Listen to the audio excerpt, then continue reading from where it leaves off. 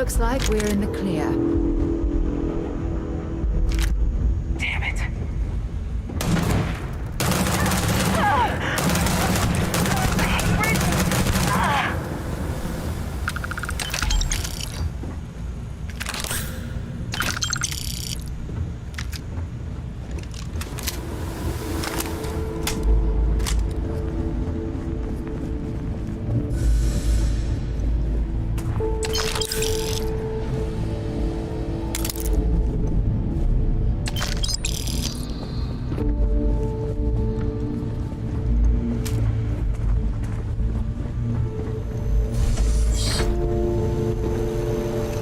Corporal Azama, UC Marines, medic.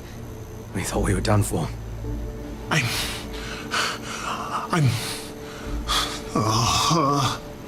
And meet the esteemed doctor. Musa, right? It's his party we're crashing.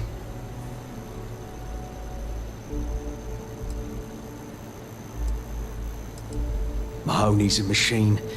She's wasted on this rock. And this... what the heck are you guys doing here anyway? Doctor. Doctor! Yes. Yes. Astrobiology. We study non-Terran life forms in the settled systems. We, seek to understand the various flora and fauna and search for practical uses. We're trying to show that science can advance the quality of human life, not just further our destructive capabilities. Listen, we can't waste time. The Free Star's CO, Lieutenant Torres, he locked down the complex. I'm not sure how long he can keep his troops safe. Last I saw Torres was on the 3rd floor, near my office. Take this key and get to Torres. It should open everything except the security doors. Get to Torres before his men are wiped out. Good luck. This is it. What? You think he's a spacer? He's the one that cleared him out.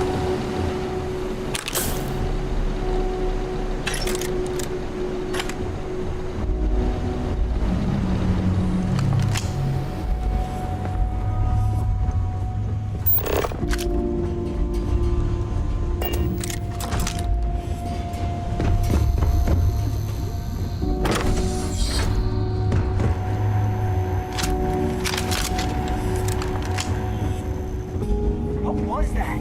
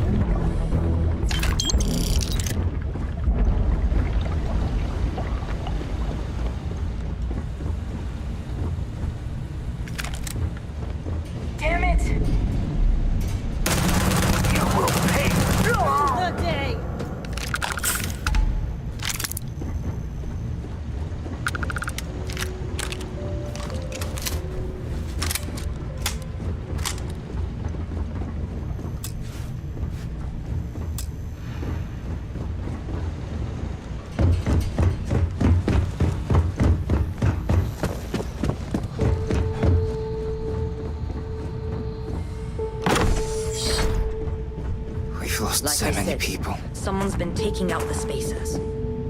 Are they all gone? Thanks to the stranger, every last one of them is down. Some fancy work there. How many more are there with your unit? You got sniper support or something? Holy shit. The two of you did all of that. All in a day's work. We have to help Captain Myung. She's behind the barrier door. But she's not Freestar, Lieutenant. Our first priority is our men and our scientists. She came in to save us, Sergeant, when no one else would. I will not leave her out to dry.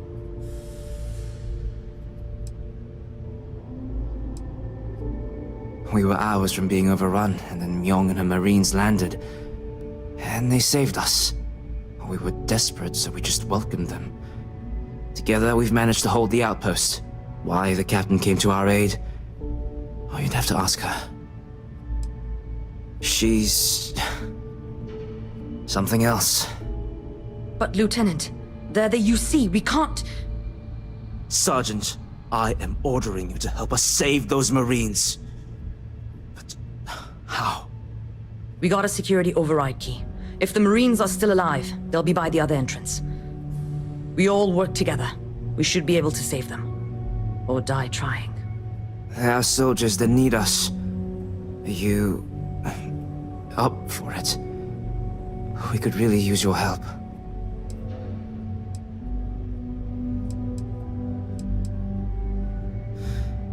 Then let's do this. Here's the security key. You take point. The captain's down one floor. I don't believe it.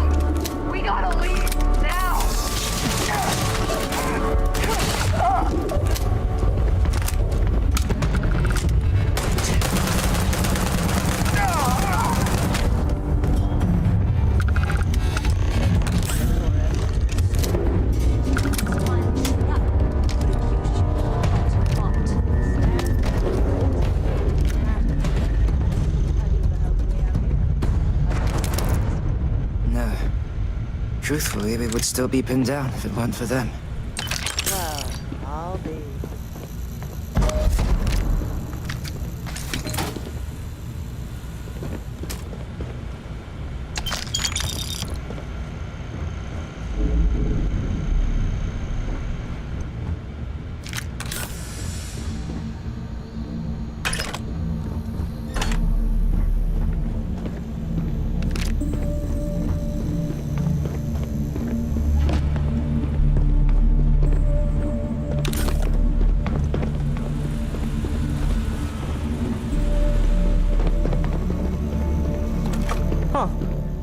You don't got the look of a Marine. Certainly not the militia. Who are you?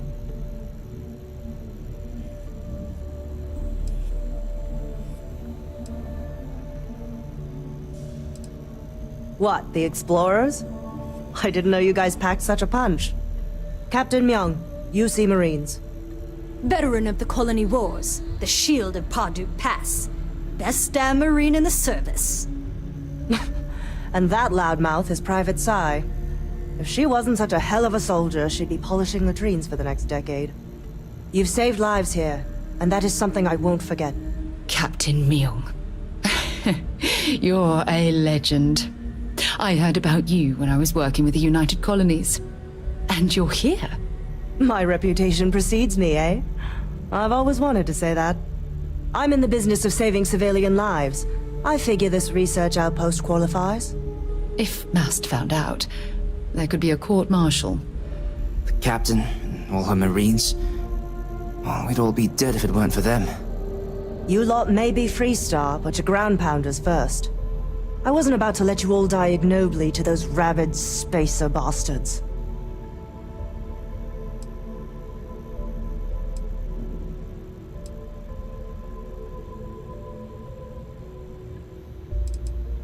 You've got spirit. That's what we need right now. We've bought ourselves an old-fashioned stay of execution here, but it won't last long. The bastards are disorganized, undisciplined rabble. But they got spaceships and we don't. That means they can keep dropping reinforcements until they greatly outnumber us. Then the cowards will hit us. Hard.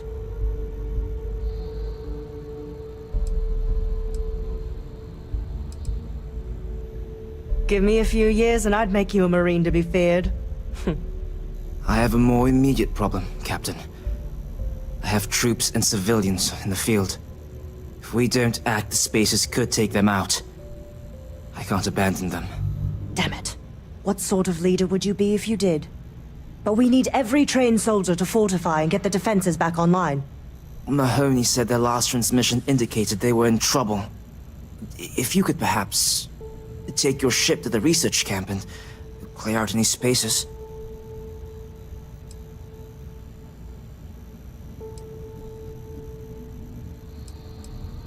They went dark not too long ago, so hopefully they are still survivors. Just go quickly and safely.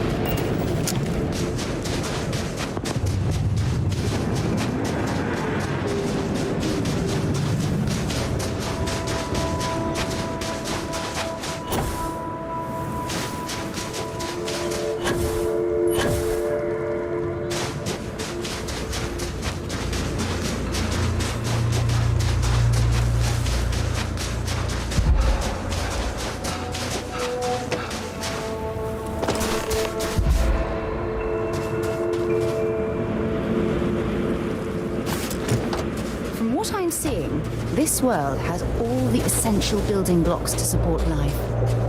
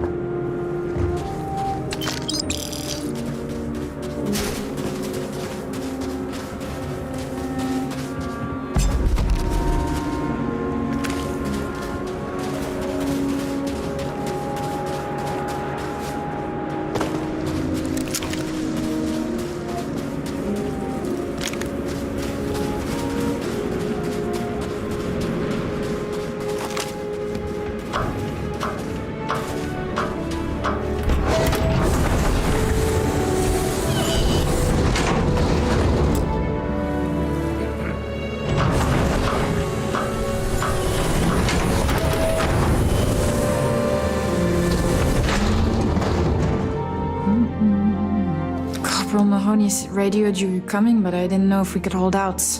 Not all of us made it. But you're a regular hero.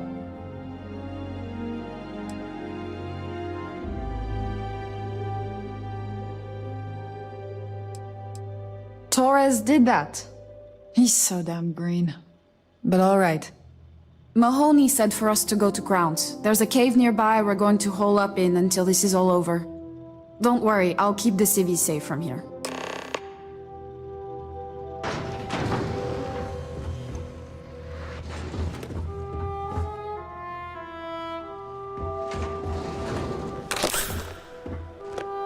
I'm just a botanist. Why? Why would this person...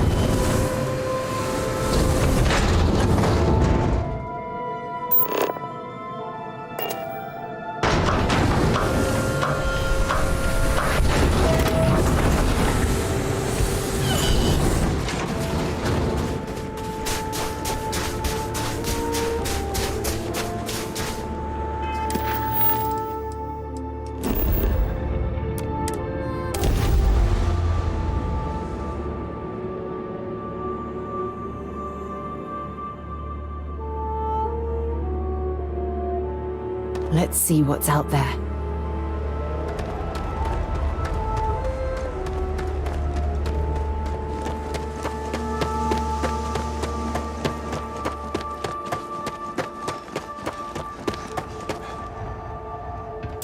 Mahoney said the research camp is all clear.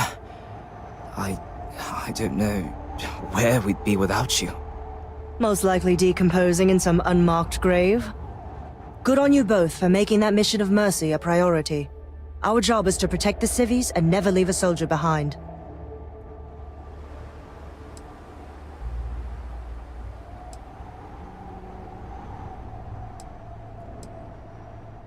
There ain't much room for honor in this damn business, so we have to hold on to what we can. Captain, you should bring up your plan. I believe it's a good one. The Spacers haven't attacked yet, but they've been shuttling men down beyond the ridge. We cannot let them keep reinforcing, otherwise they'll overwhelm us. So we need to take out their ships.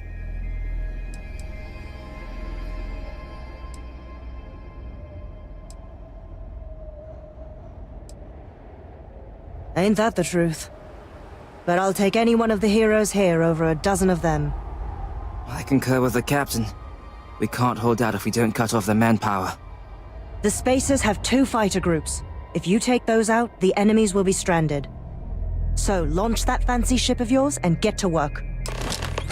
The scientists here are good people. Every one of them that died is a loss for all of us.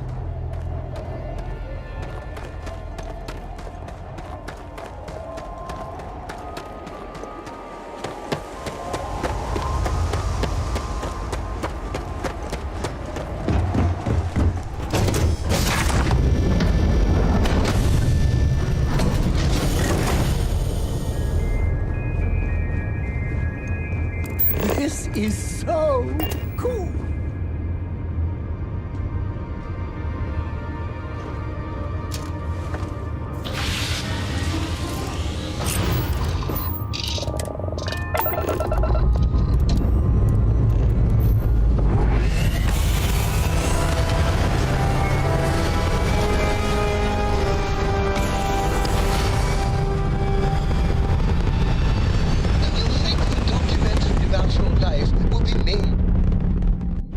It's very quiet out in space. You would think there would be trumpets wherever you go.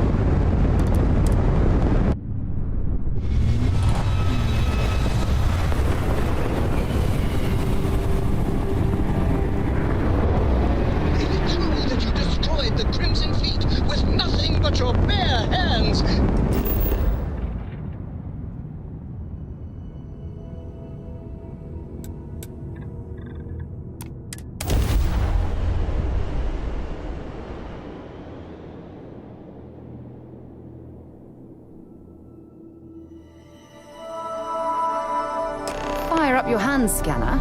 I bet you'll find plenty here to catalogue.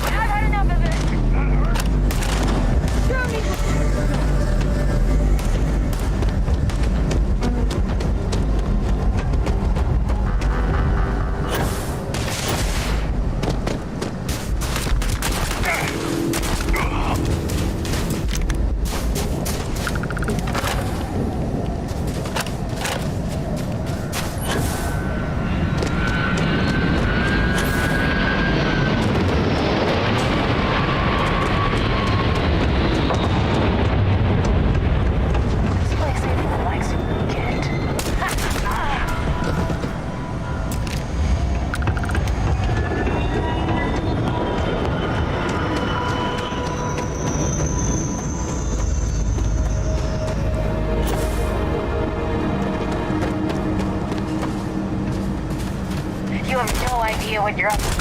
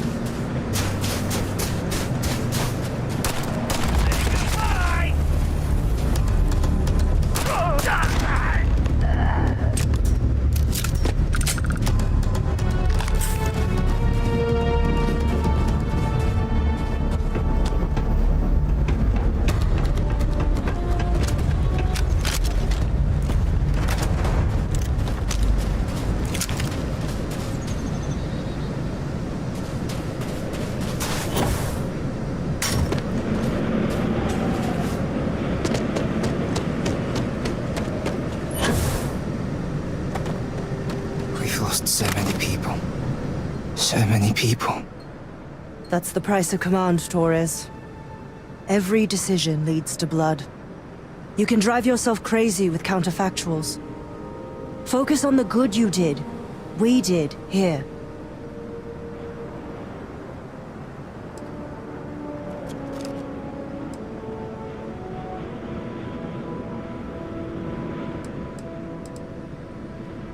Well said. Altair's safe because of you. Both of you. I almost want to write back to the Freestar and ask them to give you a medal. Now wouldn't that be the damnedest thing? I could put it on right next to my meritorious star. You'd save me a court-martial if you just give me your thanks. Might be you want your medal, though.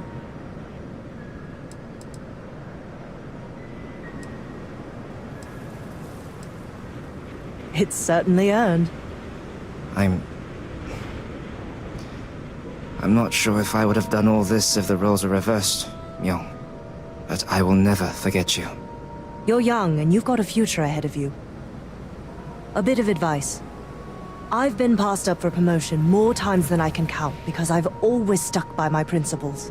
There's a million ways the bastards in command will ask you to compromise. Little ways, big ways.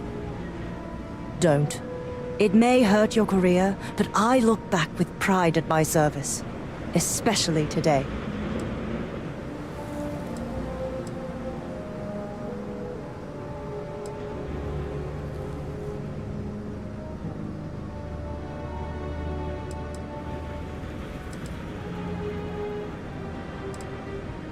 You see? I sincerely hope I never see you across the lines on the battlefield, Captain. If you do, Lieutenant, I will do my duty. Not if I do my duty first. Soldiers, it's time to get out of the Free Star's hair.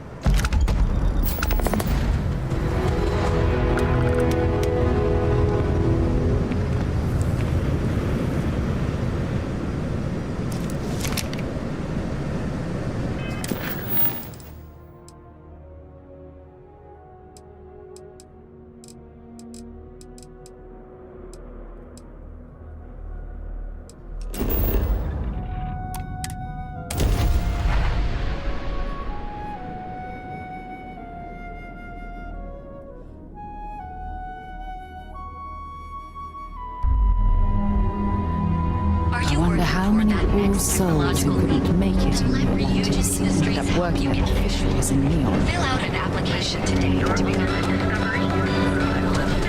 power of harmony. Want to see how short my You're responsible to get to where you want.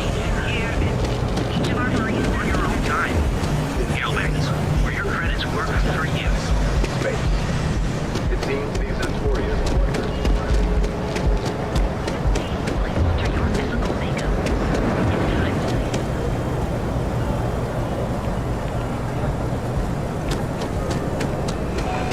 Hey, keep your nose.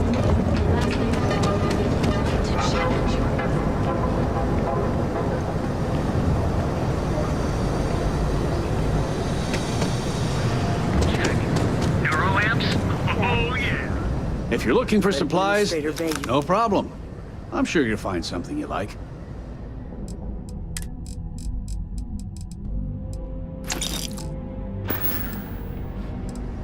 Thanks for stopping by our shop. Possibly want. That's right. Believe our proprietary mix.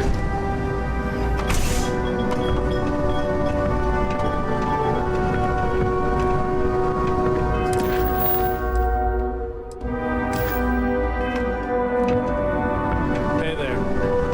But you look like you could use a drink. Hell, we all could. Change your mind? Open up the old business together again?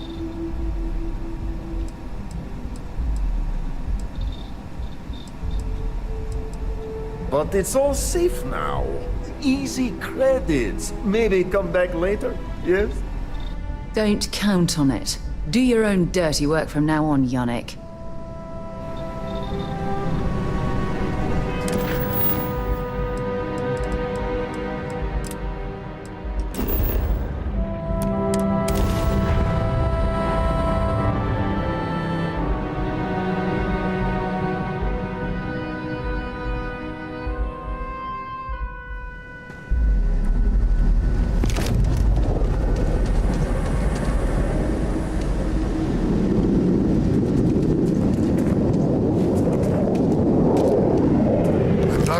use this to defend my home and my family.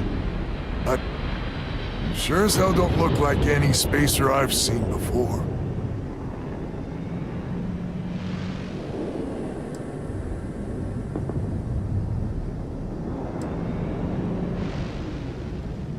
If you're with List, then I'm the Keeper of the Enlightened. It actually worked. I was wondering if I was just yelling into the void.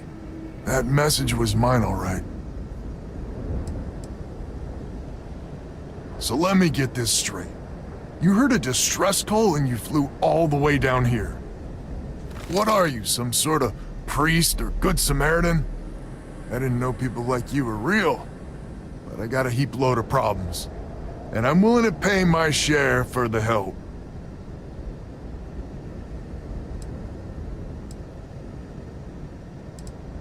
I don't know what game you're playing, but I guess I'm in. Used to be 4 families that List helped set up stakes in this system. We rarely saw eye to eye in the best of times, and believe me true, these ain't the best of times. Spacers started raiding and it's been getting worse. Only a matter of time before they end us all. Unless you're willing to help some hard-working, pig-headed settlers out.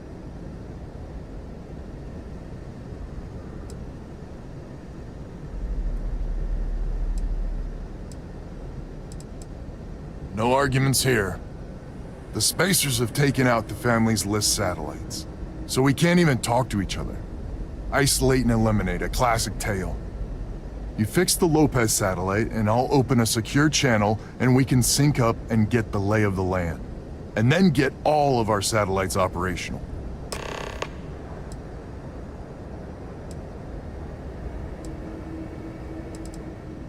It might be I'm getting caught up in the moment, but I actually feel optimistic for once.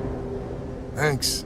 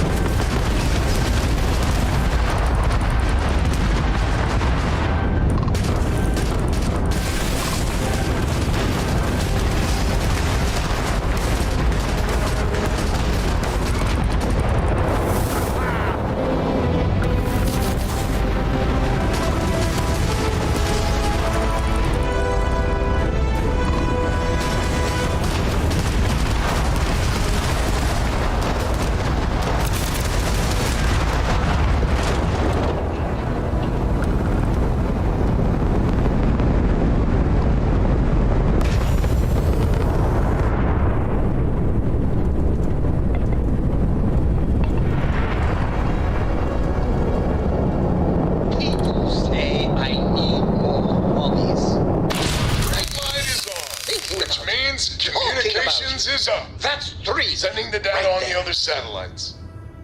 You do hear me, right? Hello?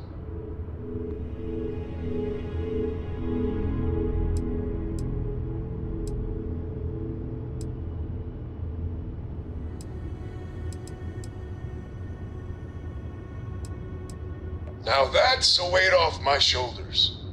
It's gonna take some time dealing with someone competent. I don't suppose you want a job working hydroponics. No one ever says yes to that. Once you repair the other satellites, I'll open a channel to the other families.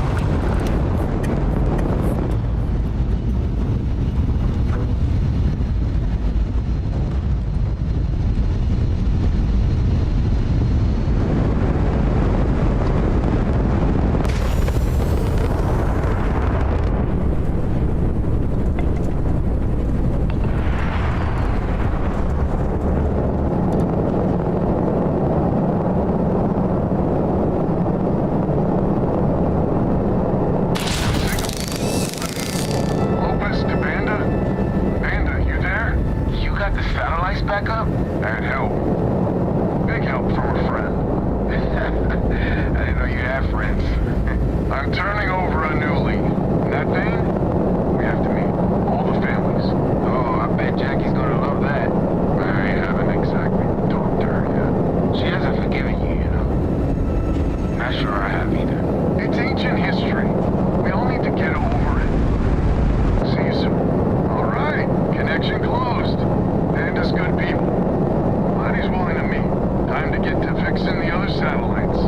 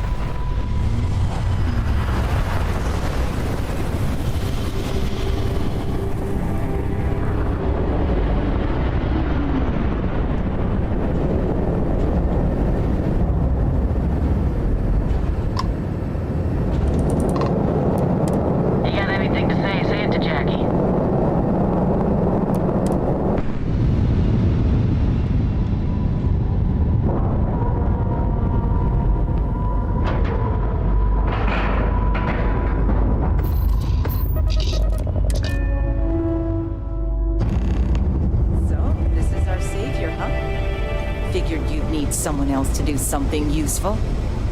Charming as ever. First things first, I'm pretty sure the Spacers got the wins. No contact with them. All of them? My God. Shit. They were good people. They died. Needlessly. Because we couldn't get our act together.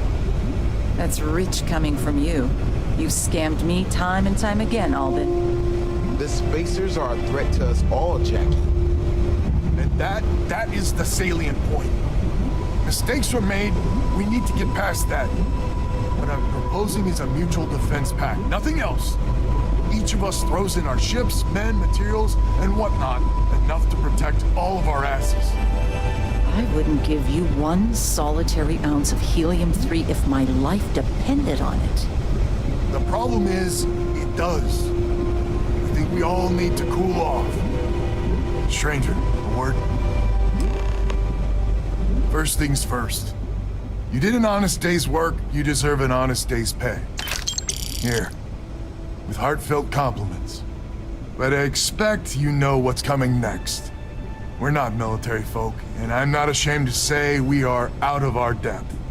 I'll pay you more, much more. If you can help kick the spacers out of our system for good, and coordinate our efforts to do so.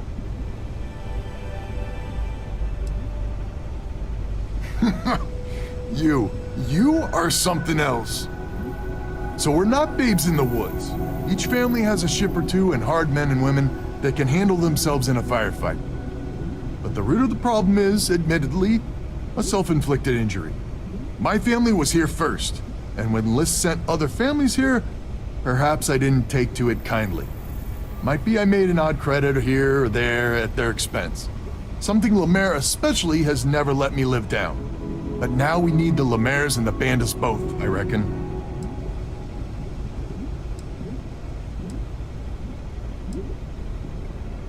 Listen, I'm not proud of what I did, but this was my system first. Then Jackie Comes Lately arrives, and maybe it rubbed me wrong, but it's ancient history. We gotta evolve or we're just fuel for the spacers. I wouldn't hold my breath with Jackie. But Band is good folk. Well, hopefully. We need to cooperate now, but also in the future. We need a mutual defense pact. As our new mercenary commander, please talk with Band and Lemaire. Lemaire, God help us, especially we could use. Her family's got the most ships and crew by far. If she's a lost cause, Ben and I can muddle through.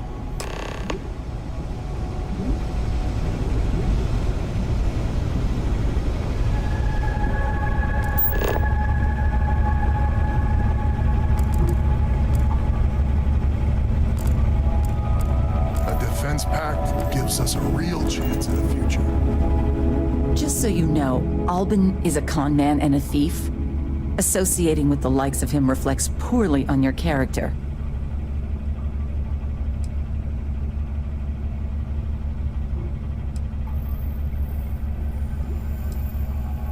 When my crew first arrived, Albin was all charm and eager to deal. It seemed like the start of a fruitful relationship. But quickly it became clear that he was grifting us. Machines we bought broke down, shipments he hauled for us went missing, and help he promised never materialized. I swore I'd never work with him again. Oh, he's lucky I'm not a vengeful woman.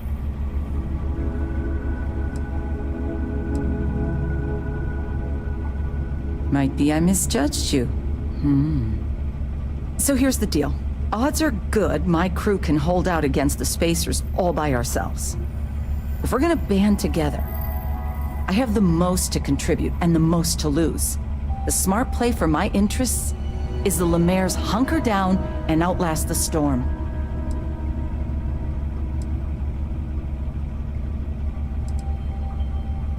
You think that would cover it? My whole family almost died because of him. 5 times that much. Final offer. And if you think Albin can repay you, you're dreaming. Albin doesn't deserve you. Not sure any of us do. But the Lemaires are in your defense pact. Now it's your job to make sure we survive this fiasco.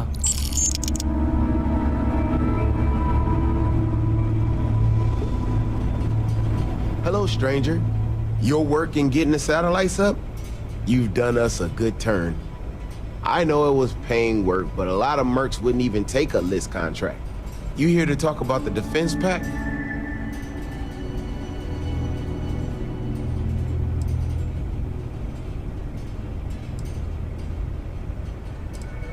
I figured he might.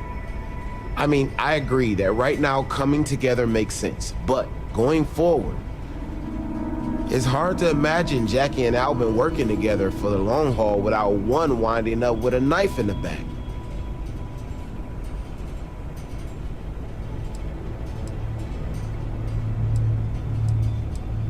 If you say so.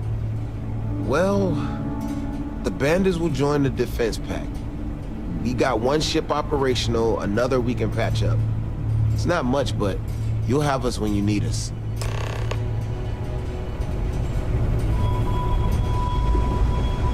So is the defense pact in business? Come on, don't keep me in suspense.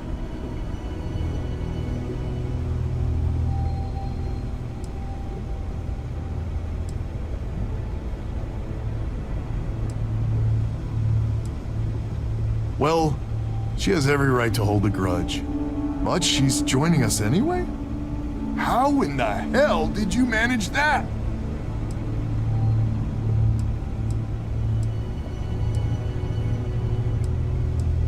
Wait, you paid her? Jesus. So the rest of us sad sacks are doing our bit for one and all, and the Lemaire's get fat off it. That just takes the cake. But, I must admit we need her. Listen, I can't afford whatever you paid her, but I'll make it up to you. Somehow. So, the sensors have picked up 2 contact groups. Undoubtedly our spacer friends. We don't have many ships, but we can send them with you. Or hold them in reserves, your call.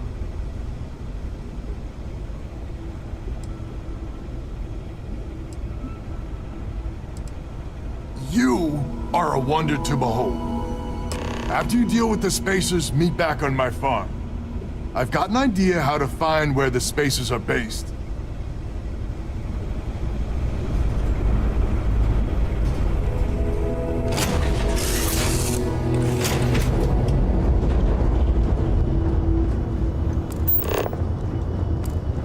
As the hero of the camp, you need your own comic.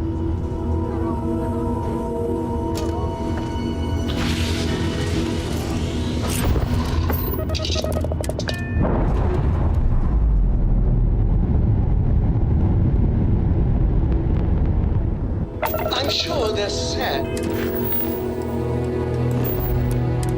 see you go.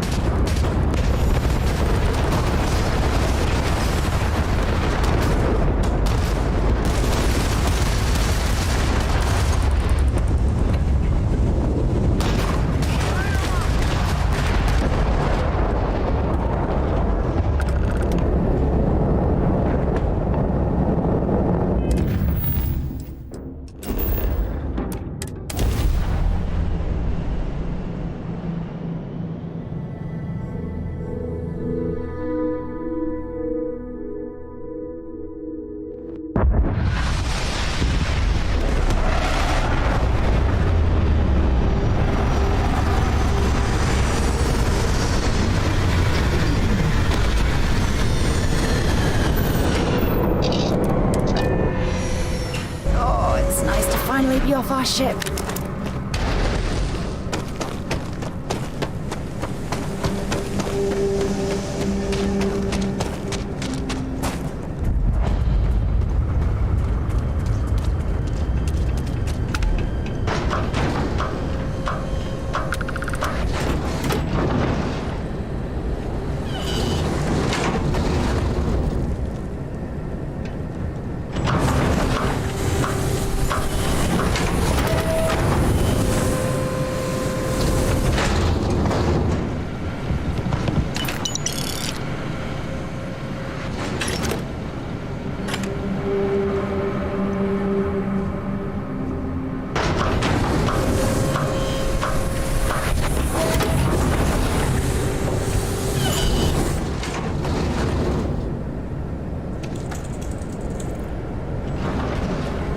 Glad to hear you're back, safe and sound.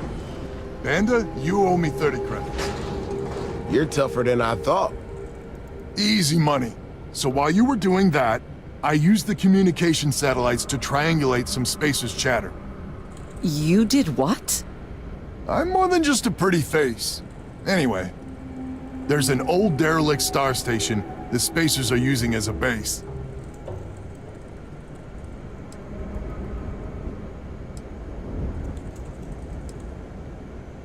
I mean, there's a real outside chance there's a relay or something there, but these spacers aren't the most savvy of customers. I'm telling you, that's where they're holed up. Couldn't say it better myself. There are undoubtedly a lot of spacers there, both ships and men on the station itself. We need to excise this cancer from our system. Every last one of them. 100% agree. So, oh glorious leader, any words of wisdom or inspiration before we embark?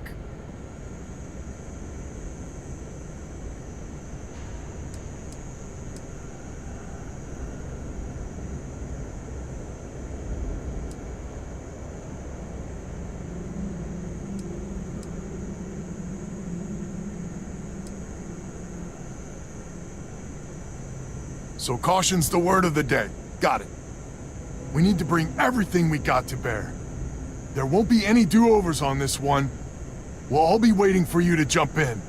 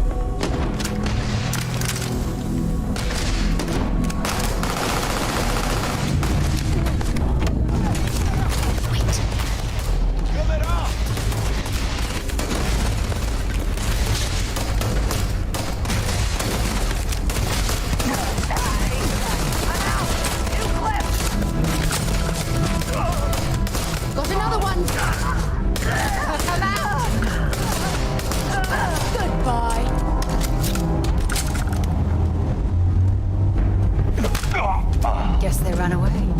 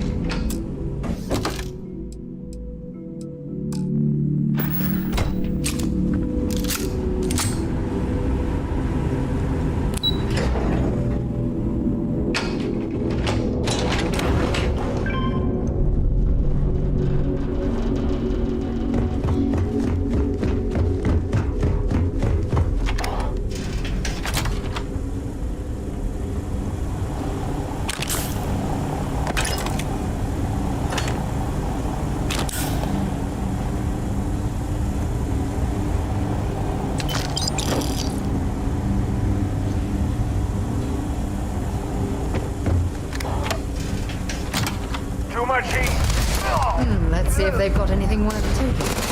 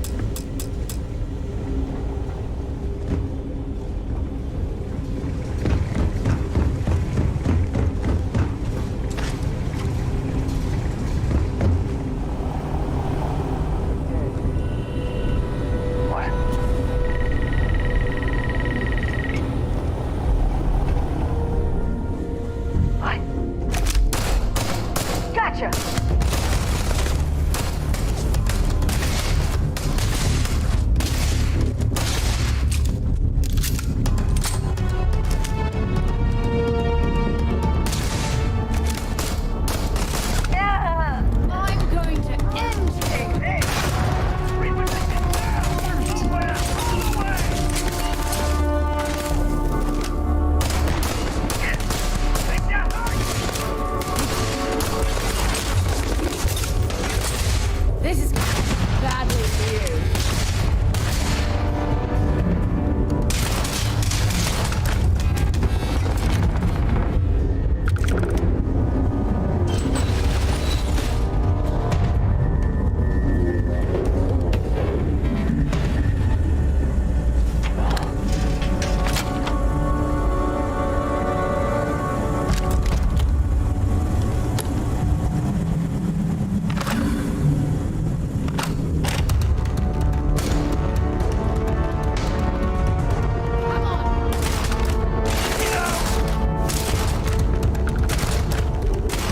Not worth dying over!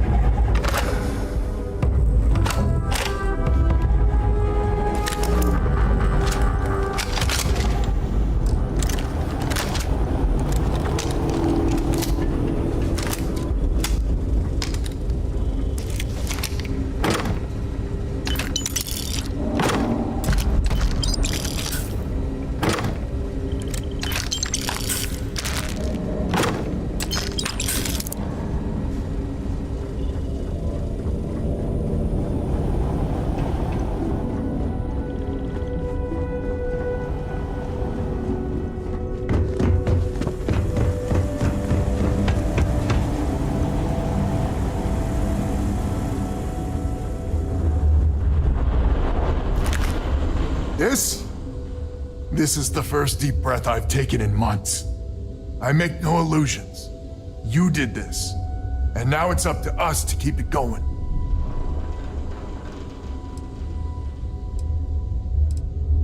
Very diplomatic. It's horseshit, of course, but it sounded nice. The rest of the families and I, well, we chipped in for a reward. I know it's probably a pittance compared to what someone like you makes, but we're just dirt poor farmers and miners just trying to get by. I think I need to shut up now. Don't want to get...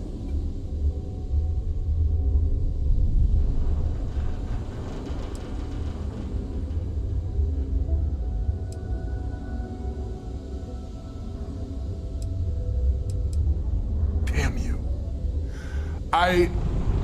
I'm not... Yeah, deep breath. If you ever are in this system, you come back and visit. We'll give you a warm welcome for the ages.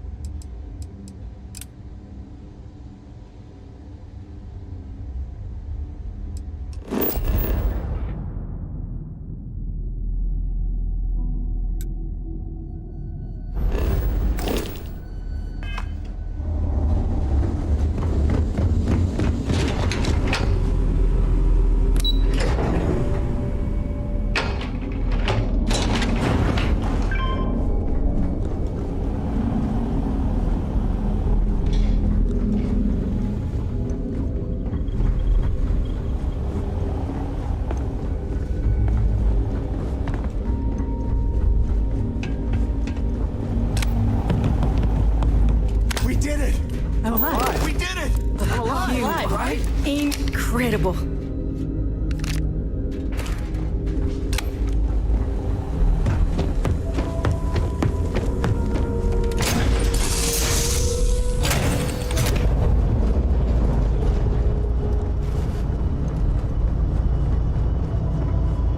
I can't believe I get to stand.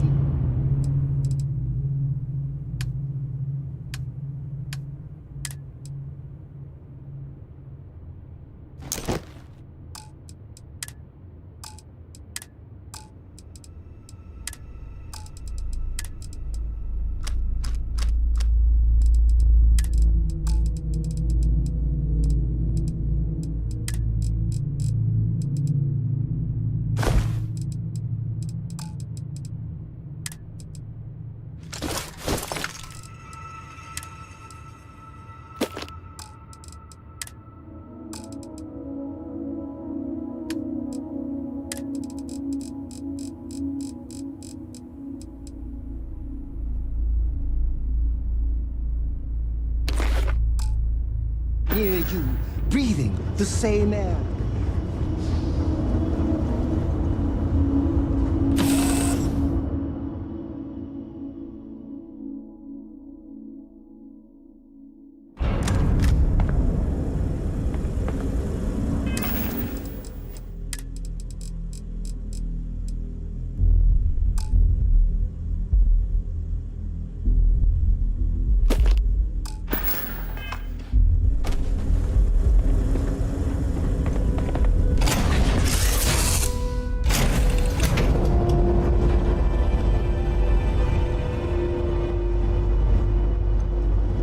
You are the...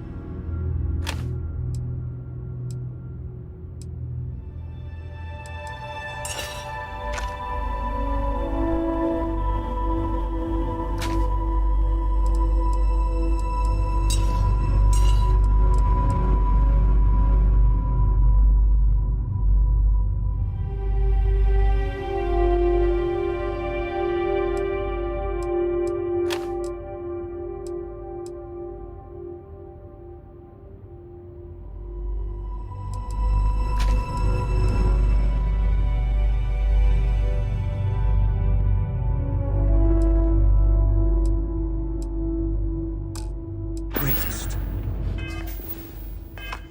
No!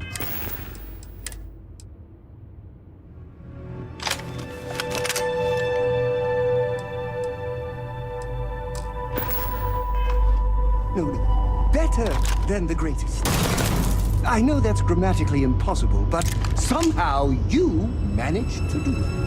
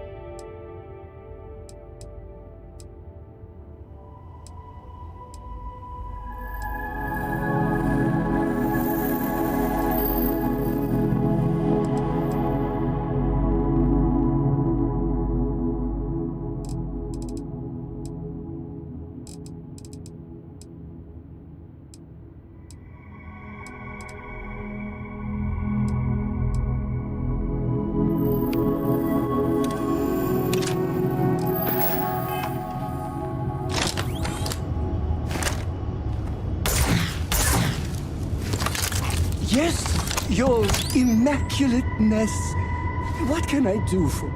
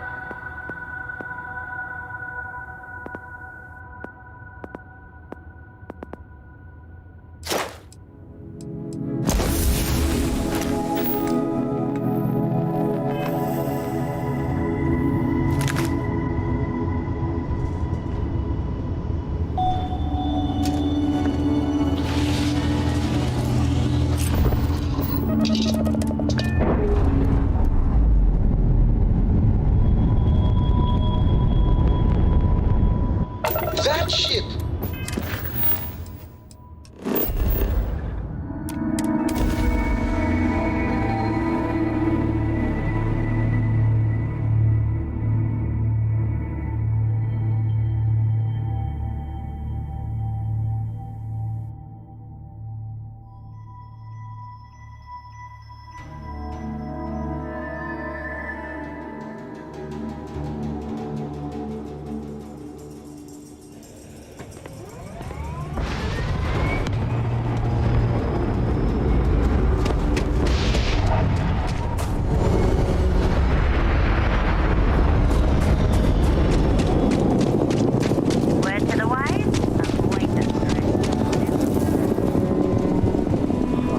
Spaceport has an evac. Looks to me like you're already in pretty good shape.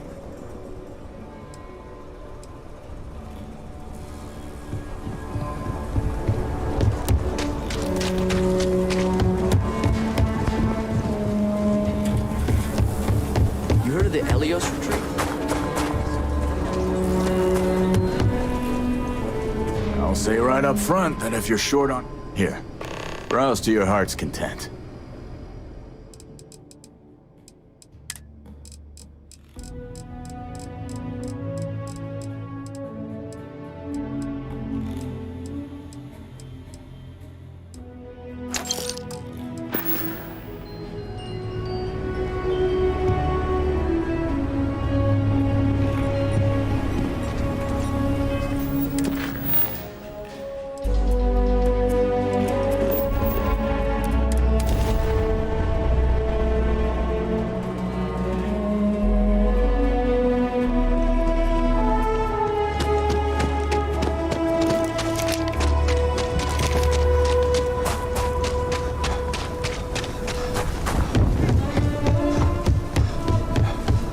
Are sometimes spotted by the wall.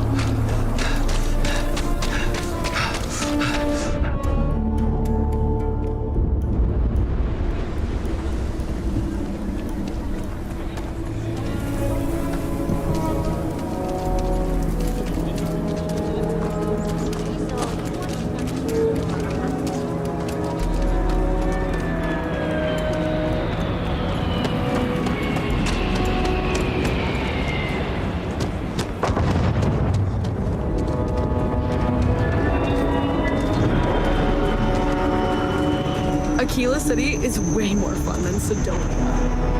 A man should provide for his family, not drag them down along with him. I've got to do better. Thank God. I thought the Shaw gang was going to kill all the hostages in the bank. You were amazing. Thank you.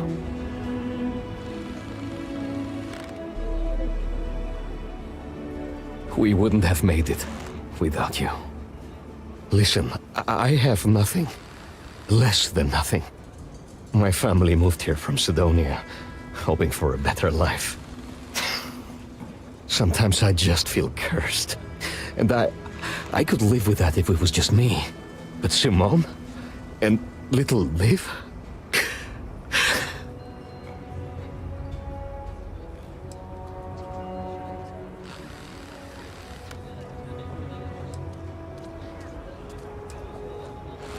I think it's just different flavors of pain.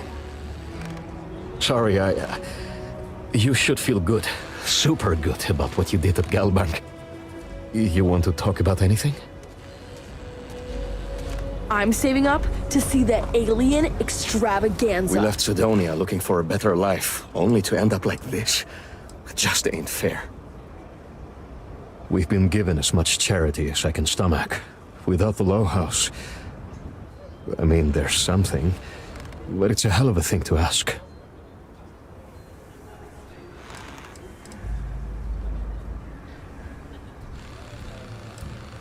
Remember, you asked. Simone, my wife, has got a cousin, Milena Axelrod. Truthfully, I never much cared for Milena. But she runs freight, and I know her routes sometimes take her this way. Milena is family. Might be she'd do something for her kin. I'm looking for a job, and I'll do anything, well, anything legal. Milena's United Colonies, like us, and I know she's got problems of her own with Aquila City.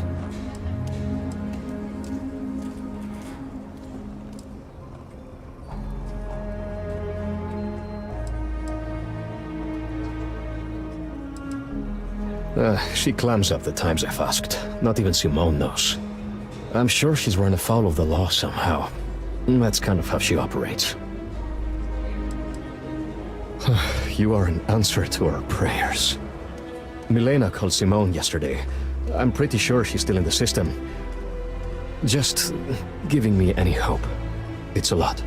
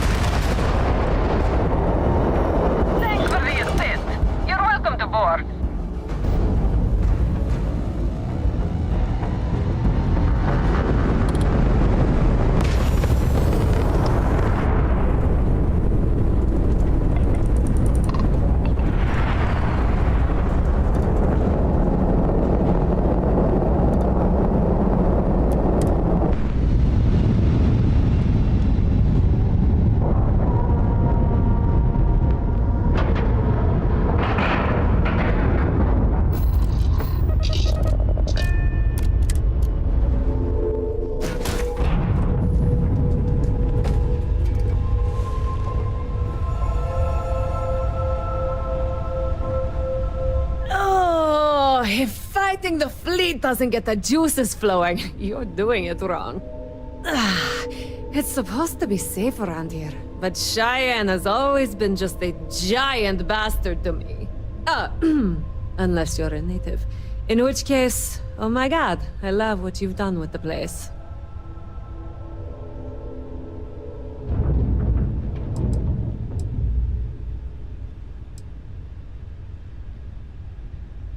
I swear, every time I come through here, something goes to shit.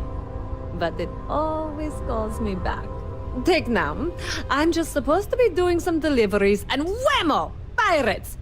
Cheyenne's going to get me one of these days. No, not one bit. I enjoy surviving fighting pirates. Big difference. Ha! I knew it! I knew it! Simone should have told me. Her and Marco are so damned proud. I'd love to help them out. Might be I've got a checkered history with the fine city of Aquila. If you clear up any lingering hard feelings, then I could resume doing business there. I'd set up Stick-Up-His-Ass Marco as my official importer. Then wins all around.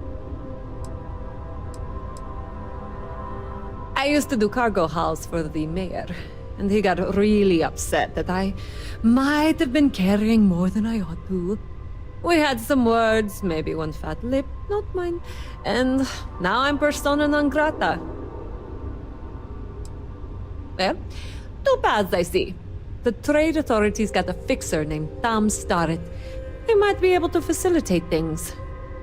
Or Mayor Cartwright. God, that windbag. Well, if he'd take a sorry, that would work. Fat chance. Either way, I expect credits will be on the line. On the back end, I could afford to give you a taste of the action. Not sure it'll cover the fees.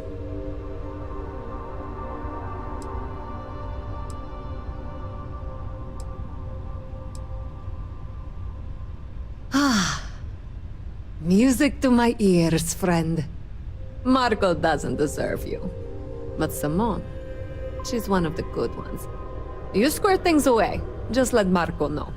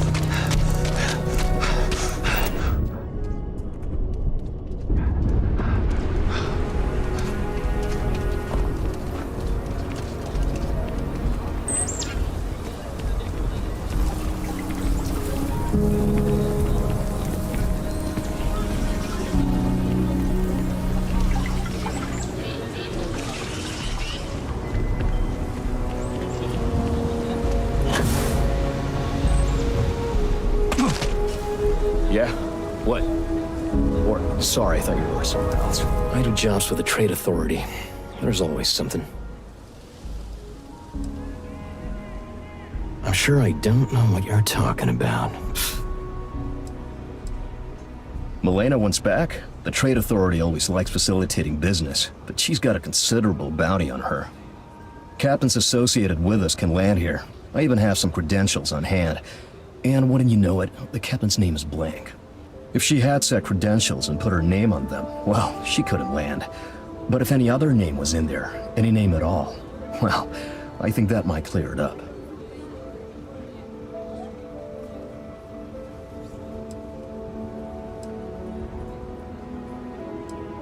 Involved with what? We're just having some idle conversation, which is now, sadly, over.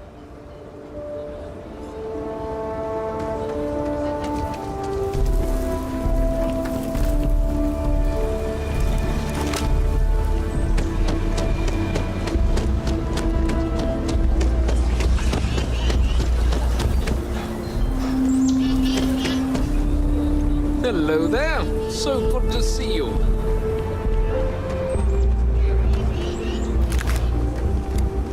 Good to meet you, friend. Name's Elias Cartwright. I'm the mayor of Aquila City. Now, I've got a memory for faces, and I can't say I've seen yours around here before. I make it a point to introduce myself to everyone who passes through our fine city. As the founder himself once said, there's no substitute for a warm welcome and a friendly smile. You're more than welcome. As I'm sure you know, us folk in the Freestar Collective put great stock in human kindness and generosity of spirit. I like to think that's what sets us apart from our neighbors in the United Colonies. We don't rely on machines or bureaucracy. We rely on each other. I won't pry about what brought you here. That's all of your business and none of mine.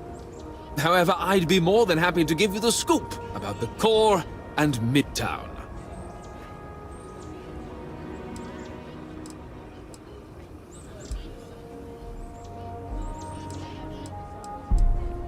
Midtown's where most of the business and trading gets done.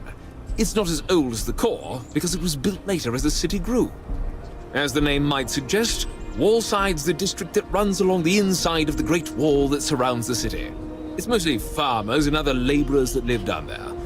They ain't got quite as much space, but it's cheaper, so it all works out. The core is the oldest district and represents the original settlement dating back to the days of Solomon Coe. The descendants of the original settlers still make their home there today.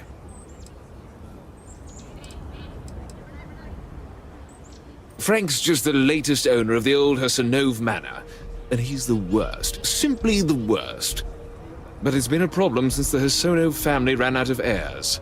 There's no wrong the Cartwrights have been trying to right for decades. And hence, well, I need help.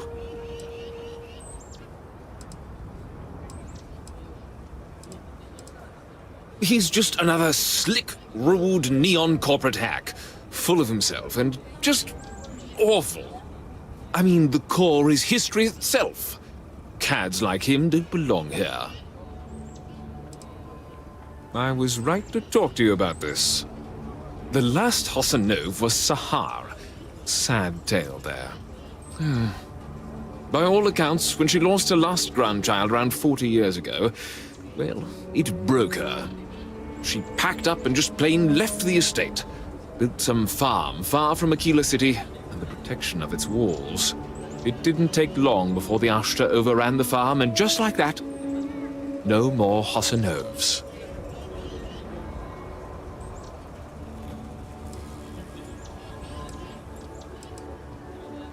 A lot of folks thought the same. So I need someone to go to the old Sahar farm, brave the Ashta, and see if she left a will. I swear I'll honor her wishes. Aquila owes her family that much. And if it happens to kick Mr. Big Shot out of the core, well, that'll be a bonus.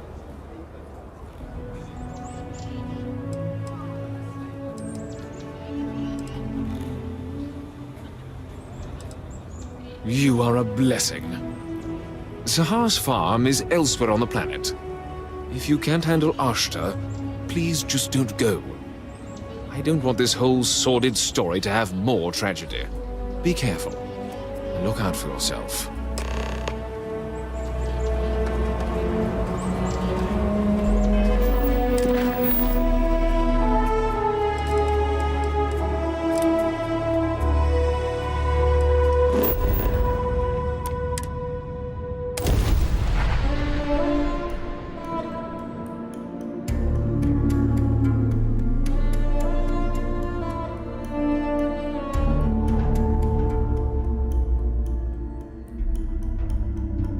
I'll keep an eye out for hostile life forms.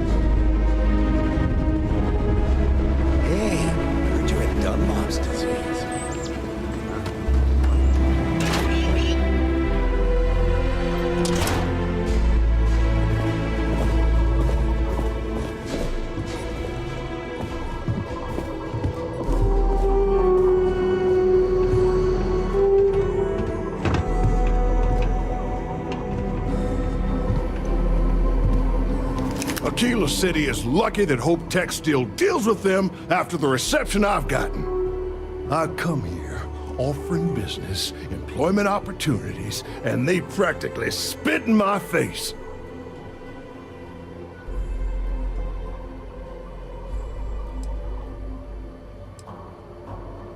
I'm a senior vice president. Cut my teeth with mineral acquisitions for some of the pricier things we need for the ships. I was really looking forward to having my own region to manage. But now...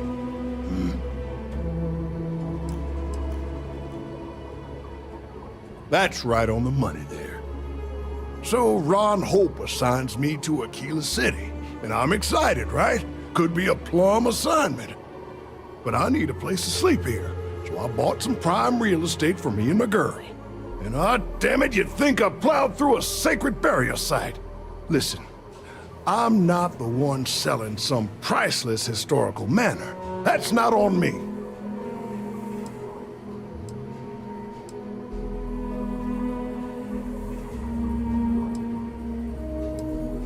And give them the satisfaction? Never. Thanks for hearing me out. Hope you have a better day than I've had.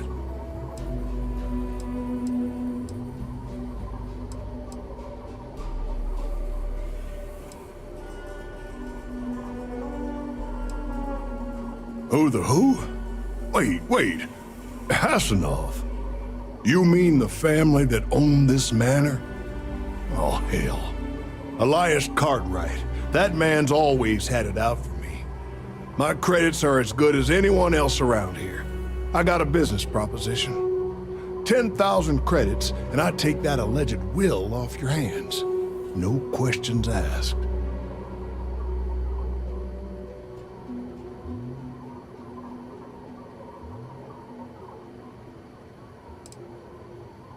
I paid good money to live here, and they're the ones trying to cheat me. If you start seeing sense, the offer is open. So you sold 3 pickups today? Yeah, might get some more on the back end. Your casserole sealed the deal. Don't you need to wait for the contract to sign?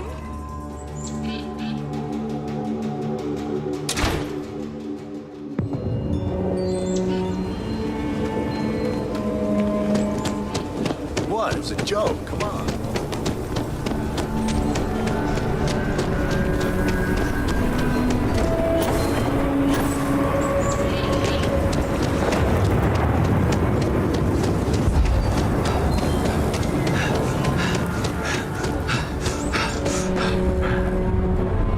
Like I said, be careful. I'd rather you forget the whole Hassanov business rather than getting hurt. You got it! That's wonderful! But Blake Aldwell... Well, let me think back. There was a Blake. Might be we can track him or any surviving kin down. I'll get my lawyer on this. Frank Langston's in for a rude surprise. And we can maybe see a Hassanov return back to the core.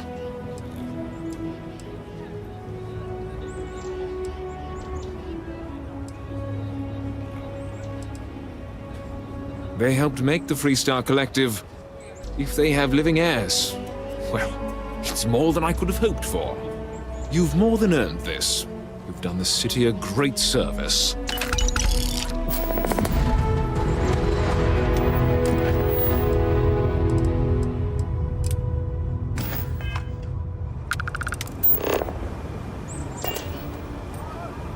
The finest folk in the settled systems make their home right here.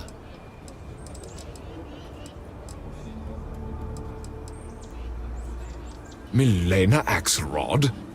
I wished I'd never heard that name again. She's a menace. She punched me in the face. Can you imagine? Why would you want to let her back here?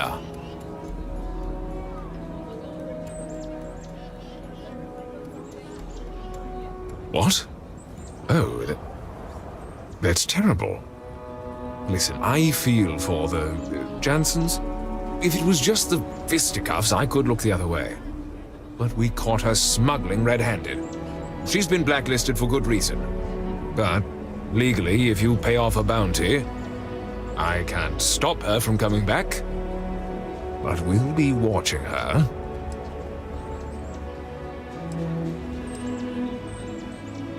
I'd like to think that, but...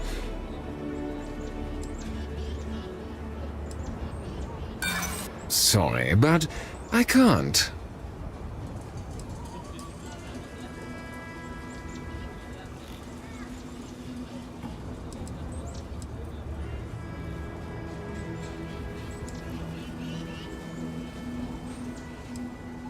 There's nothing to talk about. I've already made myself clear.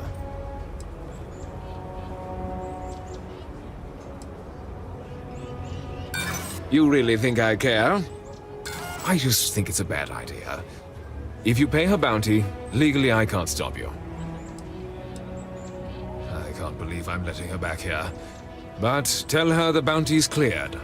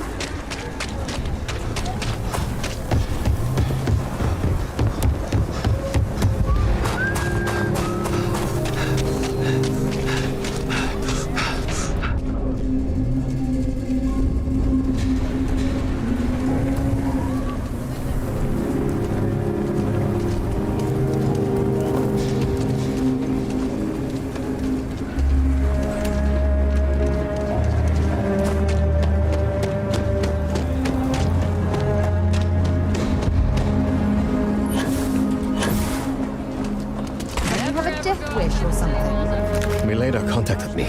She's making me her official importer. I'm not sure how much it pays, but I'll take it. You have no idea what you've done.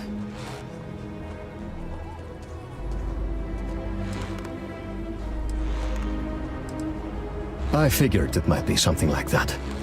I'll make sure to keep my distance from any of that. I can't wait to tell Simone. This is the first ray of sunshine we've seen in years.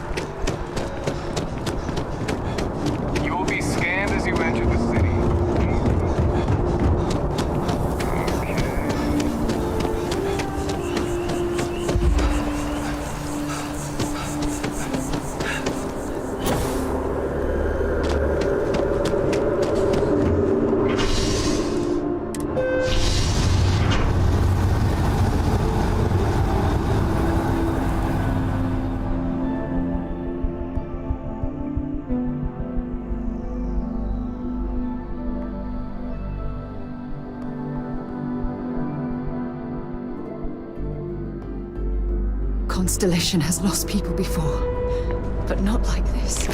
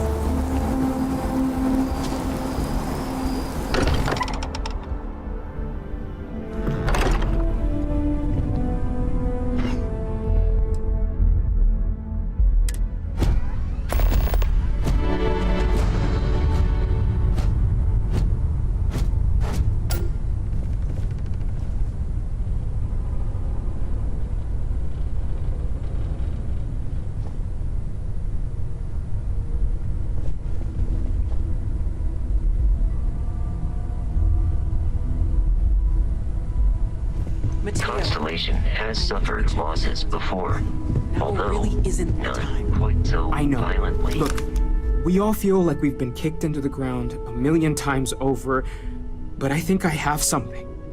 I'm serious. If I may, I know our encounter with the Hunter is the last thing anyone wants to talk about right now, but he said something that I can't get out of my mind. Unity. Do you remember that? Because he was stopping us, implying that we were getting closer to it. The thing is, I've heard that word before. It's an important concept in Keeper Aquilas's speeches. The priest? Is the Sanctum Universum going to bless our little crusade of discovery? It can't be a coincidence. The Sanctum has always believed that answers are out there in the stars. Look, I know it's the longest of shots and the biggest leap of faith I could ever ask us all to take, but why not talk to him?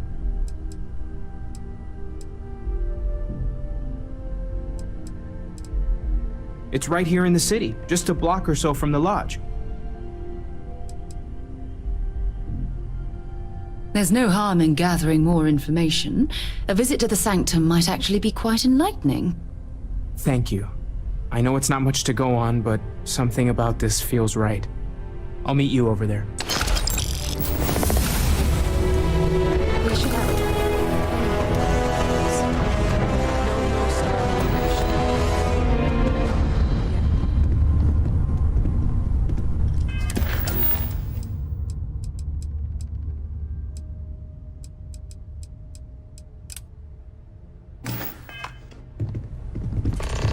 in the lodge has been measurably reduced.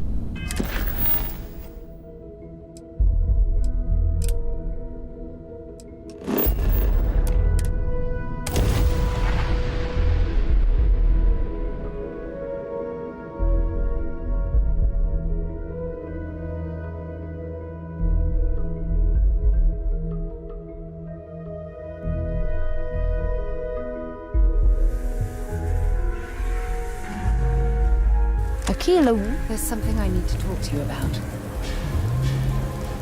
Can I help? Thanks for giving me a moment of your time. I promise this won't take long. I thought you deserved to know how proud I am that you chose to side with the United Colonies and put an end to the Crimson Fleet. You've almost single-handedly saved the settled systems from one of its most dangerous enemies. I can't possibly commend you highly enough.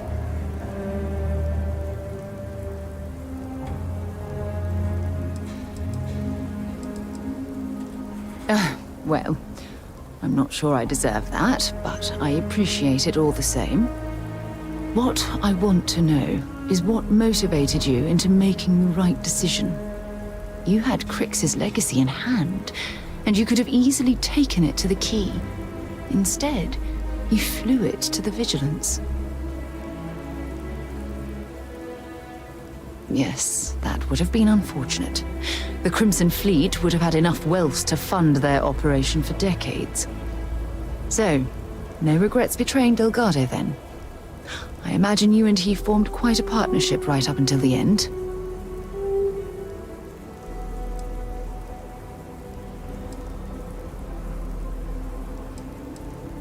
Goodness, I didn't expect you to be so blunt, but I appreciate the honesty.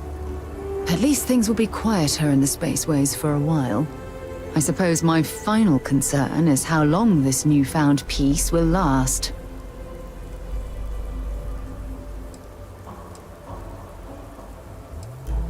Perhaps my only concern are the reports that Navarmora was never captured or killed. My hope is that she was smart and went into permanent exile. I suppose only time will tell. Well, it appears I've soured the mood of our lovely conversation. I trust my mindless prattle hasn't been too much of a bother. Thanks for taking the time to listen. When you have a few moments, there's something I'd like to discuss.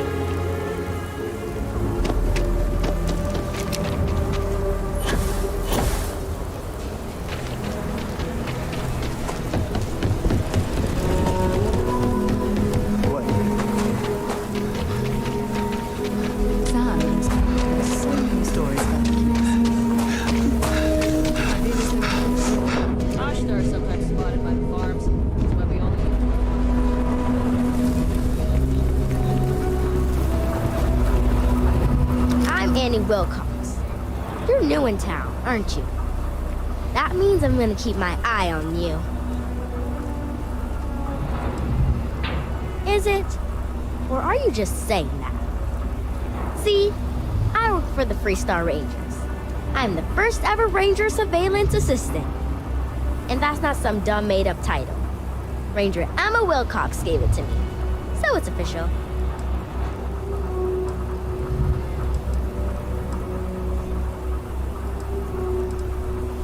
I'm the best Ranger Surveillance Assistant that ever lived. Someday, I'll teach other kids the tricks of the trade. Gotta prepare the next generation, because I won't be here forever. So what's it gonna be? Are you gonna be a law-abiding citizen? Or are you gonna be on my list?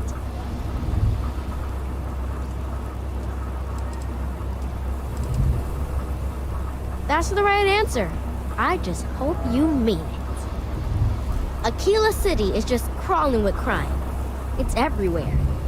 And it's up to us Rangers to do something about it. And Ranger surveillance assistants. Someone's stealing guns and stuff from Laredo Arms. And none of the adults believe us. So we're hoping, you know, you can help us break it all open.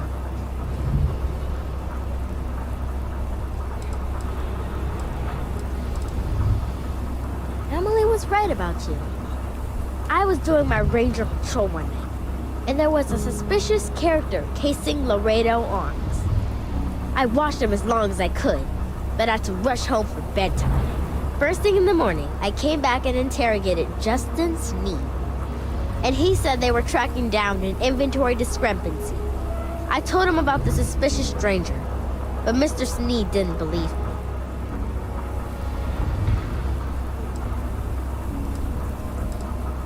Exactly! This case was too big for just one ranger, so I deputized Emily. I'm an assistant ranger surveillance assistant. Or, something like that. And we found out that the thief breaks in most nights, like, really late. He's got his own key card. We just need to catch him. Security will believe you. You're doing Aquila City a big service. Best I figure he's there around midnight. We need to wait for him to exit Laredo, then catch him red-handed. We need to bring him to justice.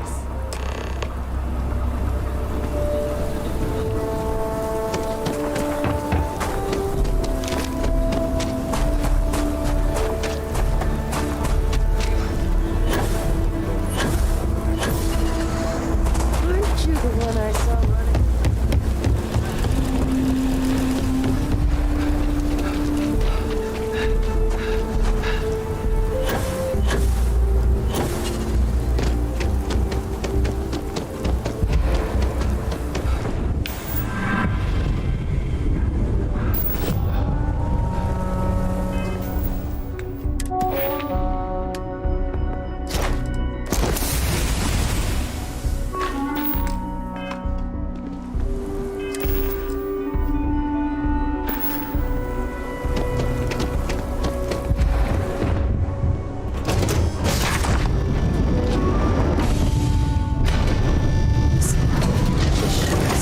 Feel like home. I have something I need to discuss with you.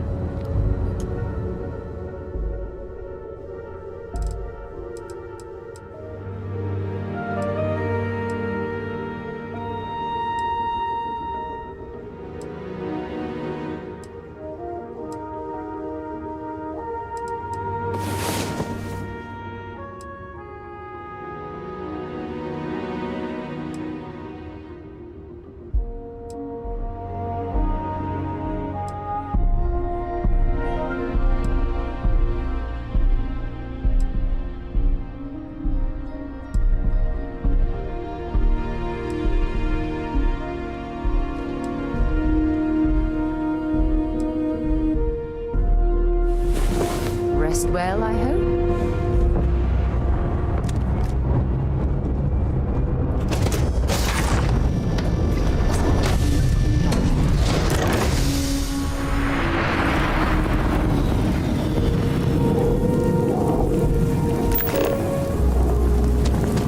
Aquila City's always helping.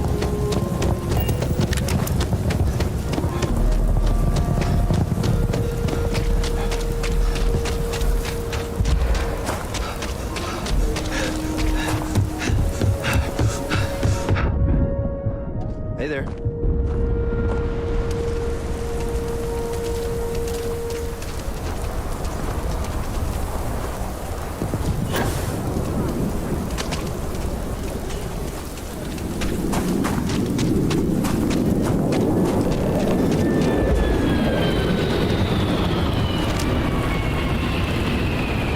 It's supposed to be an easy job. What? Shit. Yeah? I won't. Oh, God. This can't be happening. Oh, God, no. Security.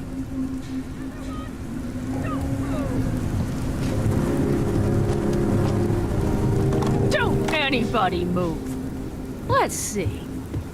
If it ain't the hero of Galbang. And who do we have here? Looks like you're carrying a lot of weapons for a nighttime stroll.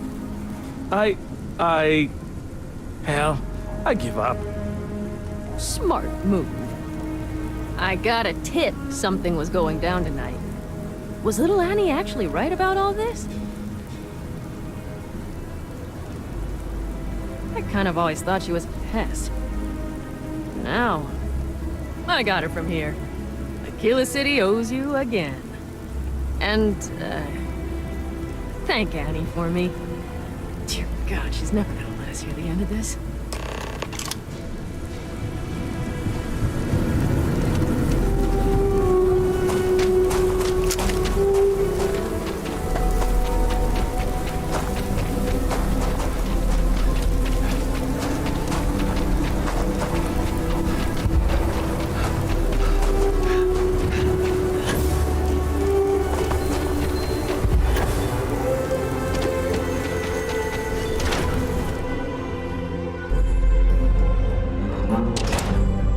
We should have a talk. When you have the time, of course.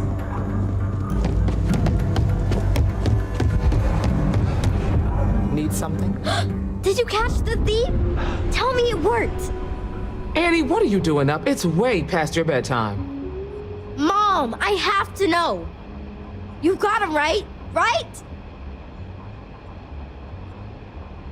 I knew it! Annie L. Wilcox, what did you do? I told you about it. You know the Laredo robberies? Well, we caught the thief. Wait, so that's real? Of course, Mom. I told you. She's telling the truth. You're not pulling my leg, right? Well, Annie's been giving me reports on her patrols for years.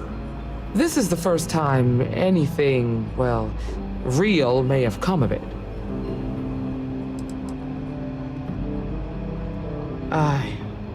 Oh boy. Annie, we'll talk more about this later. But I'm proud of you. But you've got to be careful. Yes, Mom.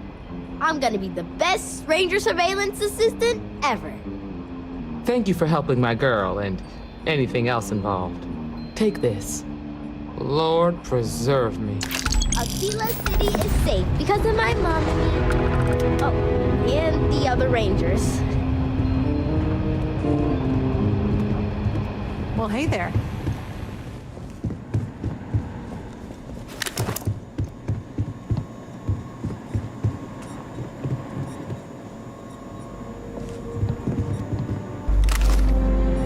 Look, I wanted to take this opportunity to thank you. The fact that you risked your life to save me, I don't know what to say.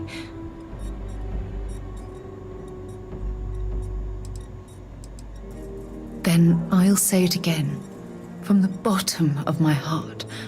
Thank you. My only wish is that my rescue hadn't come at the expense of Barrett's life. He was one of my closest colleagues and a cherished friend. He always knew how to make me laugh. I'll miss him dearly.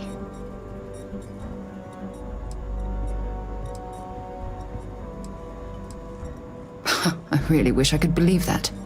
Our charter at Constellation has always been to analyze the unknown, but rarely at the expense of our members' lives. Yet all the while, I've been cavalier about taking risks and pushing the boundaries, not appreciating the true cost of my actions. Had I not pushed so hard to pursue the Starborn, perhaps none of this would have happened at all, and Barrett would still be alive.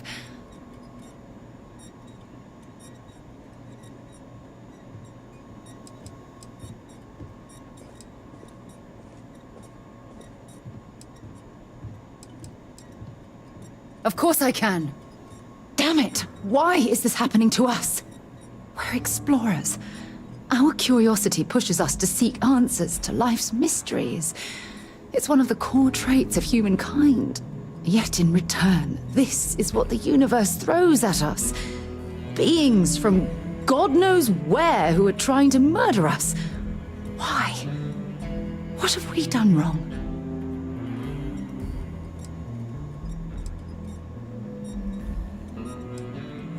Judging from the blow we've suffered, I couldn't agree more. The question is, where do we go from here? Do we stop exploring? Stop pushing the boundaries?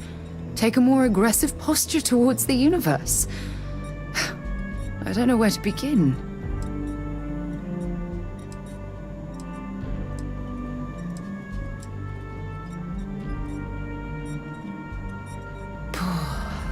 I suppose you're right. I just hope we don't make the same fatal mistake twice. Well, I suppose that's all I had on my mind for now. Oh, it was a relief to get all of that out in the open. I'm sorry I got so angry. But I assure you, it's nothing personal. You're the only one I feel comfortable talking with about these things.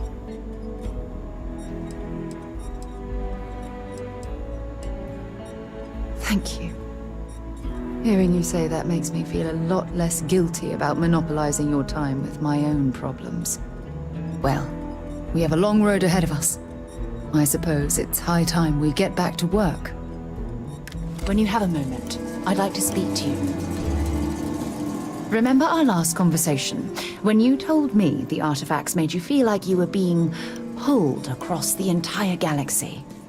Well, it got me thinking. So I dove into our archives and started looking through Constellation's older journal entries. Just because I wasn't familiar with the experience you described doesn't mean the same might have been true for my predecessor.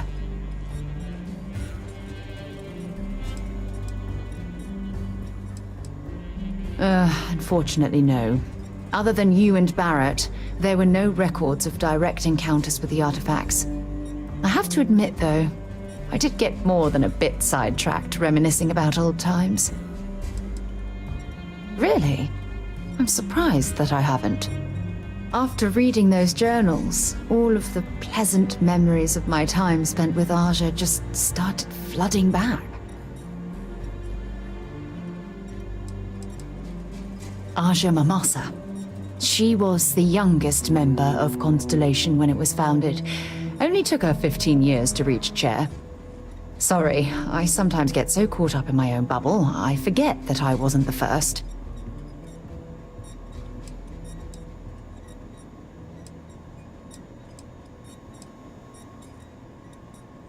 She absolutely was.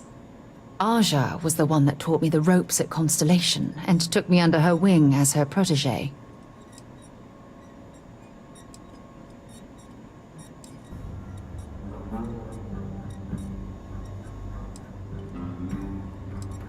Hey, so I pinched a few ideas from my old boss. Can you blame me? At any rate, we logged quite a few discoveries together, but it was the actual journey that I cherished the most.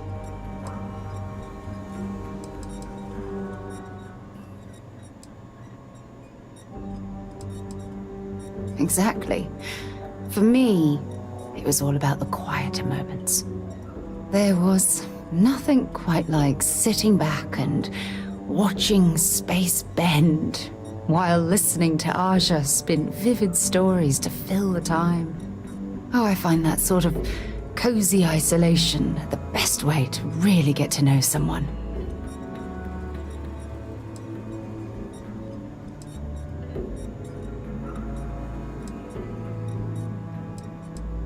Yeah, you know, being alone in interstellar space, nothing but light years of black around you. Some people find that terrifying. I find it comfortable. It helps me bond with my shipmates. I'll take that as a compliment. Thank you. You know, all this talk about Aja reminds me that my time with her was a gift. I miss her dearly. No, she retired. Living on Porima 2 now, I think. Come to think of it, if we're ever out that far, perhaps we could pay her a visit, and I could make proper introductions.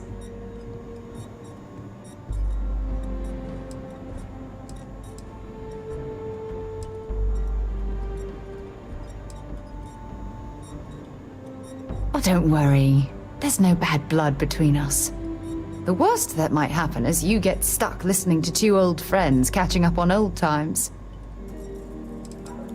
Well, I don't expect you to be a carbon copy of Aja. Just be yourself. You see, it's clear that we share the same hunger to discover what's out there. And that, well, that's what intrigues me about you.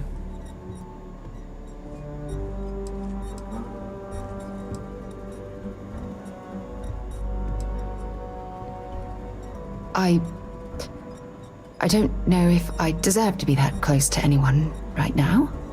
If you knew about the things that I've done, the way my life's unfolded, I think your opinion of me might change. Please, give me some time. I have to go.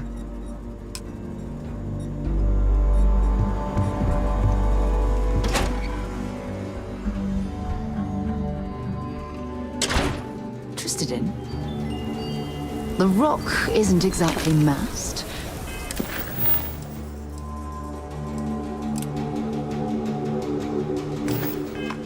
But as seats of government go, it's still quite an impressive structure.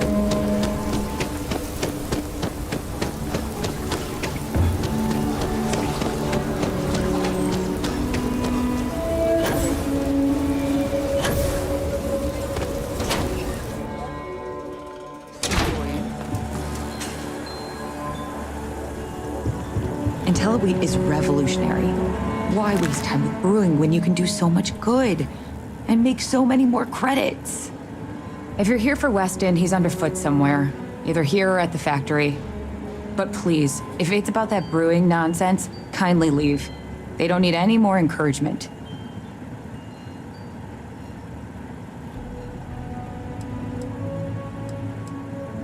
Oh, sorry. My nerves are frayed. So many people coming and going for the company. Weston, that's my husband. Well, he's never been what I'd call a dreamer or a visionary. He's a practical man, good with ledgers and numbers. His brother Henry's the creative one, but he seems to have lost interest in growing the company, and now all he wants to do is brew beer. Filburn Agricultural Systems could provide the whole of the settled systems with food, not just Aquila City. Seems those two are content to think small.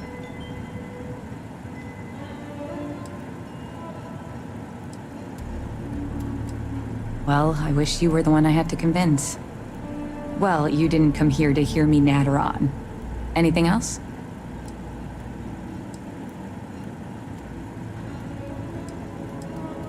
Well, there is. The stakes are huge. With further R&D on IntelliWheat, the entire settled systems could benefit. Surely that's worth some less than savory solutions.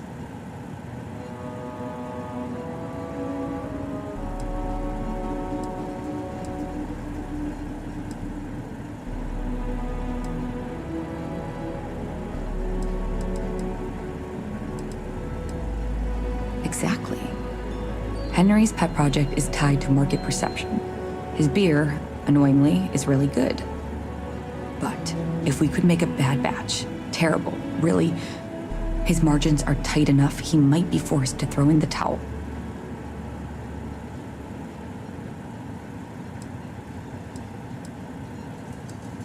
It should be easy. The next big batch of beer is almost done brewing in our factory. You just need to find a way to break in without getting caught by the guard and tamper with it somehow. Then just wait a day or so and see how the batch goes over at the Stone Root Inn. Do that, and I'll pay you handsomely. That's the last I'll talk of this.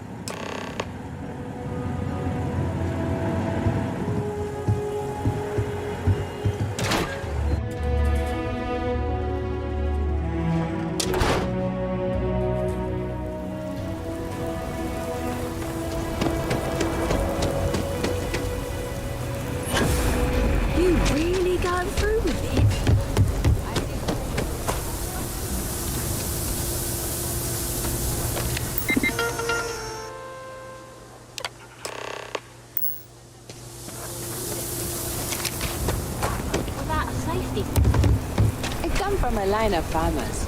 Good one.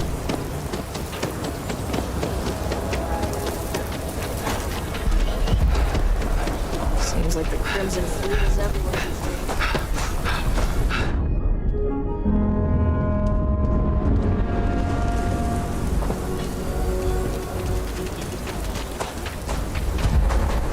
It's getting pretty late.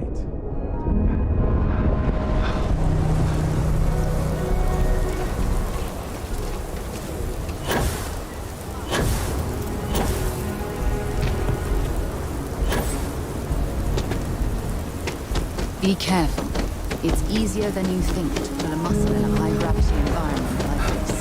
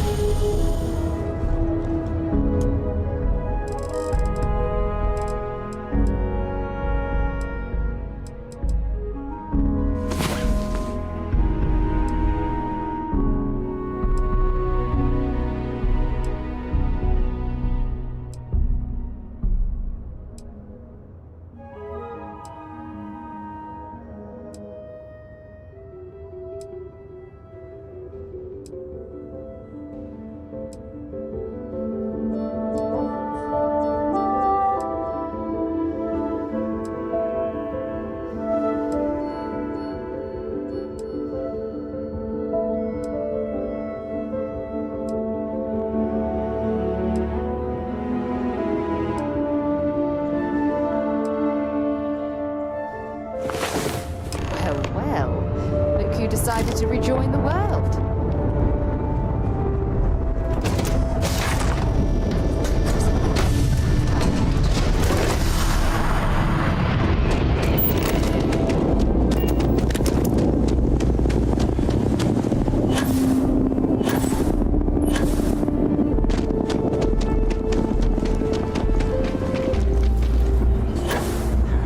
Ended up settling here.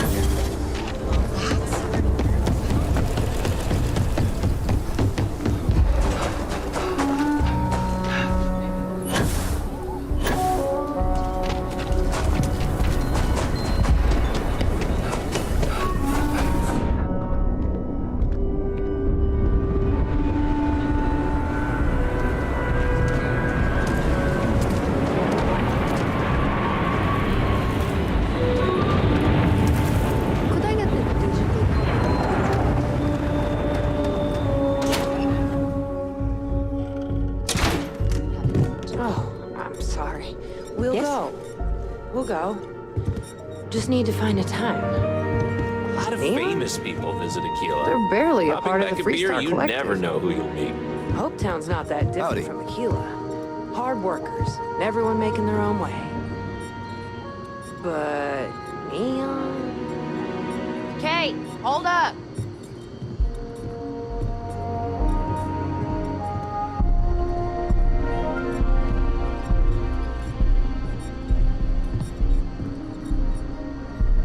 So, Henry's new badge. How'd it go over? I know you like Henry, but... What? There's something wrong? Sam said it tasted off. Really off. Gladys said it was fine. Then she dumped her whole glass on the floor when she thought I wasn't looking. Hello? No. I don't think we should carry Henry's stuff anymore. Our regulars have stopped ordering his old stuff, too. I'll break the news to Henry.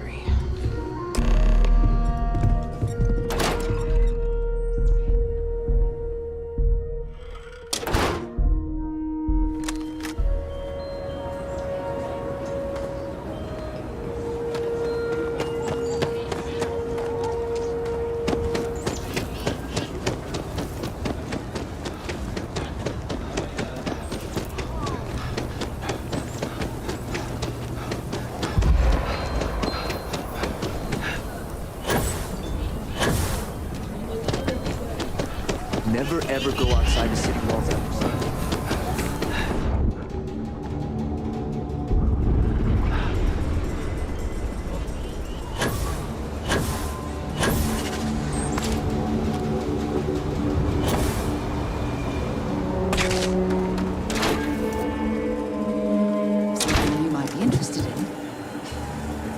Weston, we only use robots for farming.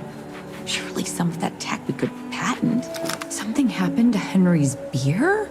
That's terrible. So terrible. But I'm sure I know nothing about it. Here's some credits for delivering the news. I expect that's the last I'll be seeing of you.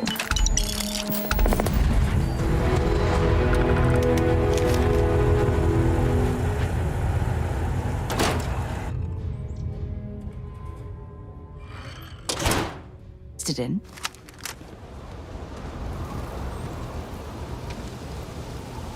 You've got something for me?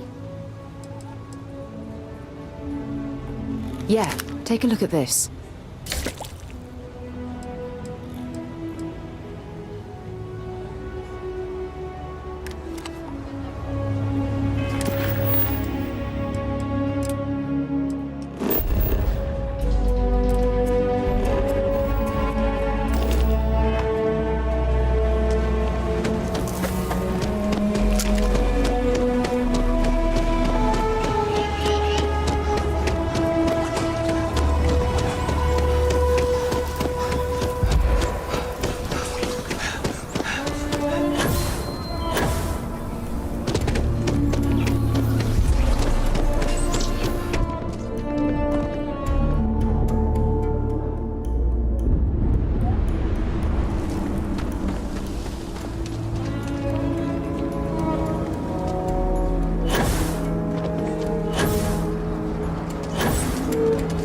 Saw your ship come in.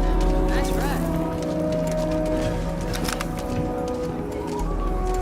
Got a moment to hear about the Low House?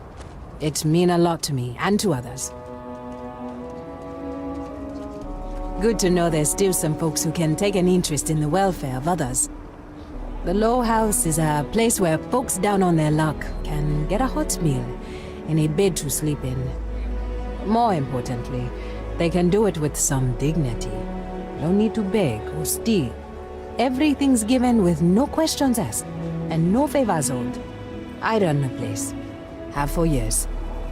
But to do it, I have to rely on the kindness of others.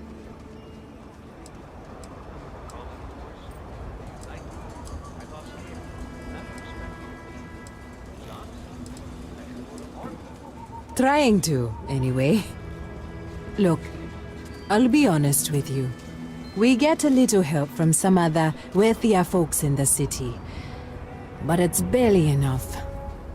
It takes credits to provide for those in need. And I'm hoping you'll be willing to contribute. If you can spare a few credits, it'll do a lot of good. Thank you. I don't know if you believe in karma, but I do. I think you just earn yourself some.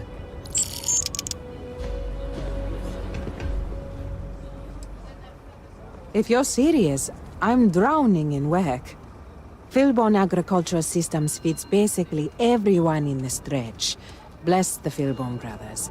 But their latest IntelliWheat shipment is late. I'm not worried yet, but getting there. Could you ask Sarah Philbon what the holdup is, very politely? This is a huge help. If there's anything you can do to speed up the wheat delivery, please do it. I'll have more work for you when you get back.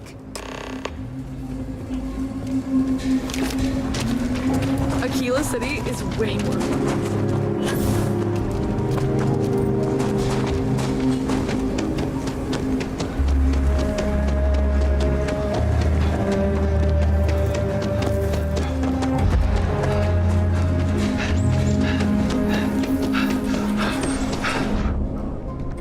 Hey, no funny stuff with that boost pack. Got enough flight traffic out there.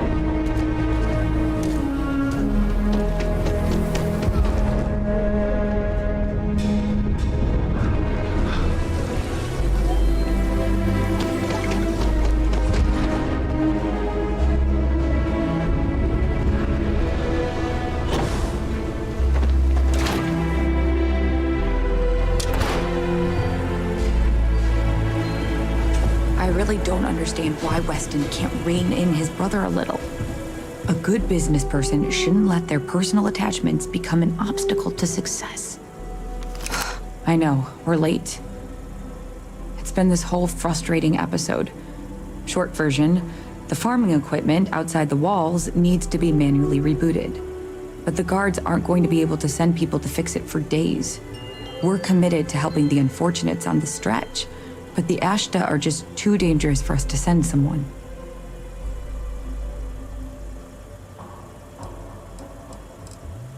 You would do that? If you get it rebooted, I'll get the harvest going ASAP. We can get the wheat to Amira quick. I'll talk with my husband, but I'm sure we could arrange payment. You'd be helping our business too, after all. Just be careful. Ashta are very dangerous.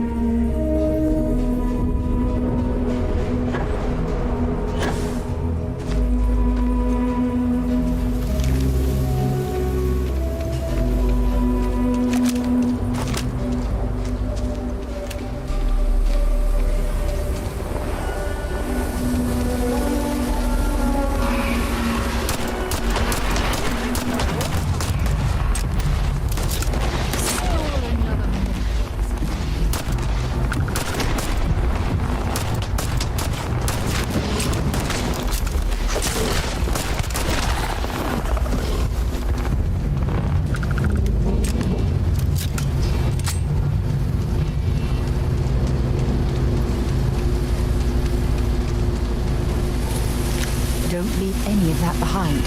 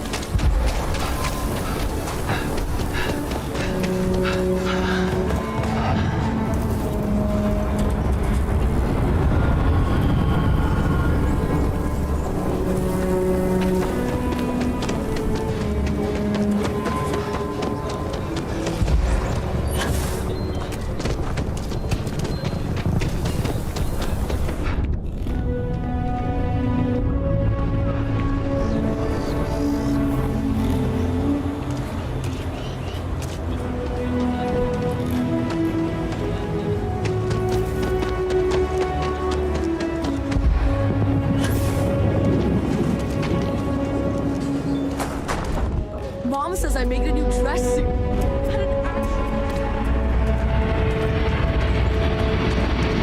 Council of Governors needed our very own Aquila We're going to get that wheat shipment soon. This means a great deal to me and the community. Keep it up and we'll have to name something after you. The emergency fund's empty, so that is good news. What was the holdup anyway?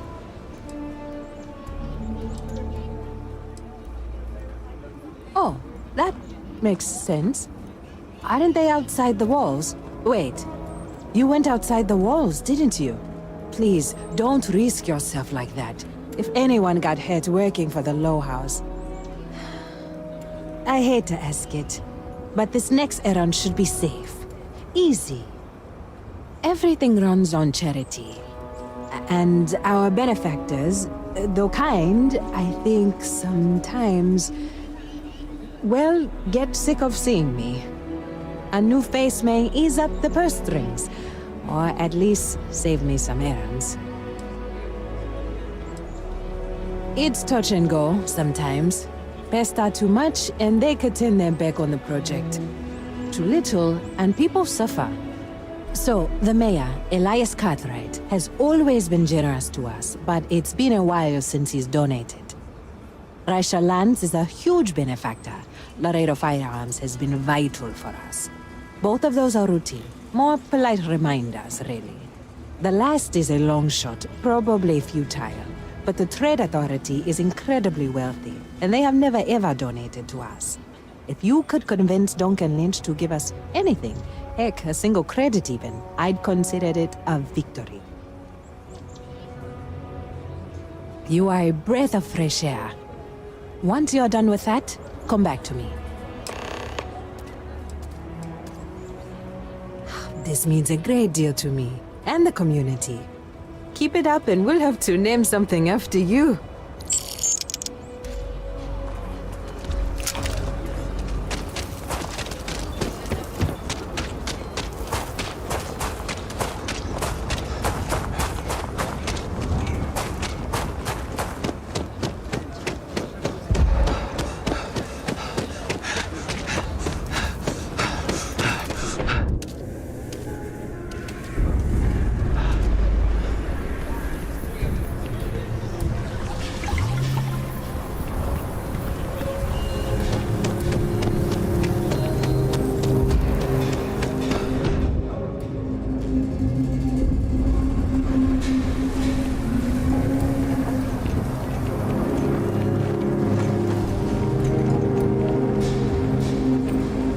Let's be certain to stock up on some extra ammunition before we explore the wilderness around the city.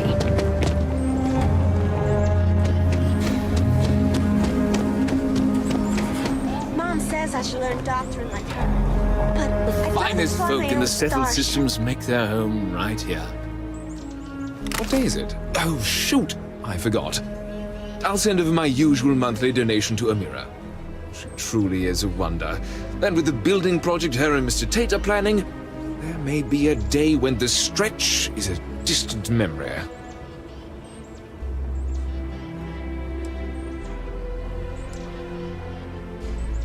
Well, from me. Unlike the UC, we don't tax our people to death. The city's budget is very tight, so it falls to the community to look after its own. I'll talk with Amira later. I didn't mean to cause any problems. Between thwarting bank robberies and helping the stretch, you have the city's thanks. Truly. Have a wonderful visit.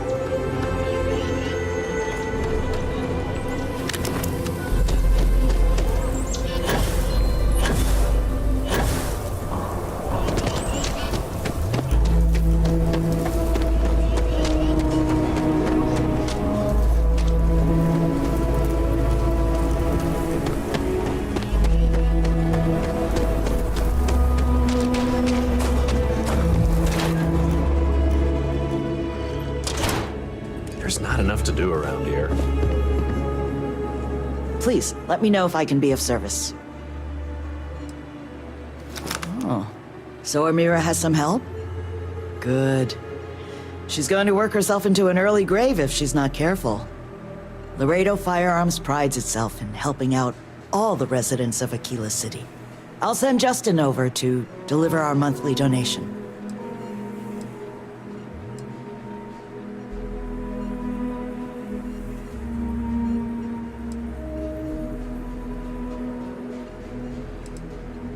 You are quite welcome. Is there anything else you want to talk about? Come back anytime. So we had to clean up the graffiti on the range again. Why don't...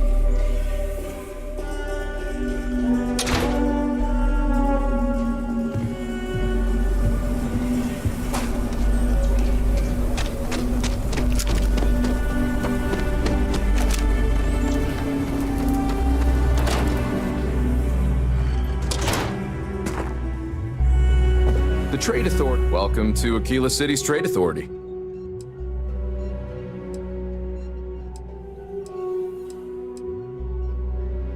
The Trade Authority has a firm policy of not getting involved in internal matters.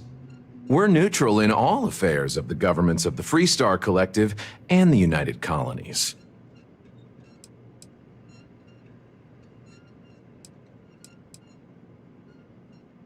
You can't be...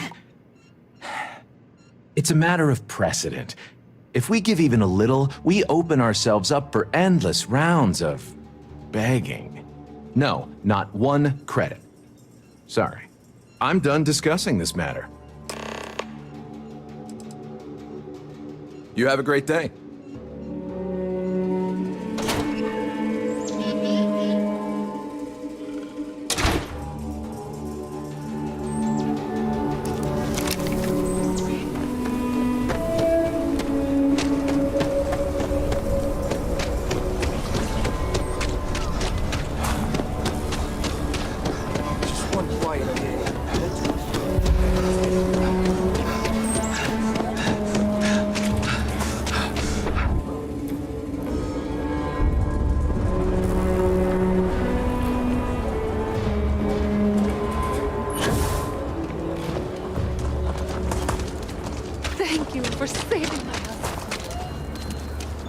The Cartwrights have been donating to the Low House for generations. Elias and Raisha both sent their donations. Thank you. No word from the Trade Authority. I'm sorry I even asked. I like to believe everyone is capable of empathy and compassion, but people like Duncan test my faith.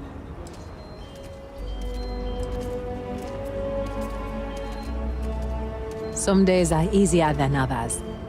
For example, because of you, today is one of the days which gives me strength instead of sapping it. Sarah Philborn gave me these credits to give to you for your help with the farm. You more than deserve it.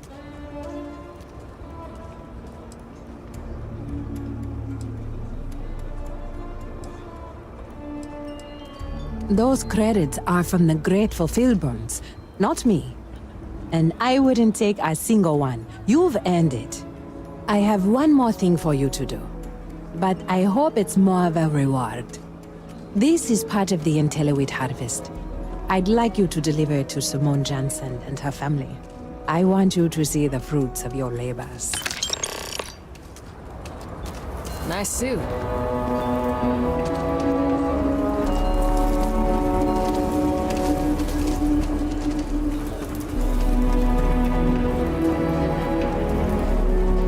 Amira said to expect you.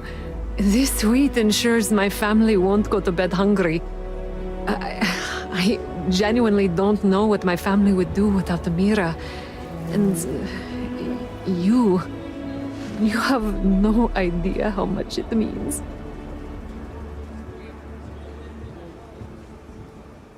Over here in Aquila, it's humbling to see regular people just looking after us. On behalf of my family, of my daughter, bless you.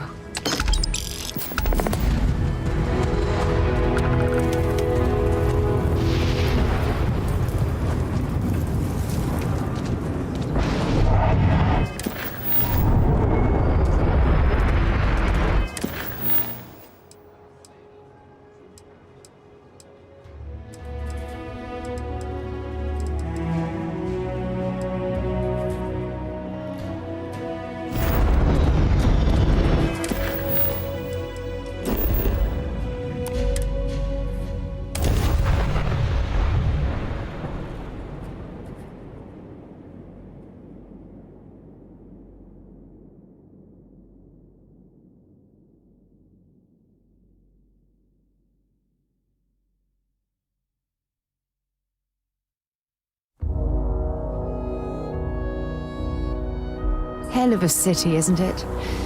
There's nowhere else like it in the galaxy.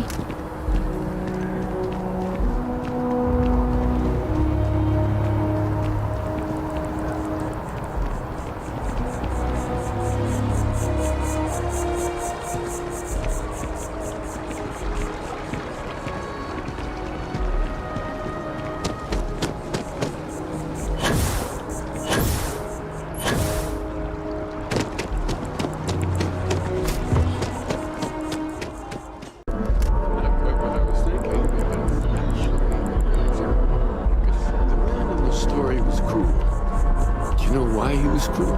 Keeper Aquilus, can we have a moment? Oh, Mateo. It's been too long. How are your parents? Your mother still struggling with that azalea garden? No, she figured that out a while ago. Had to adjust the pH levels in the soil. But, Keeper, I didn't come to catch up. Oh. Well, what's on both your minds?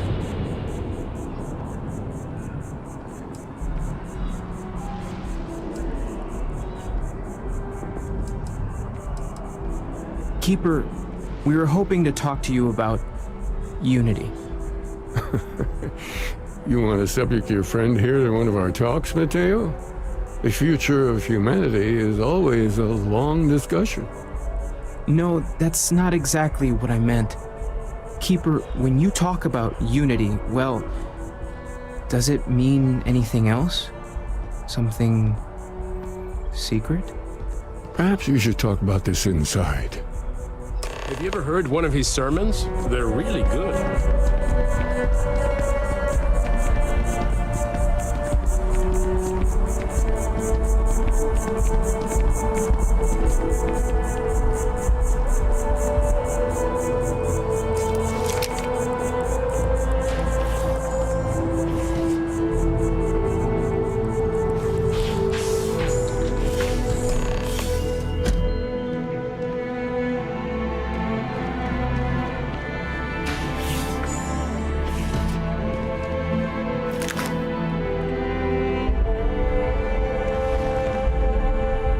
Now that we have a little privacy, why don't you tell me exactly what it is that brought you two here?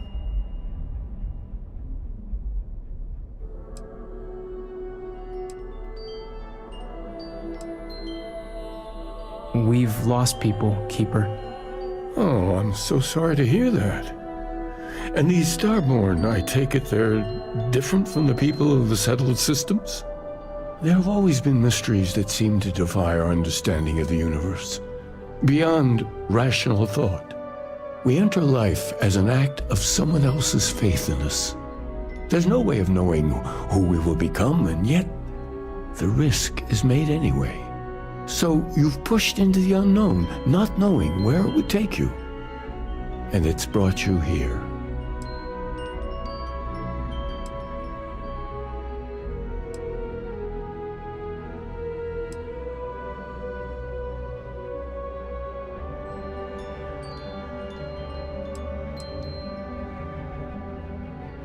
I think I can.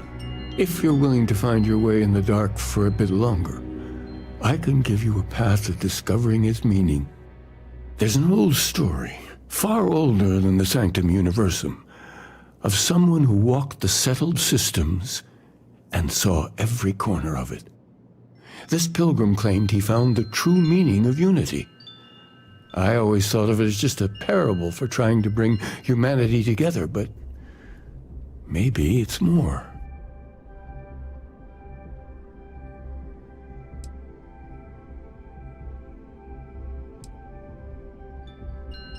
I'm not sure if he was, but if what you're looking for is connected, then anything might be possible.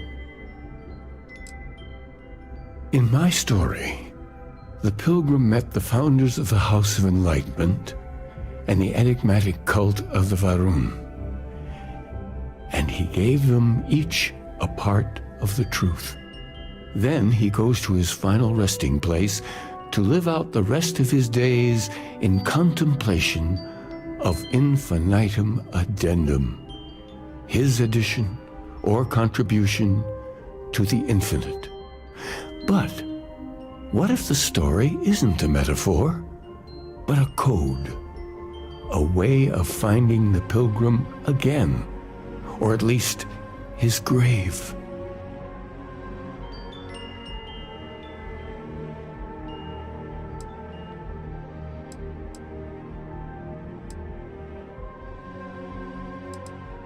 Yes, something must be there. I just can't put my finger on it. Maybe the answer will become clear when we have more. The House of Enlightenment and Varun have versions of this story.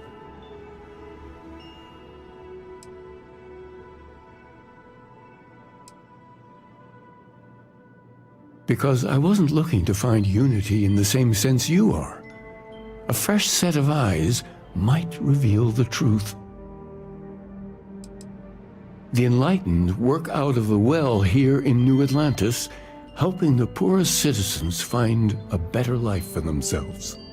The rune worshippers are more enigmatic, but there is a lone zealot that was captured recently for attacking UC ships. I visited her a couple of times. Hopefully she'll be willing to talk to you as well. I'll stay here with the Keeper. We need to catch up. And I wouldn't mind asking him a few more questions.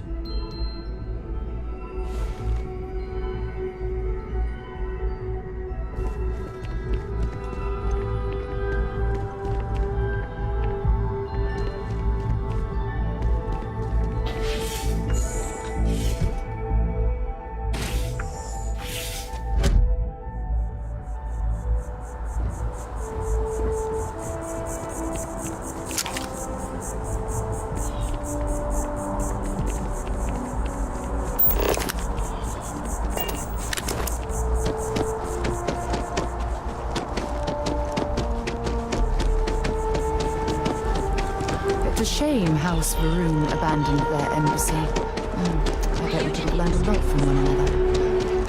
You can over-rehearse.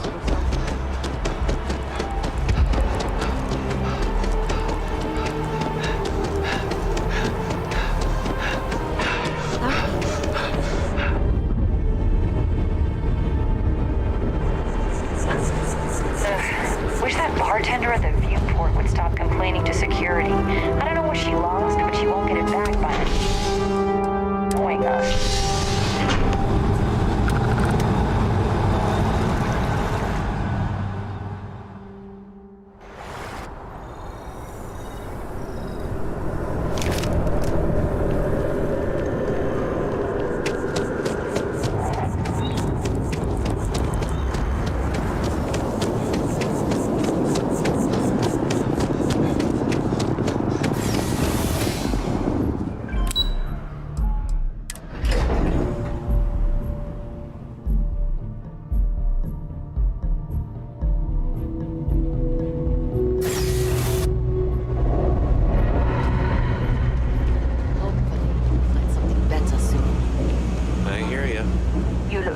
Something, yeah?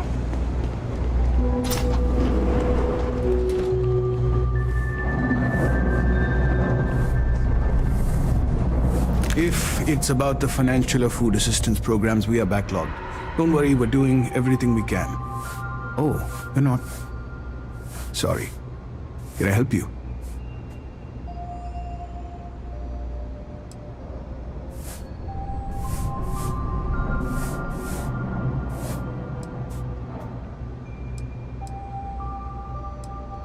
Did Keeper Aquilus send you? Oh boy. Interesting. It appears we've struck a nerve. Listen, I've talked about this with him a ton of times, and there's no record of a Unity pilgrim. But since you both insist, our early records are mostly administrative. Humanitarian projects, group counseling notes, charity expenditures. But there is a series of exchanges the founding members recorded in a lot of detail. It's the closest thing I have to what Aquilus is describing.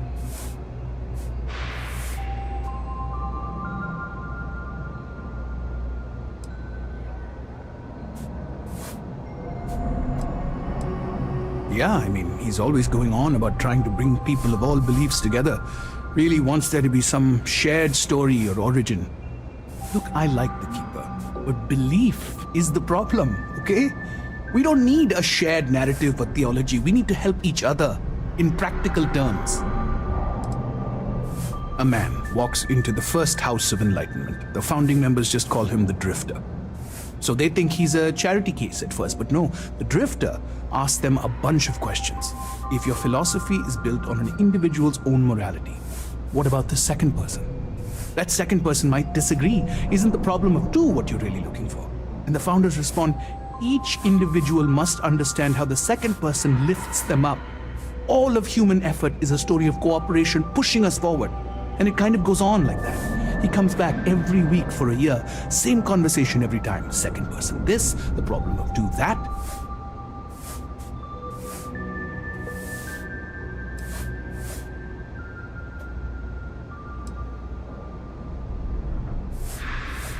It's part of our core principles. There's no God pushing us to do good for some eternal reward.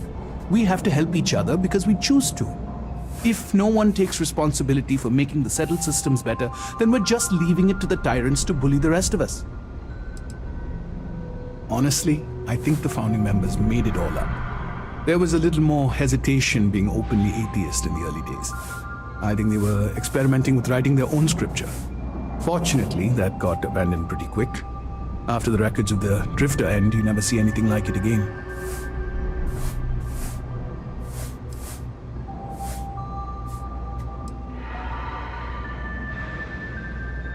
Besides what the Keeper would say about it, sounds like a gathering point, or a center. Or in mathematics it would mean one, like the one, the first or the beginning. Always happy to help. If you'll excuse me, I've got a lot of aid efforts to coordinate.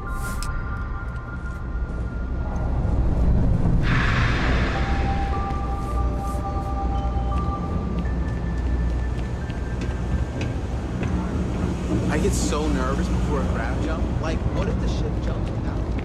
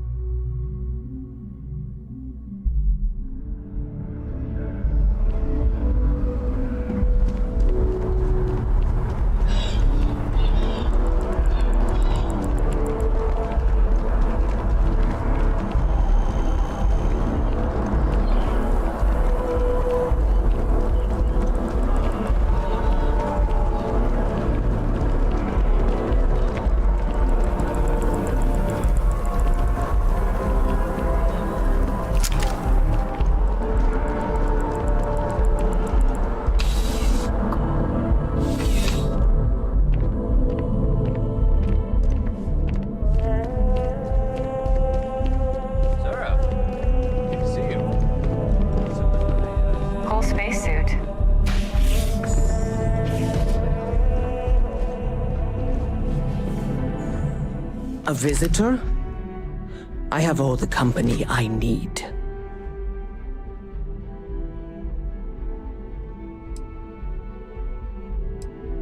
He knows not the truth. He sends another to ask more incessant questions. Perhaps you should hear us out before you decide to cast judgment. The Great Serpent waits in the shadows. He will entwine the universe, and all but the faithful will be made as dust. That is the truth. No more, no less.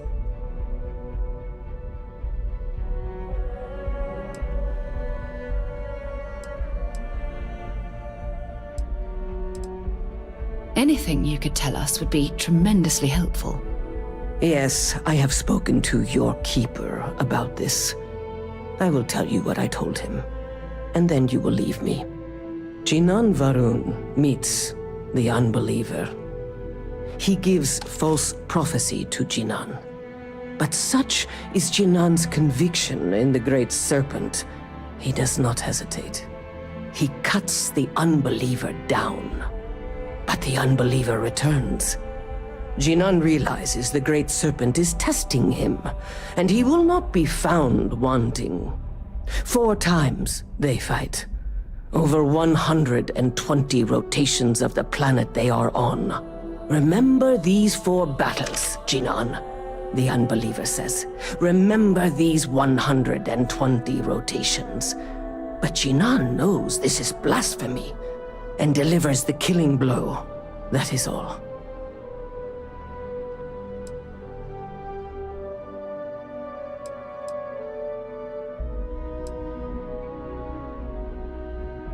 I have heard of no such thing. If it exists, it is a shadow that the Great Serpent casts to deceive the faithless. Then we are done. Leave me.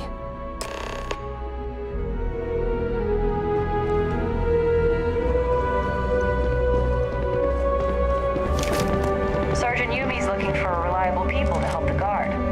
Contact him if you're interested. We'd all appreciate it.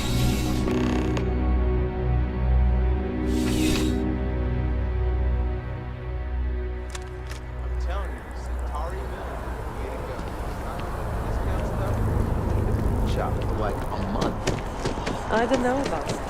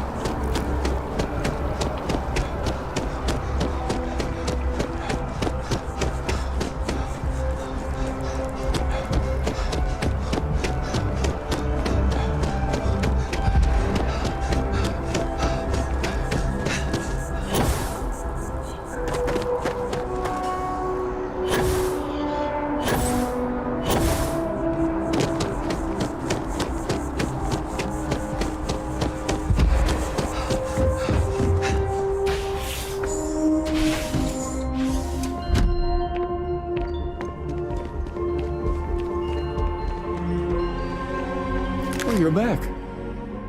What did you learn? Was there something hidden in their stories, like we thought?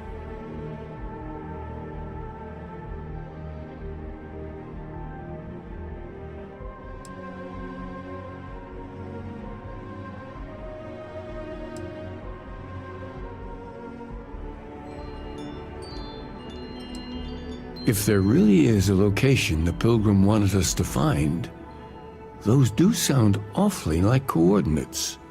What else did you learn? Yes, what he added to infinity. Maybe that points to a name. If we're looking for his resting place, we'd need to know the name of the star system, wouldn't we? Was there anything else? Planets are often named by number.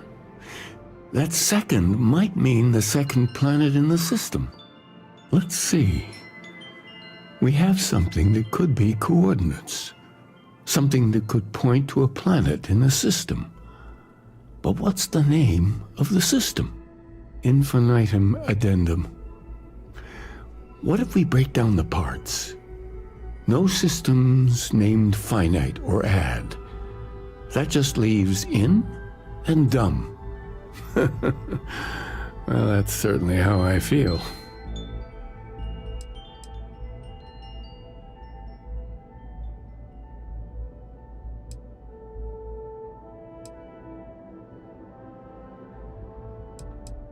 Yes, that's it. The second planet in Indum, at 4 and 120. That's where you'll find the Pilgrim's resting place. And from there, maybe you'll find the true meaning of unity. Before you go, you've now spoken to many different perspectives on our universe. In a way, you'll be carrying their philosophies with you on this journey. I know you're looking for a specific unity, but if you had to guess what it was, what interpretation would you give it?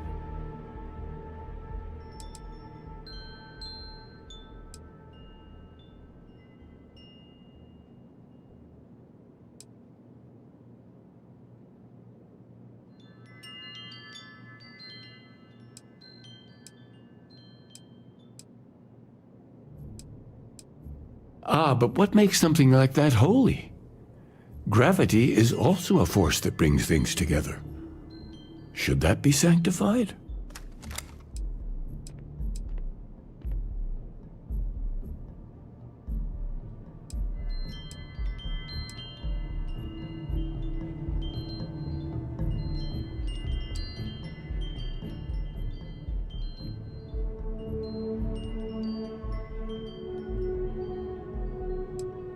And so you think this word unity describes a similar miracle? The processes of the universe are all in accordance with some greater intent. With all due respect, gravity is no miracle. There are solid scientific foundations for it to exist. Well, I won't keep you any longer. This has been fun, I have to admit. Go, find your truth.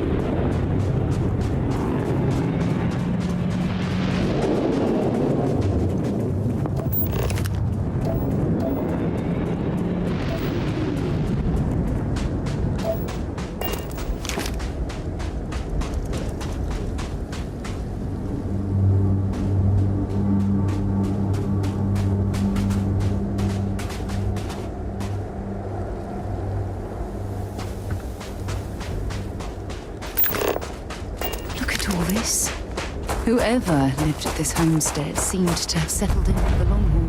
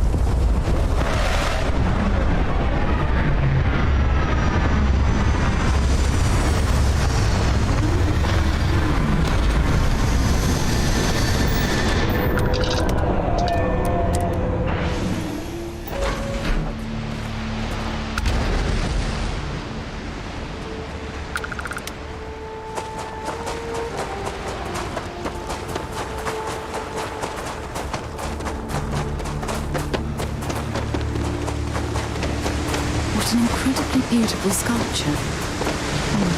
I suspect it was placed here for some sort of specific purpose rather than as an artistic statement.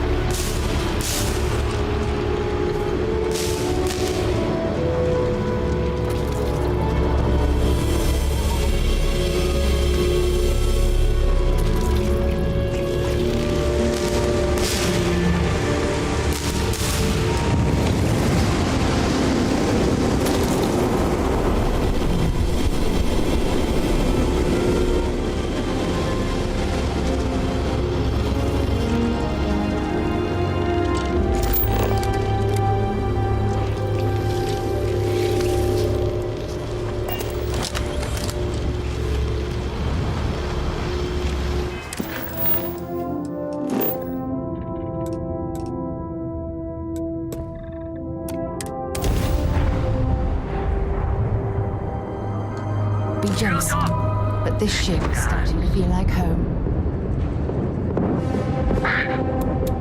They got the ground drive!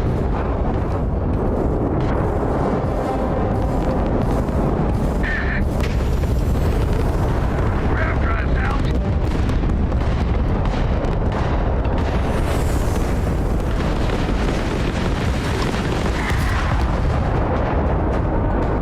That was touch and go. Unidentified vessel, please acknowledge. All in a day's work for UC SysDef.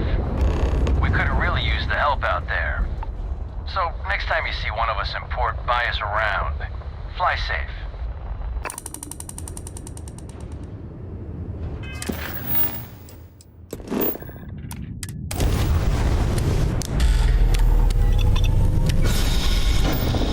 We should have a talk. When you have the time, of course.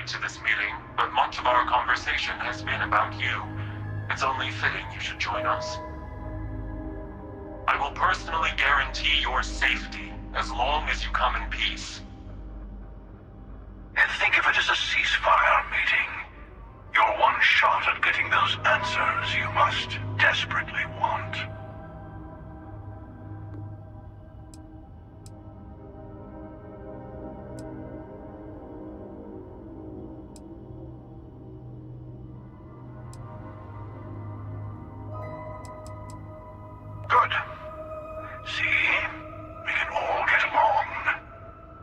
For now.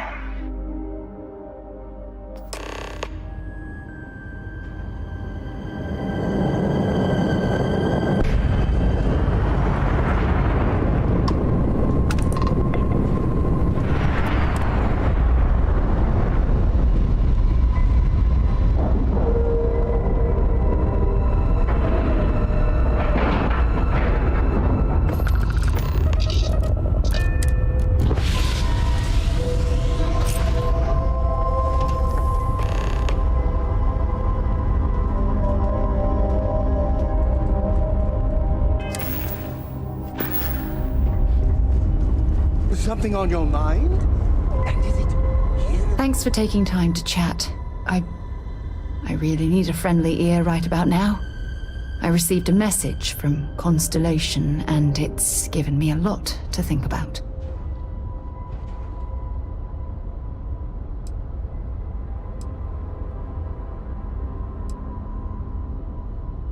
Not at all. It's just a list of requests, but when you read between the lines, it's obvious my absence is causing issues.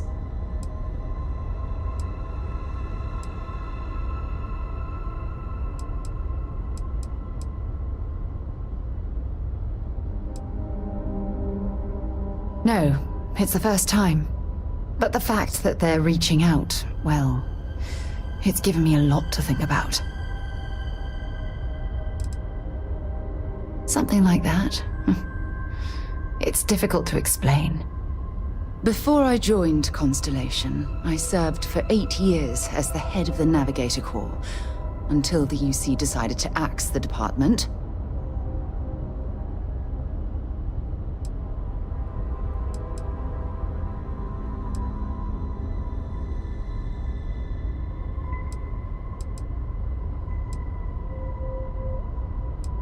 It was a branch of the United Colonies Navy, a small fleet of ships outfitted for galactic exploration. Basically, a military version of Constellation. If you want to help, I feel like I need to give you some background. Just bear with me. Yeah, sure. Some more than others. You see, the top brass demanded press-worthy discoveries to justify the spending, and money was tight after the war.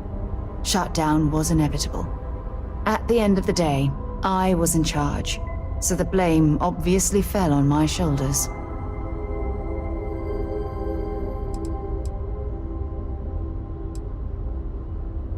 Seriously? The Colony War, of course. You know, that little incident that caused the death of thousands of decent men and women as they squabbled over border disputes. That war. Oh, like hell I can't. You once told me that you favored the journey over the destination. So I'm hoping you'll understand what I'm trying to say. I failed because I was more concerned about exploring the stars than pushing a pencil. If I had fought harder, I'm convinced our division may have had a chance to prove its value.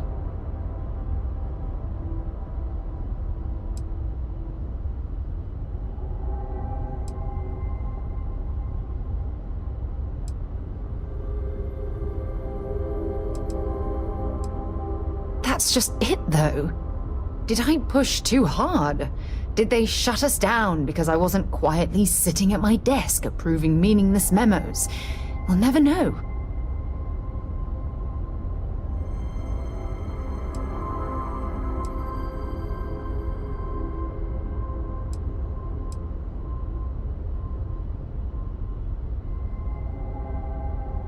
Well, that brings us to this message now, doesn't it? Call it whatever you want. My drive, my initiative, my optimism. It's been my greatest strength and my worst nightmare. It elevates me to these positions of authority, but all I want to do is explore, not sit and make sure all the accounts are balanced.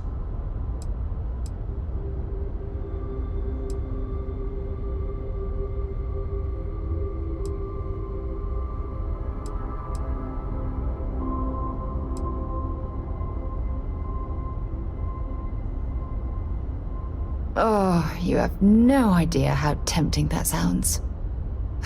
But then dumping everything I've worked so hard to achieve, it's like I've wasted another decade of my life. I can't do that. So frustrating.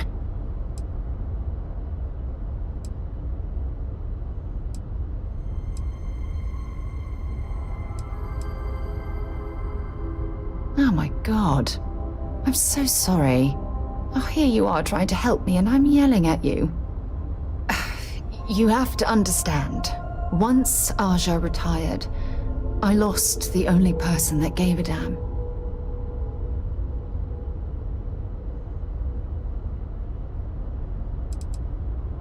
Look, it's clear that you have feelings for me. It's just... I've never had time for this sort of thing in my life. Please, it's not you. It's me. I'm just not ready to get that close. I can't. Not now. But thank you for being there and listening. It helped. It really did.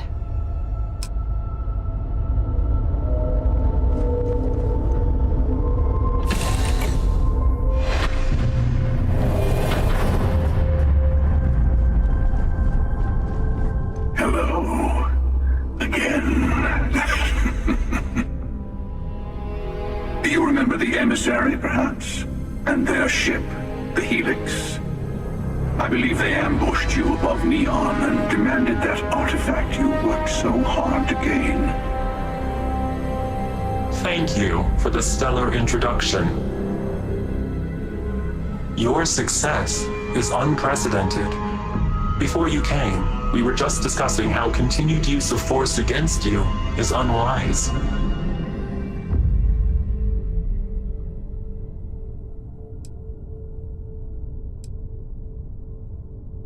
We are not a monolithic people.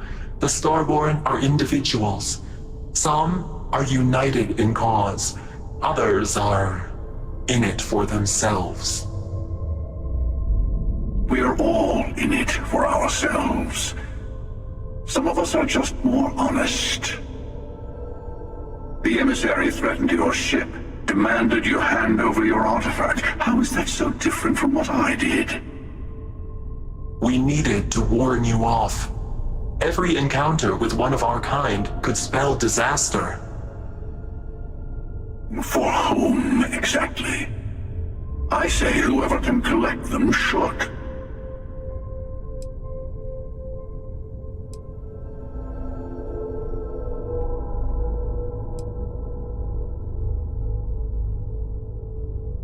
Yes. Let's talk about what really matters. The Unity. You are on the path to it. It is a place, a gateway. It is where we were reborn. Not a relatively expendable Dusty anymore, are you? Look at where you've ended up.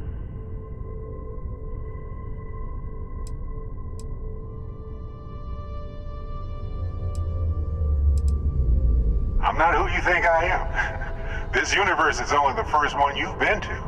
I've seen hundreds. Where I came from, I was the one who stayed at the lodge to protect the artifacts. You died on board the Eye while we held off the Hunter. One of me, at least. I collected the remaining artifacts, and they opened the way to the center of my universe, and the doorway to an infinite number of others. That is the Unity. When I stepped into it, I became a Starborn. It's how I've entered other worlds, including yours.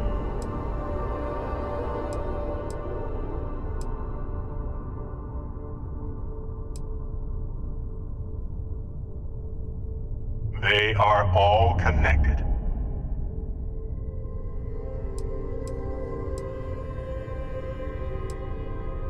And that's the problem. All the artifacts are needed to complete the armillary and open the way to the Unity. In every universe, the Starborn fight over them. Innocent people die. You've witnessed the power granted by the temples, the anarchy that can be unleashed. Someone has to decide who should get them. Here it comes. The emissary tells you only the worthy should enter heaven. You're twisting what I mean. They're hypocrites.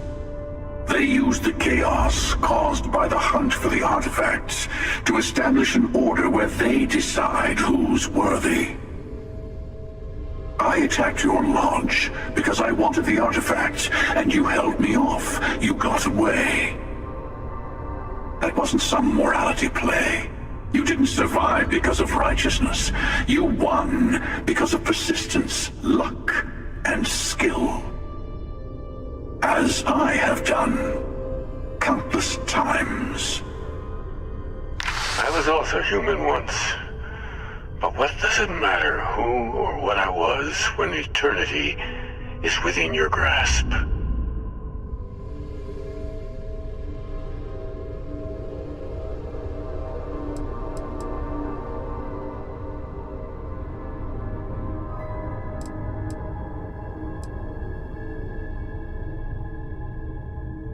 It means I've seen thousands of universes, collected their artifacts, been to their temples.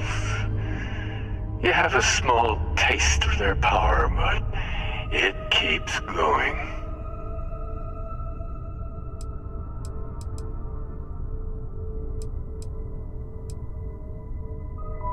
You're learning. My other self wants you to walk the path he walks, to give up, to appreciate the universe you have. Easy for a person who's seen everything, done everything. I think you should see it for yourself. You've never come this far. Not in all the universes I've seen. The path to the Unity is opening to you. You're going to tip the scales one way or another. Better your hand be on one of our sides.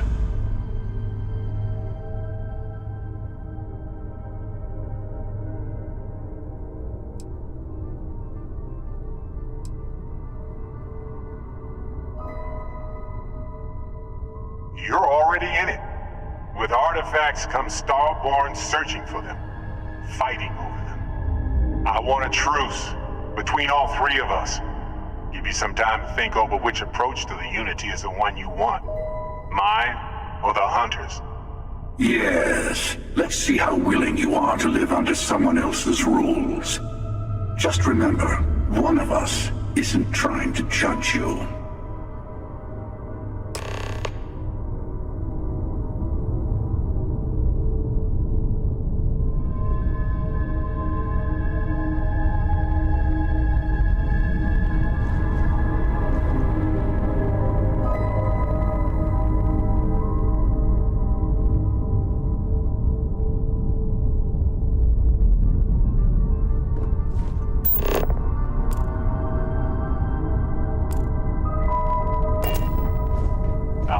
Everything I can. The emissary and their kind only want to control you.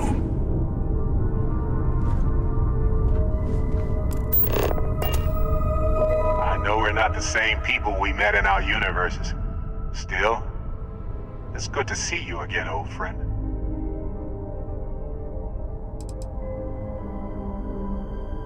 When all the artifacts are assembled, the device they create is called the Armillary. In many ways, it's a model of the multiverse itself. Through it, you can reach the Unity, and from there, you can become Starborn. You've seen the terror the Hunter causes. Every time a Starborn goes through the Unity, they get more artifacts, find more temples, gain more power. We can't let more like him abuse these gifts to destroy whatever's in their way. Different? I never know who you are when I meet a new version. But so much of you stays the same. It's hard, but each universe is precious in its own way. Mine will never have its original you in it again, as yours won't have its real me. It's not an easy experience to describe, but the Unity will speak to you, offer you the chance to become Starborn. You will be leaving this universe behind to be reborn. Everything you were before will be gone. Maybe that's why it offers the choice. Compassion, or is it testing us?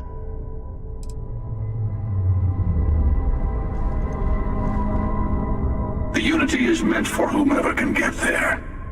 Don't fall for that talk of worthiness. They enter the Unity, take artifacts from others, employ force. All the things I do. I am many things, but I would never tell anyone what to do with their gifts. That is your decision, not someone else's. The emissary wants to become the judge of who gets to enter, but the Unity itself doesn't judge.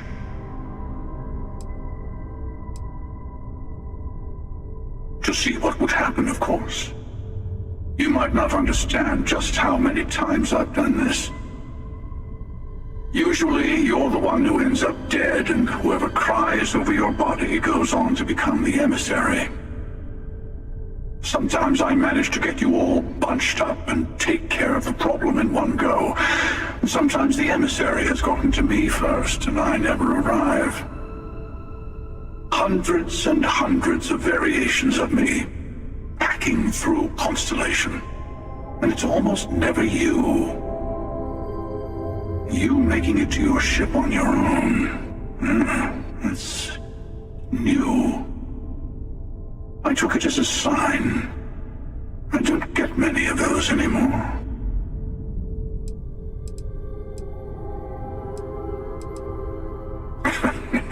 No, we always end up having this meeting at this time. But it's the usual affair. Can we make peace? No. Oh, how tragic. Honestly, I was beginning to wonder why I kept tending. And it's a bad habit I started a long time ago. Perhaps I just like meeting the emissary to gloat. But you have provided something quite new to talk about. Maybe you're a random die roll. Or maybe the Unity is finally responding to all my hard work.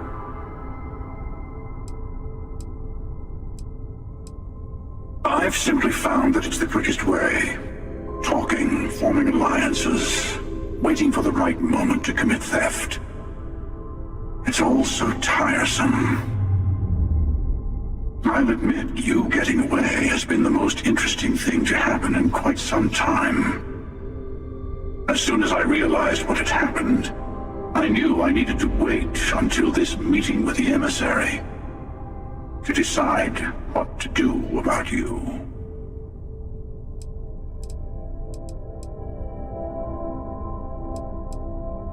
Whoever created the artifacts and built those temples is playing a game with us. One whose prize is access to the center of all creation. There are no rules. Whoever gets all the pieces wins. And I've won. Over and over. I don't kill for the Unity. I find the easiest pathway to it.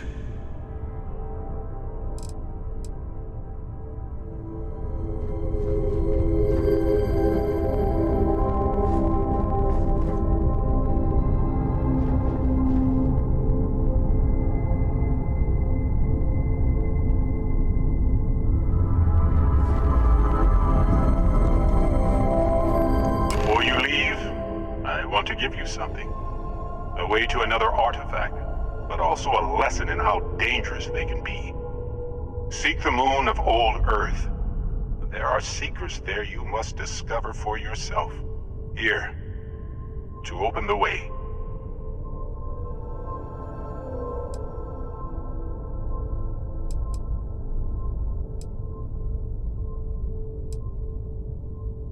Yes, I will say no more. And I am sorry we have not always been forthcoming. I hope you will see what I have seen.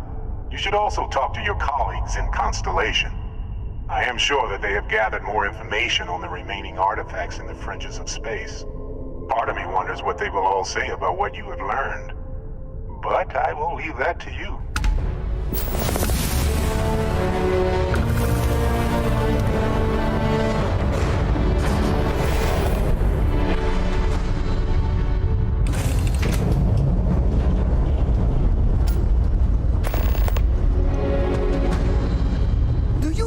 Documentary about your life will be made into a movie? And who do you think will play me?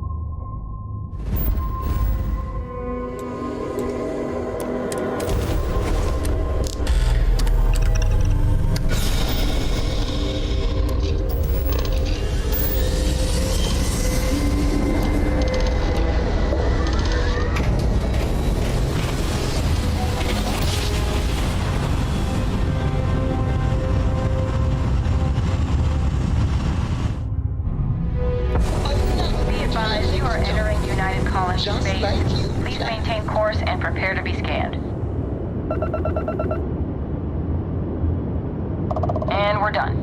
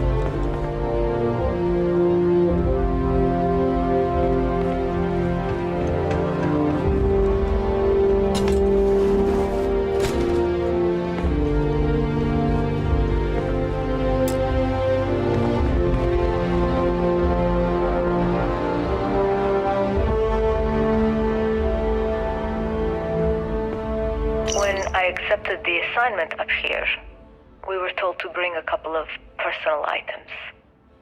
Some psychological studies said it helped when you're away from Earth this long. I brought my grandmother's old abacus. I would play with it on her lap, and she'd teach me the Russian for all the numbers. She, just got word that she passed. The next shuttle isn't for 3 months, so I won't be able to go to the funeral. Goodbye, Babushka. Thank you for teaching me math. It brought me to the moon.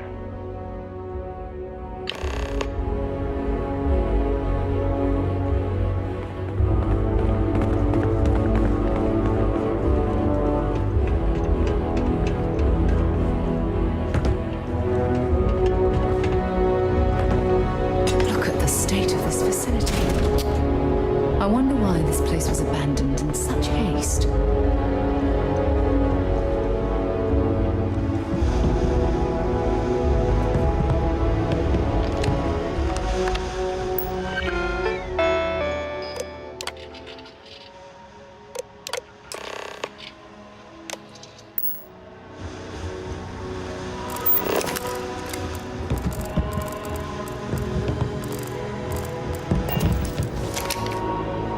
Nova Galactic Project Log, Principal Engineer Lang Shu.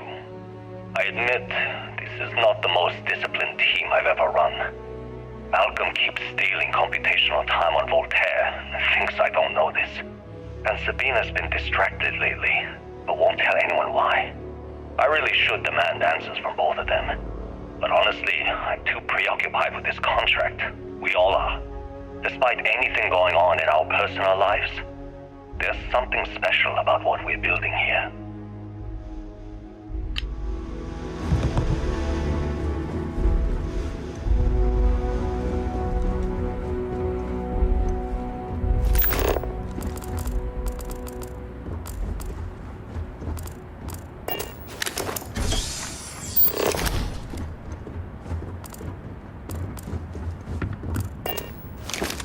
Okay, confession time. Being single signal on a moon base is the worst. I only get like an hour to use the communication link to Earth every couple of days. And let me tell you, there's long distance dating, and then there's like long distance dating, you know? Oh, hey there, I'm a scientist, deadly employed, willing to take you out for coffee in like 6 months when I'm back from space. It's not a great opening line. You seriously can't get a date? You're an astronaut. Hey, no one asked you.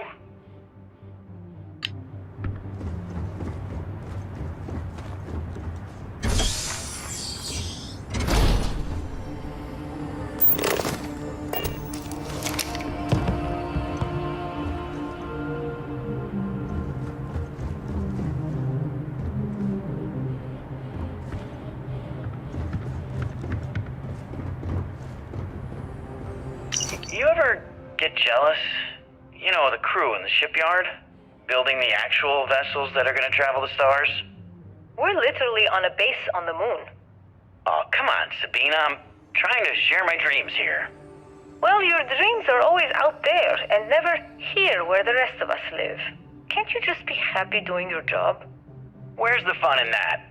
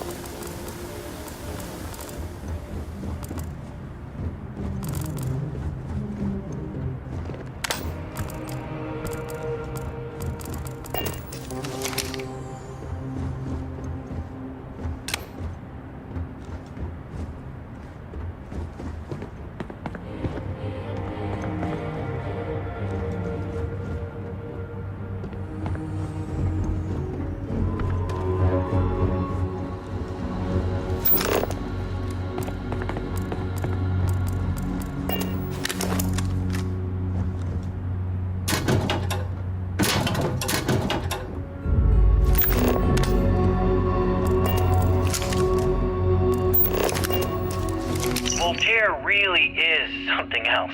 A supercomputer so powerful they put it on the damn moon to keep it cool.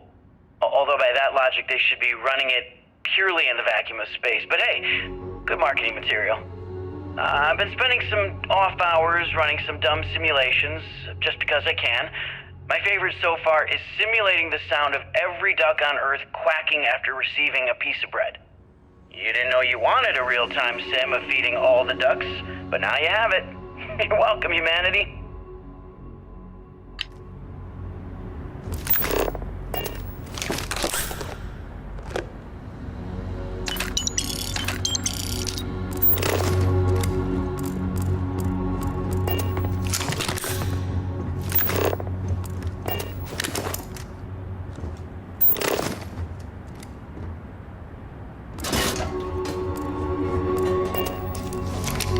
Galactic Project Log, Principal Engineer Lang Shu. Voltaire is being reconfigured for this new initiative. The math we're being asked to crunch is ambitious, even for a supercomputer. We might as well be asking it to count every grain of sand in every desert on Earth.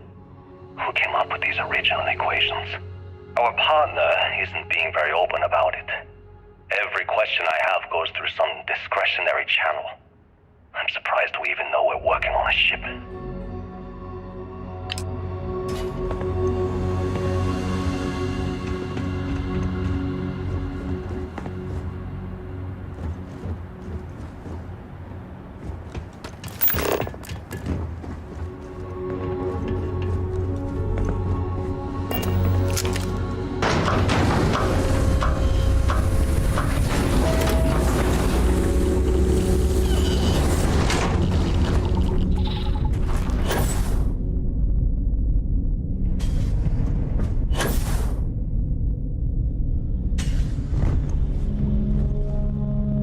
Engine spin-up time almost complete. Total time 5 minutes 22 seconds. Right on schedule. How are the helium-3 valves holding, Nova? We double-checked the leakage concerns this morning before the launch. All signs green. Any changes to the calculation sequence from Voltaire? No changes since we uploaded the last figures yesterday. It's a clean shot from here to Jupiter. One day the computer will be on board the spaceship. Just imagine that. To think that we're standing on the same planetary body where humankind first ventured into space. 3, 2, We've come a long way since then. Canaveral, are you reading? All clear, Nova. Indicators look good. The ship should be cruising Jupiter's orbit right now. Visual confirmation will be possible in 32 minutes. Afraid the speed of light is on the slow side these days. How does it feel to break the laws of physics, Canaveral? We're all pretty excited down here in NASA, I won't lie. Excited enough to tell me where you got the original data? Not in a million years, Nova.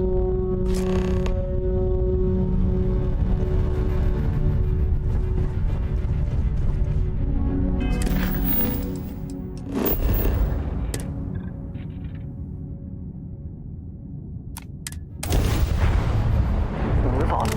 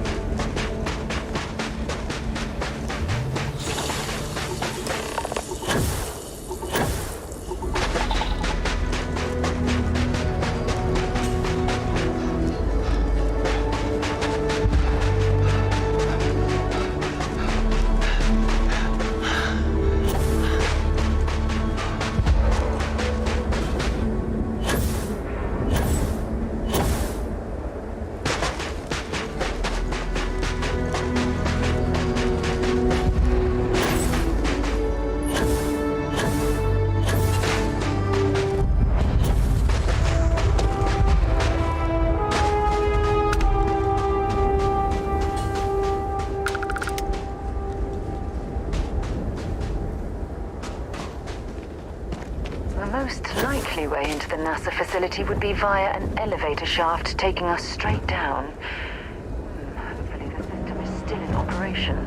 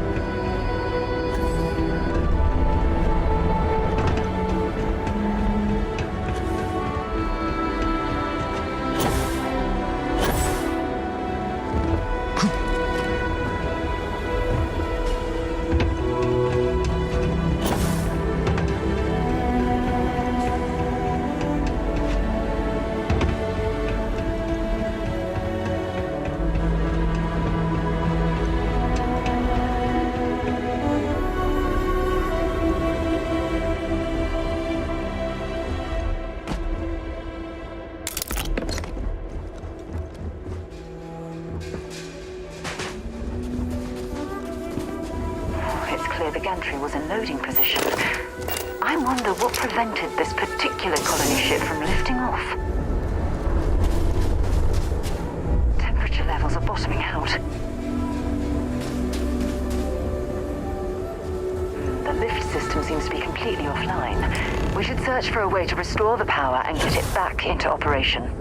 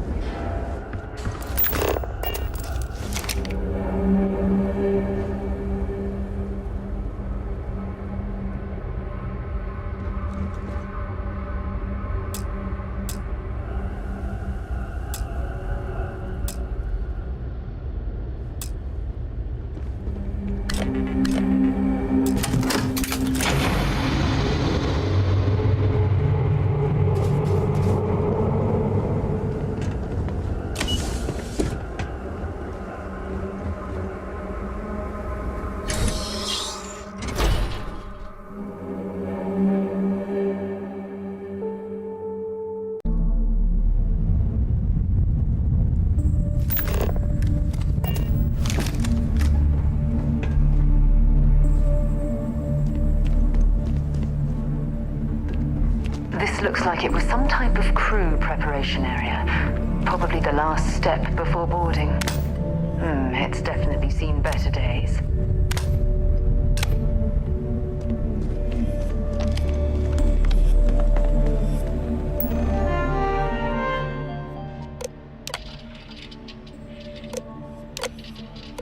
Station log. Dr. Judith Tatienne. Station log. Station log. Dr. Judith Tatienne. I have never been so nervous since I defended my dissertation. 4 hours talking to Victor and his team about theoretical metals, atomic bonding, even a half-hour divergence into magnetism that I'm pretty sure was to throw me off the trail of what we were actually talking about. Then I got to see the lab. I don't know how much I should say, but the periodic table just got thrown out the window.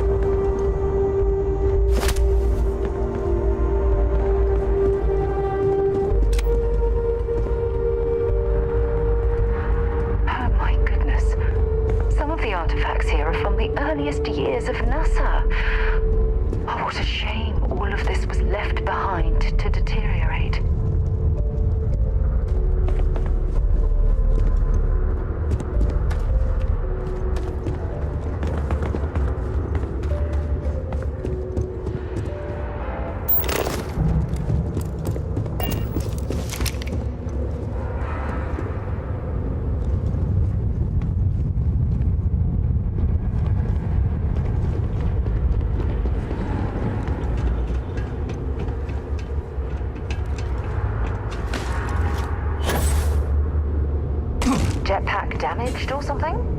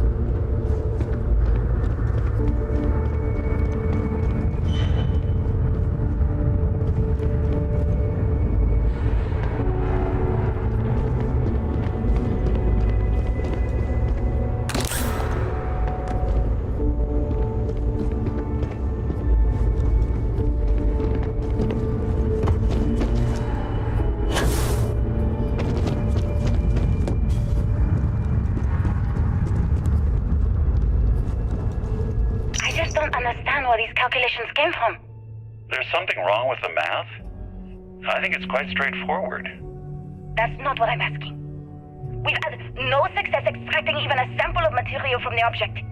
No explanation for the gravitational effects, no motion graph to explain its harmonic frequencies. I can't even establish a melting point. Judith. But you've had me building these prototype colliders for months.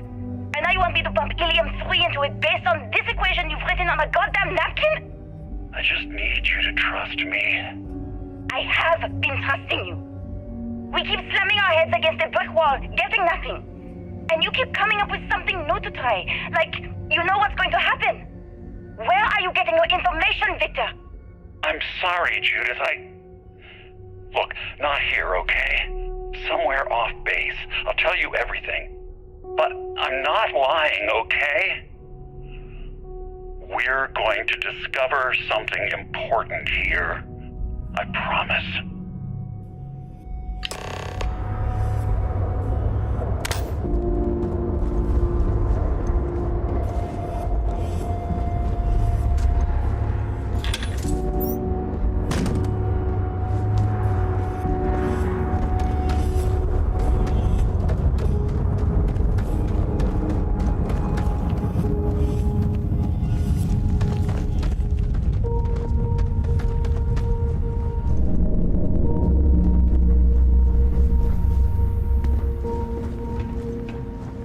They were clearly testing space habitat viability in this area.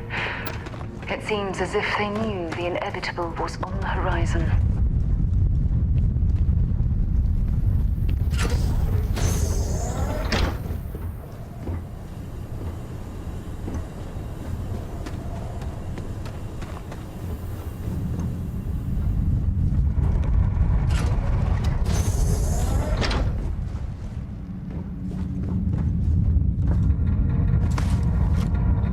Left of this geology laboratory. Ironically, the surrounding rock appears to have sealed the fate of this part of the facility.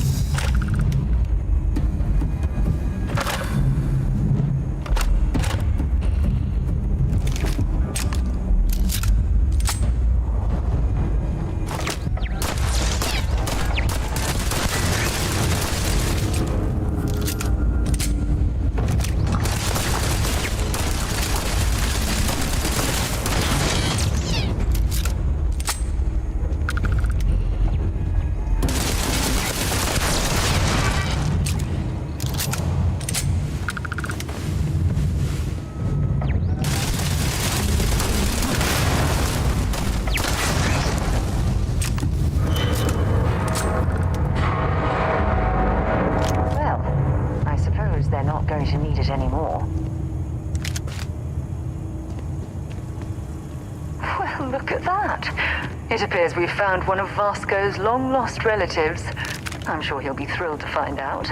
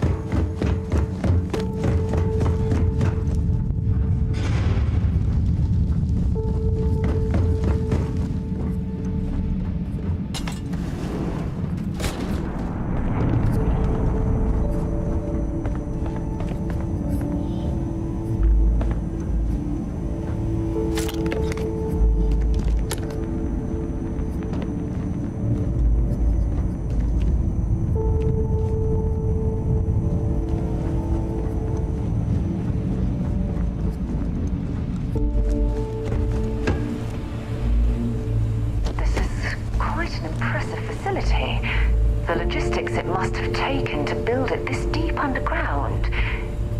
It's astonishing.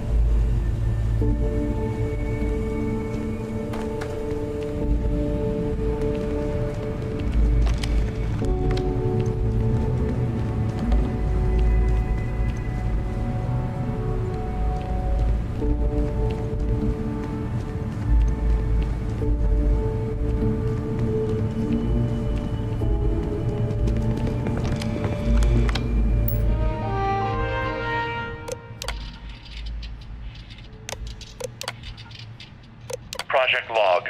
Dr. Victor... Project log. Dr. Judith Tatian.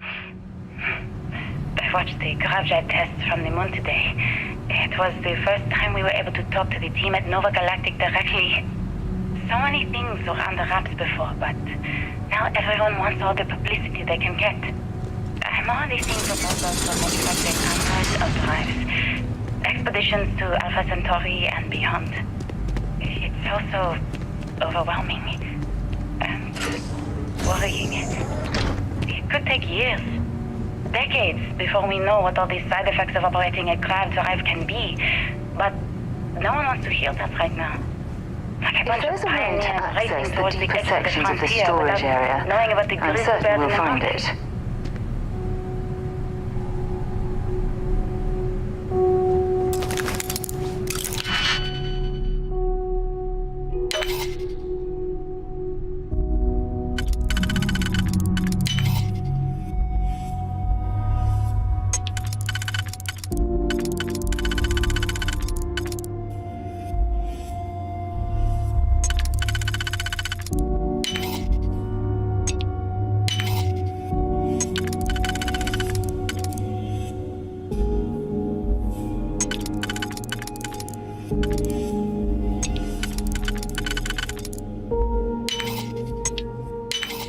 That last click is so satisfying, isn't it?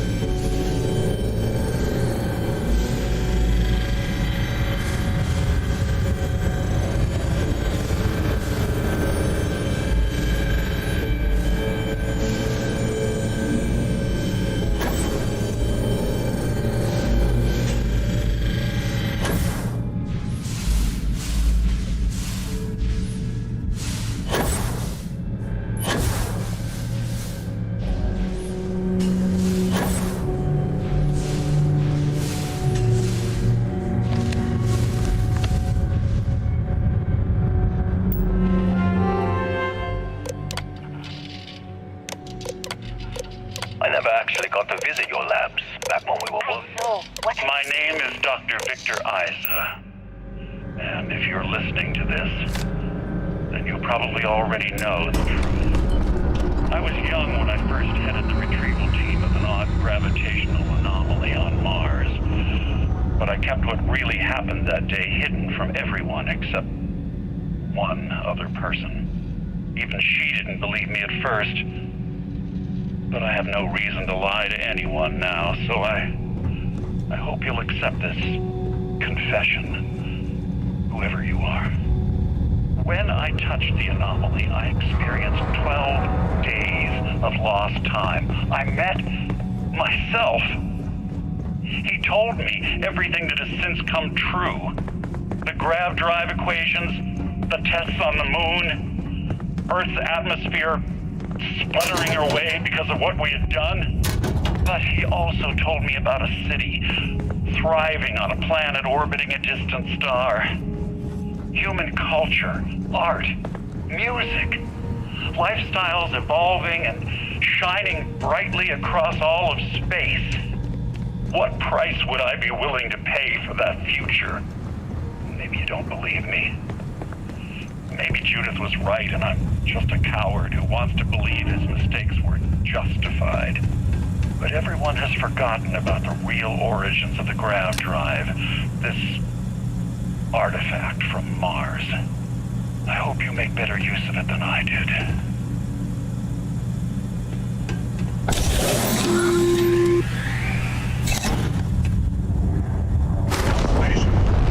Arrived on the surface of Earth. We need to discuss what you found. And it looks like other Starborn got here before us.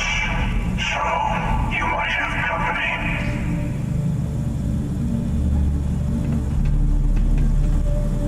Is this resistance? Foolishness. Follow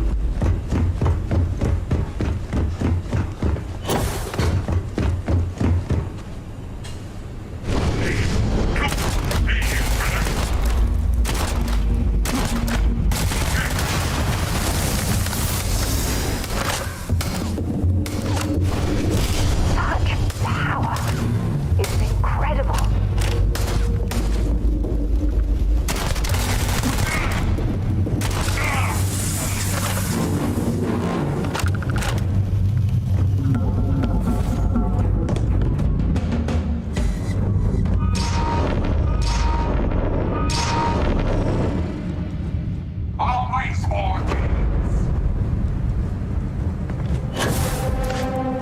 You know the world is created.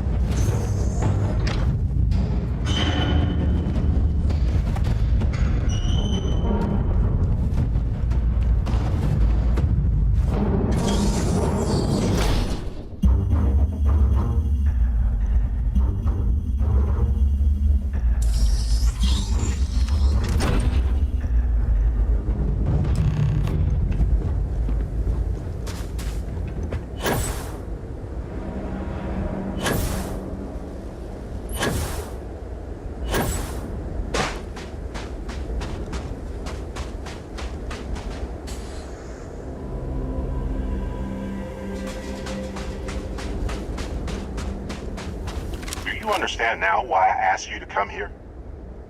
The artifacts unlock the secret of interstellar travel. At the cost of Earth. An easy trade, honestly.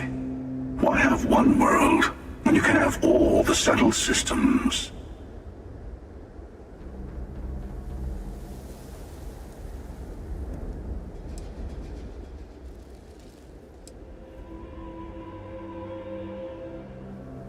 Every grav drive in the settled systems was built on technology that came from an artifact that was discovered on Mars.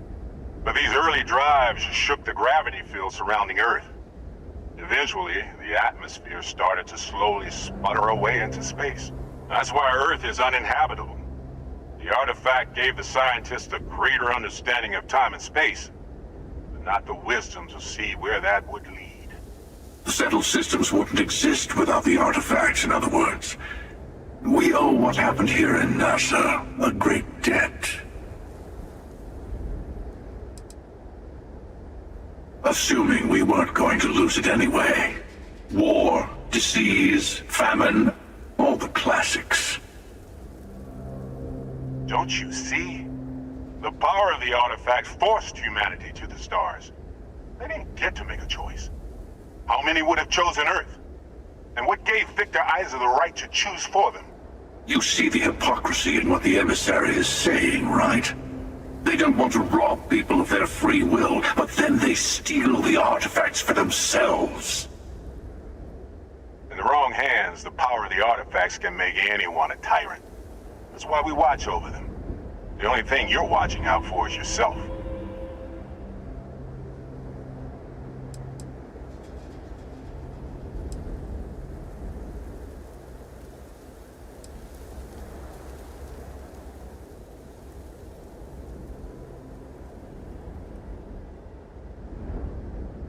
Don't be a fool. The emissary and I may have our differences, but you do not want to give us a common enemy. For once, he's right. Don't do this. We can collect the final pieces together.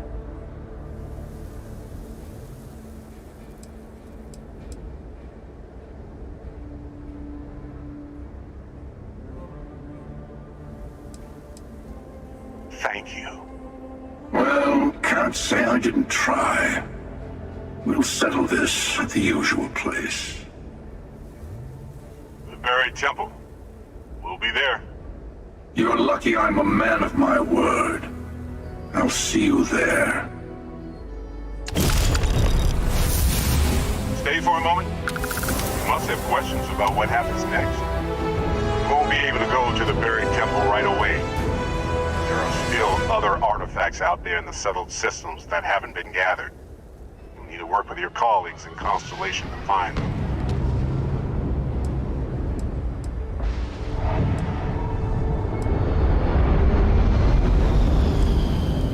There's always a final artifact in a specific temple.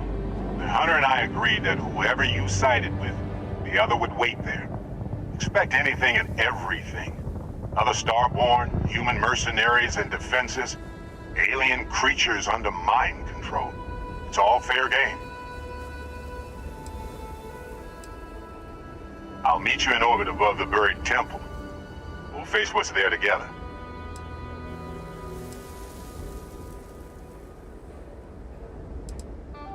He and I made a number of agreements over the years.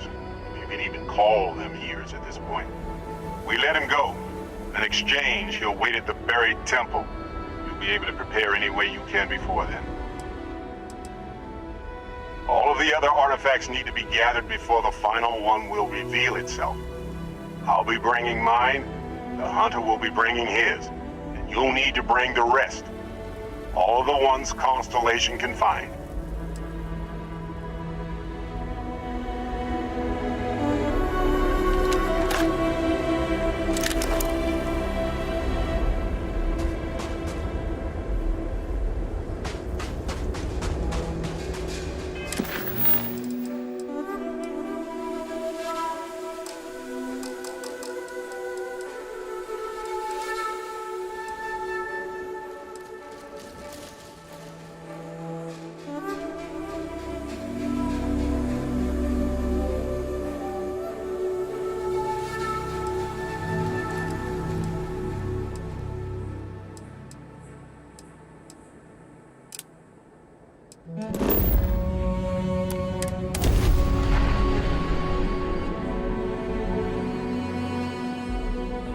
Captain. Where are we headed next?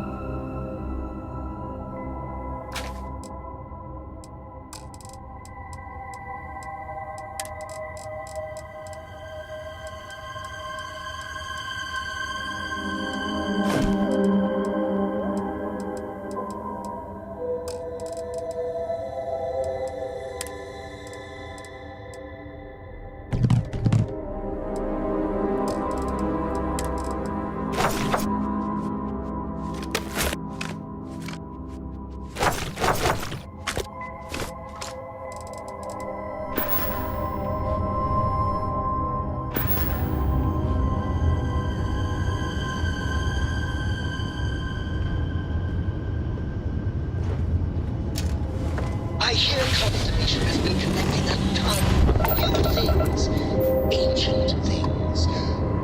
Do you think people are starting to... I have something I need to discuss with you.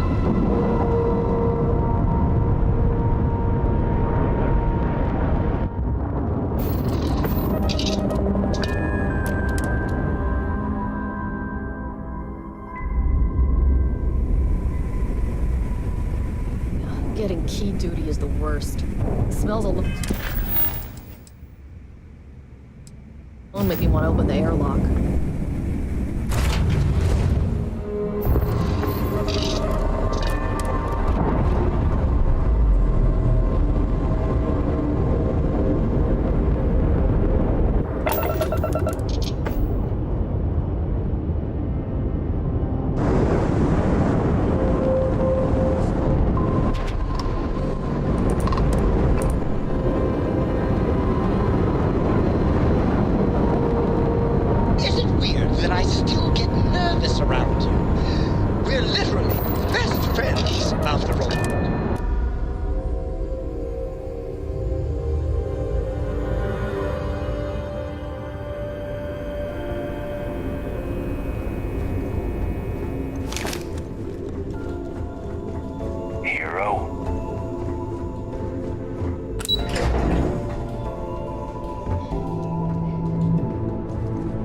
Save not only the lives on this ship, but countless others along. What can I do? It's good to have you back. What can I do for you? Glad to hear it. Let's see what you got.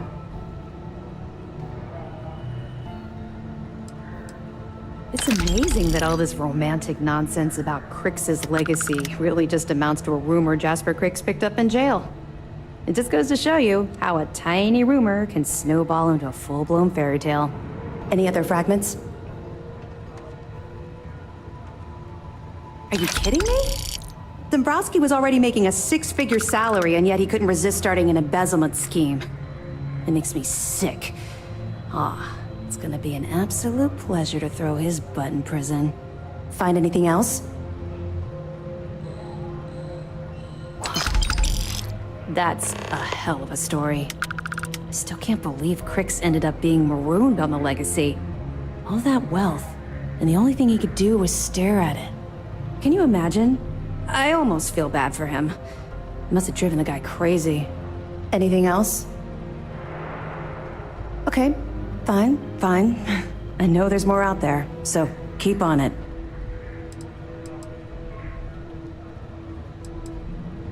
Mast will have the ultimate say, but we've petitioned to have it refurbished for SysDef use. But first, we'll need to perform an audit of the key's overall condition. Most of the repairs done to the station weren't exactly up to standard. If the site is deemed not up to code, we're better off destroying it. That would also have political value given the embarrassing history behind it. For now, we have a strike team dedicated to sweeping the area for explosives. Once they give the all clear, forensics will come in to gather evidence. After that's done, then we'll start the audit of the station's condition. It's a process. You're not gonna let this go, are you? Why do you care so much about my past?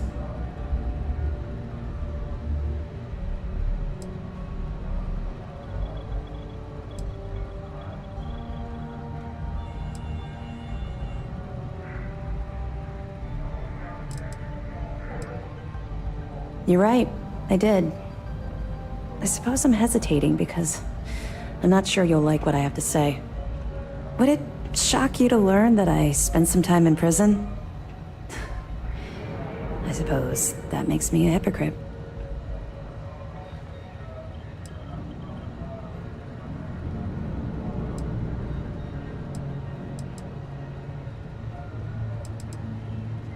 Oh, does it now? Was I giving off some kind of ex-con sort of vibe? Well, give me a chance to explain. I grew up in the Well in New Atlantis. Parents made barely enough money to keep the lights on in our apartment. After I dropped out of school, they begged for me to look for work. But I realized it was a lot easier to simply take whatever I wanted instead.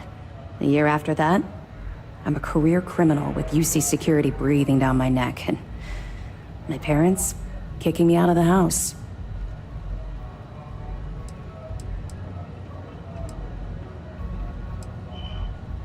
Hell no. I made enough money to buy my own apartment. Filled it with some decent stuff, too. I'd even send pictures of the place to my folks to rub it in. I was a real asshole. Well, I wasn't a nice person.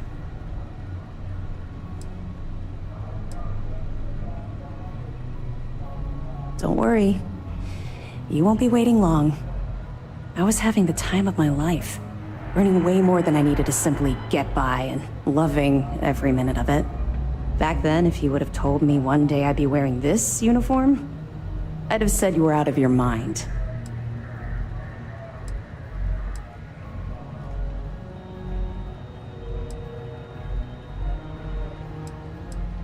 Thanks. I'm quite proud of where I've ended up. Let's just say the years after my time in the Well were filled with highs and lows. Look, the point is that I felt you deserved to know a bit about my past, to know where my anger towards the fleet comes from.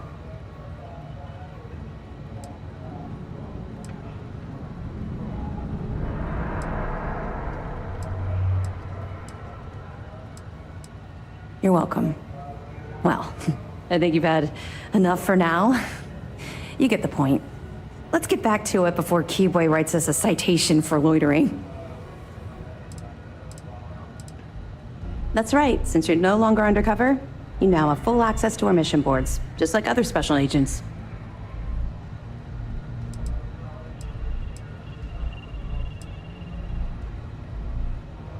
We'll be here if you need us. There's still a lot of cleanup that needs to be done as we...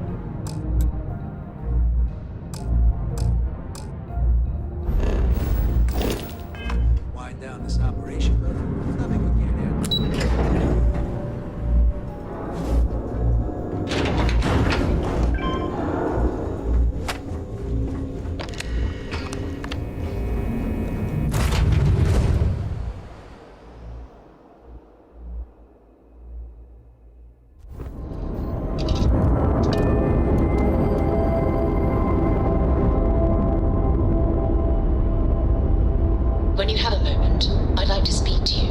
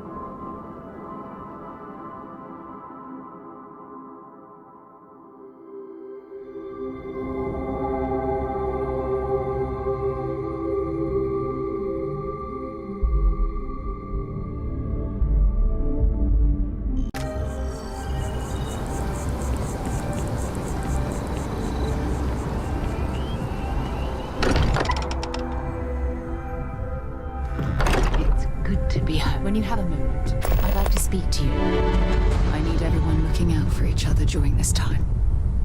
Losses hit a small group like ours especially hard.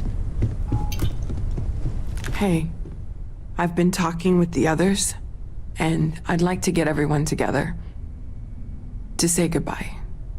You know, to Barrett.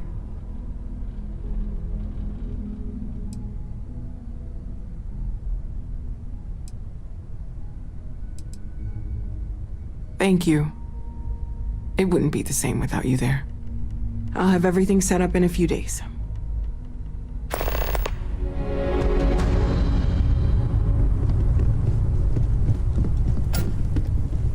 Mateo told us about your pilgrim's voyage. You found it, didn't you? The meaning of unity.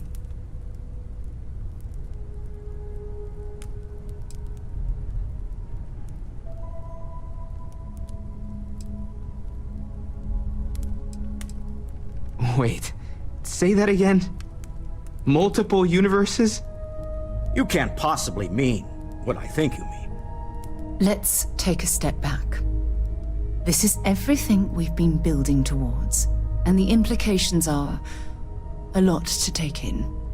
Could you explain the part about multiple universes one more time for everyone? Yes, I wouldn't mind a little more detail.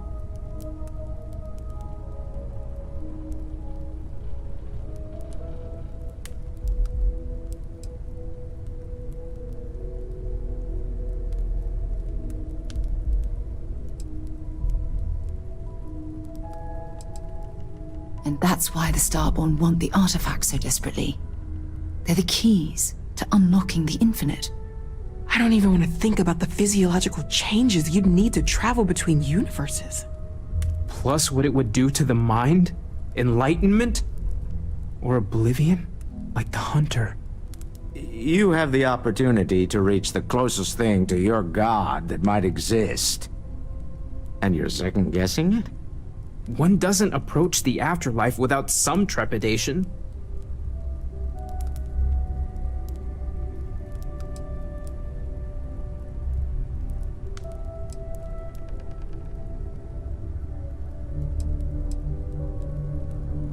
You're right. We have to see the unity for ourselves. I know this has been a lot for everyone to take in, but we finally have answers. Let's make the best of them. Not to make a sharp turn in a grand tale, but I got the eye fixed up. Bruised, but still blinking. Let me know when you're ready to follow up on what it's seen.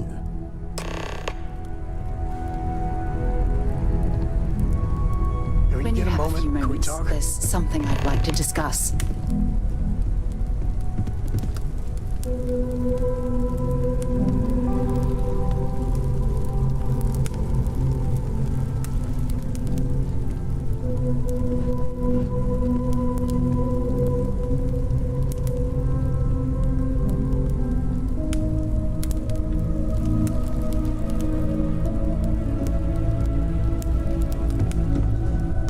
These last glimpses from the eye are from the farthest fringes of known space.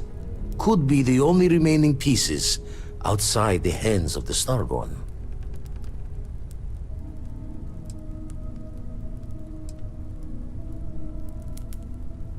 Aye. The blackest sea seems less of a concern when there are sharks leaping out at you. Catch a smile out there.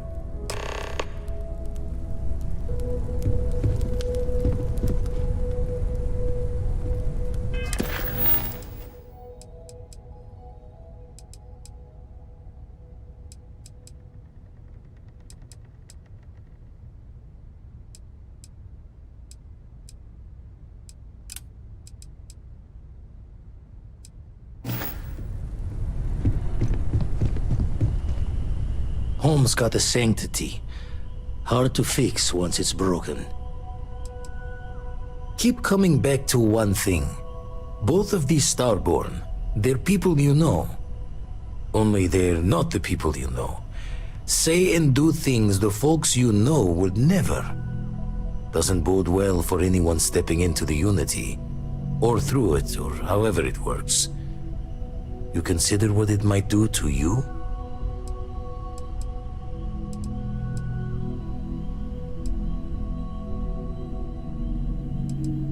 Experience shapes the person as much as the other way. And the unity sounds like an experience with an endless depth, with no hope to fathom. I doubt any declaration of intent will carry fate's hand there. And the darkness gets lit just a candle more.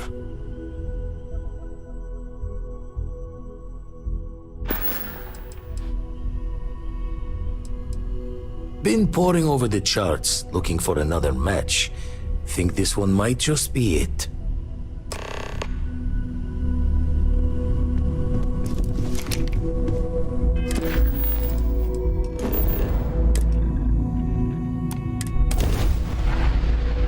And we'll get on. We should have a talk. When you have the time, of course.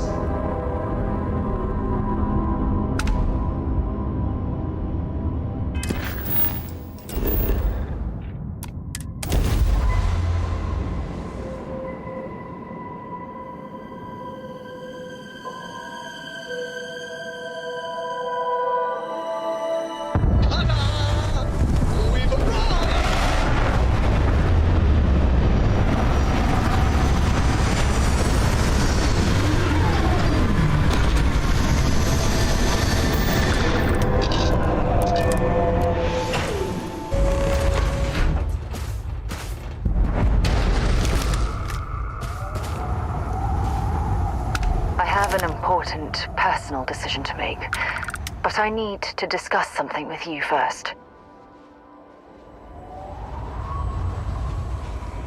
Phew, thank you. So, where to start?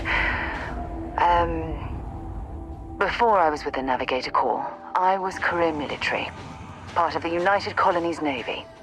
When the Colony War broke out, I was posted as the chief navigator on a warship, the Dauntless.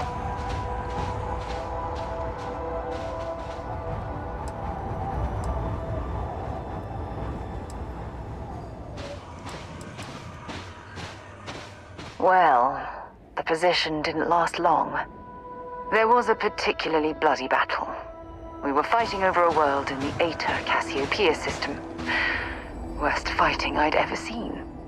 We lost 12 ships that day. 12. Including my own.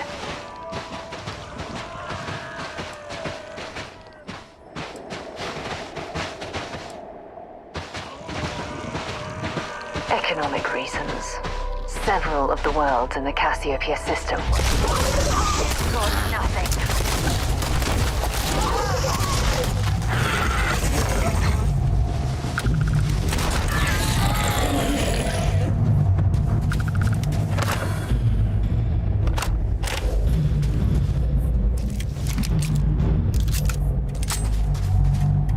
I have an important personal decision to make, but Phew, thank you. Before I was with the Navigator Corps, when the Colony War...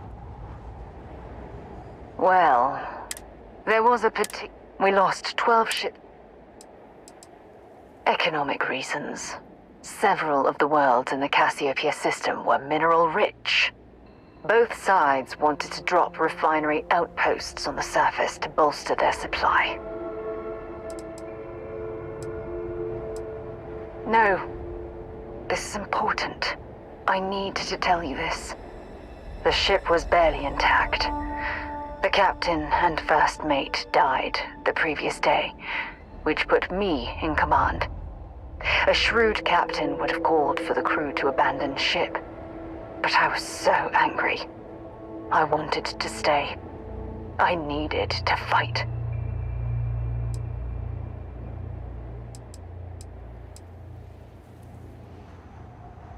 The Dauntless was a tough little ship. No shields and the hull was breached, but it still had power. And weapons. That's why I remained in the battle. Huge mistake.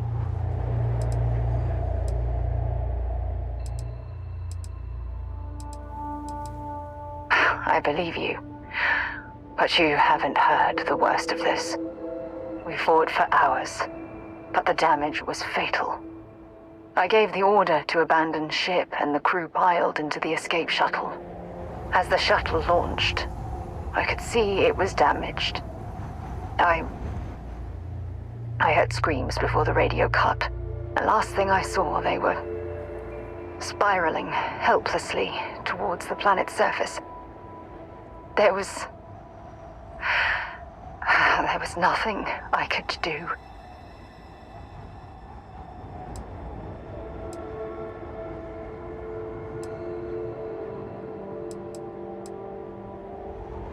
You're sorry.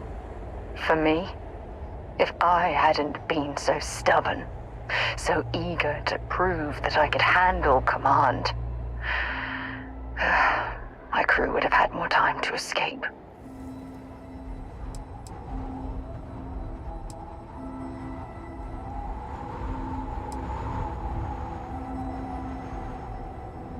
My superiors.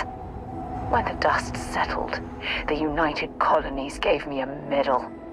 Can you believe that? A damn medal.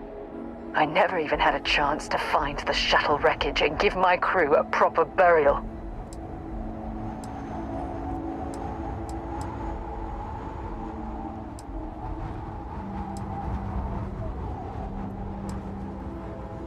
After I checked every section of the ship for wounded crew, I took the other escape shuttle. If I hadn't, I would have died. The Dauntless came apart minutes after I escaped. Bad luck. That sounds familiar. Remember when you said no one but me would have pushed harder to keep the navigator core going? Well, this time, pushing too hard cost lives. Don't you get it? Everything I do, everything I touch, somehow falls apart. That's why I'm worried about us.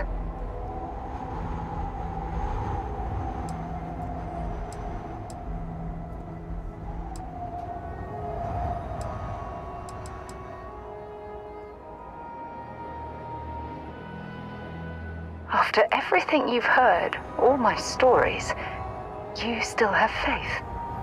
No one's ever cared about me this much. Not even Aja.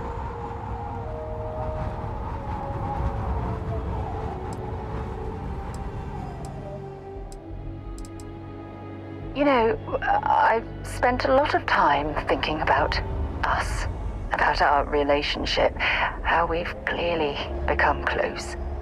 I practiced what I was going to say when the moment was right, and now that it's here, my mind's gone blank. Look, you deserve the best. Someone who can give themselves to you entirely. But right now, I have too much baggage, too much on my mind. I hope you'll forgive me for pushing you away. I just need time.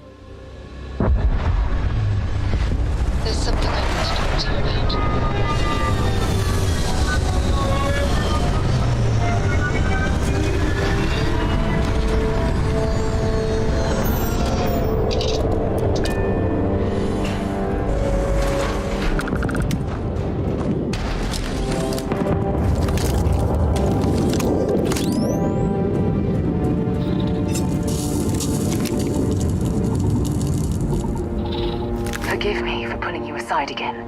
But, well, there's so much to process right now. The emissary, the hunter, the unity, an entire multiverse. I can't even begin to wrap my head around it all.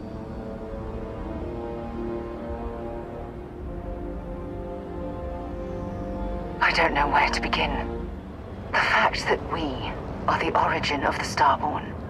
Humans literally reborn by entering the Unity. The same, yet different. It's unbelievable. I feel like most of the knowledge we've amassed in the last few centuries about the universe has just been made obsolete.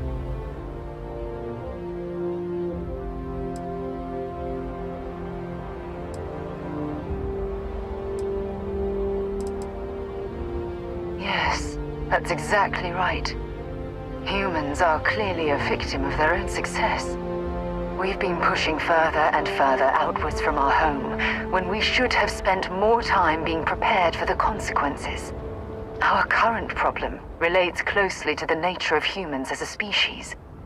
This rushed curiosity has led us to enter the Unity and become Starborn.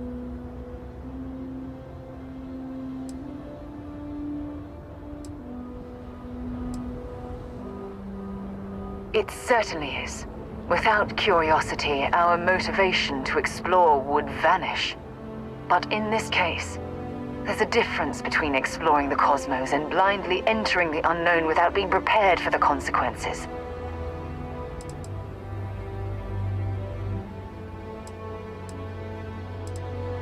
But it has made a difference.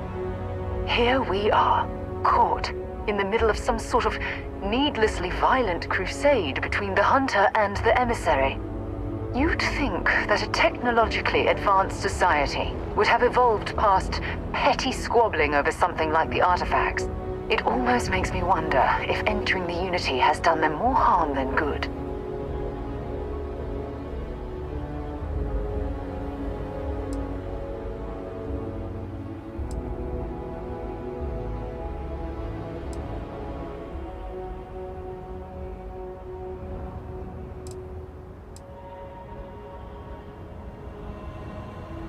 No, that's not it at all. When you pass into whatever lies beyond, we don't know what will become of you. Will you remember your life as you knew it? Will the hunger to collect the artifacts consume your life like it's clearly consumed the Starborn?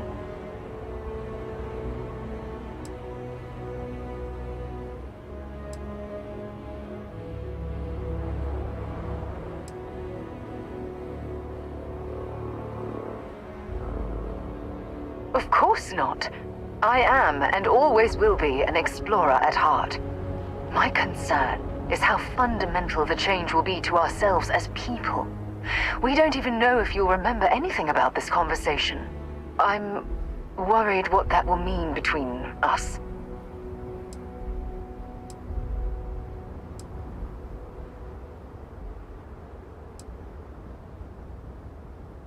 This goes well beyond the boundaries of simple exploration.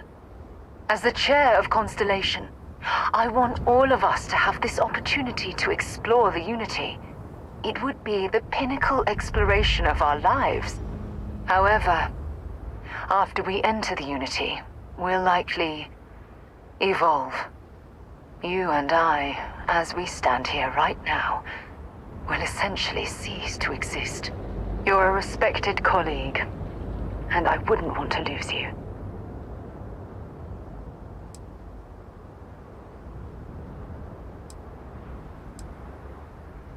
I'm not sure.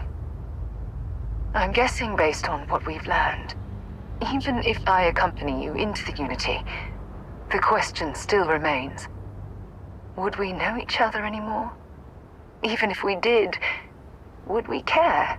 Part of what I do as chair of Constellation is weigh the costs of our expeditions. And this one, the cost is extremely high.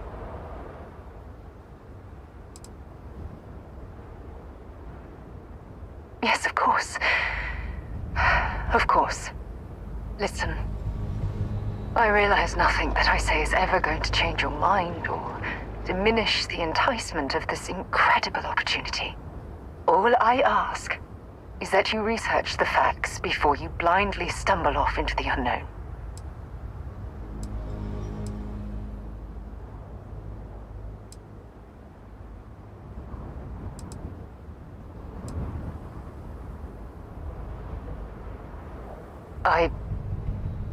I don't know if I'm ready to make that leap, but knowing we'd be doing it hand in hand would certainly make it more comforting.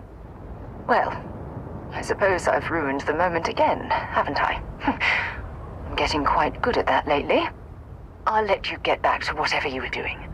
Just think what we discussed. I know I will.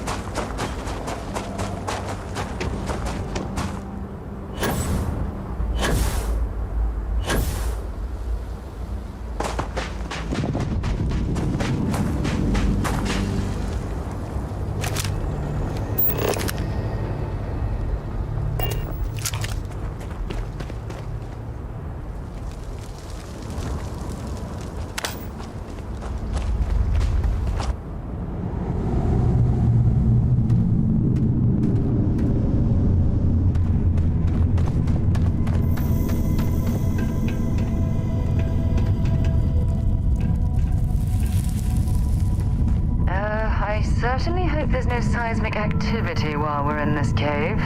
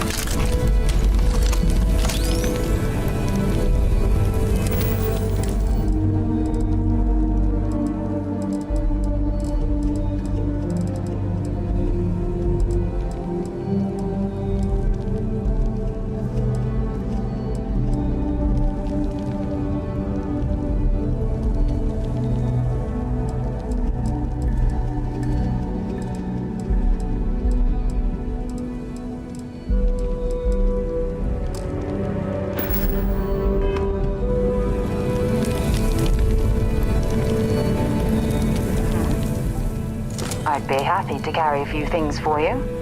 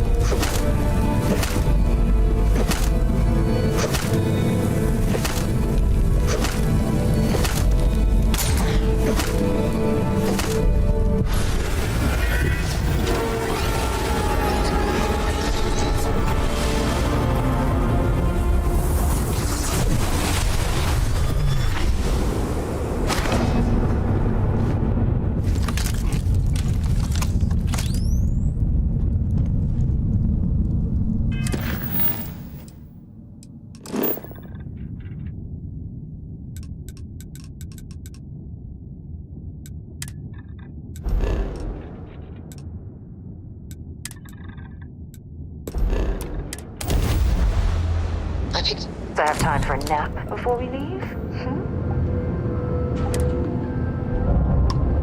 This world is off limits. You were advised to jump to safe harbor immediately.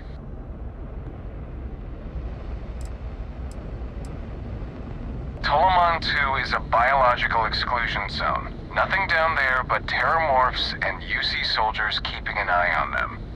Best course of action is to leave while you're still able.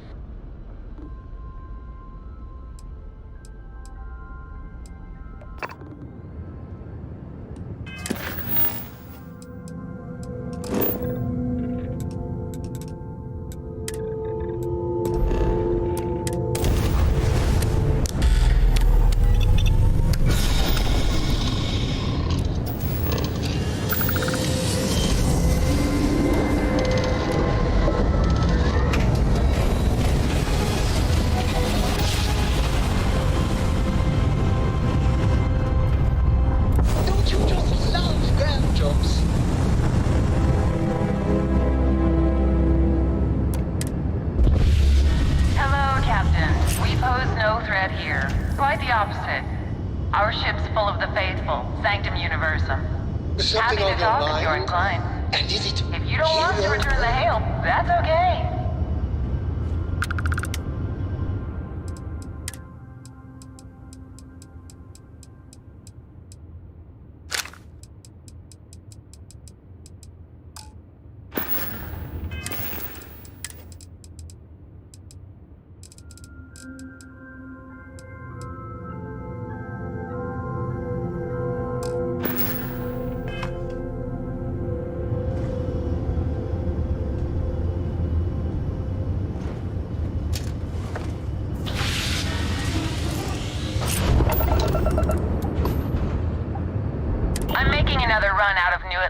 Taking universals out in the stars.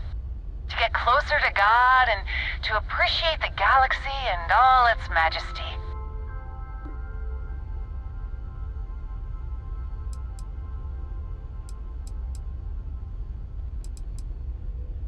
Space travel is dangerous, but fortunately most ships don't engage us.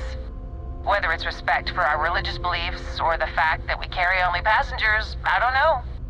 Have you ever felt something spiritual while traveling the stars?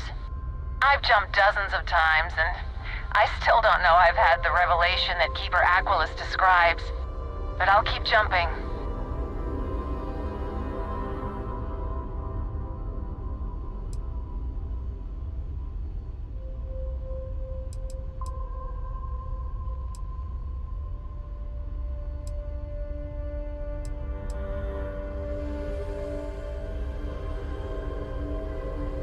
I completely agree.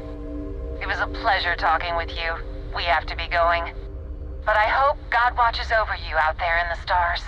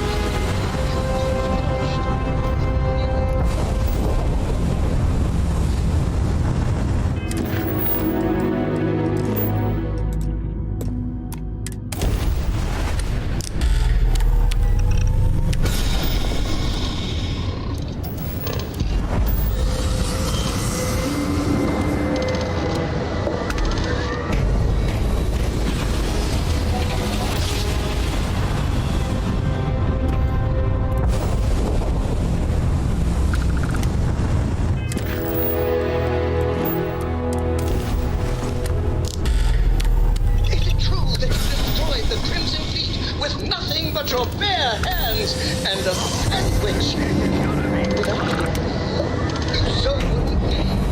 And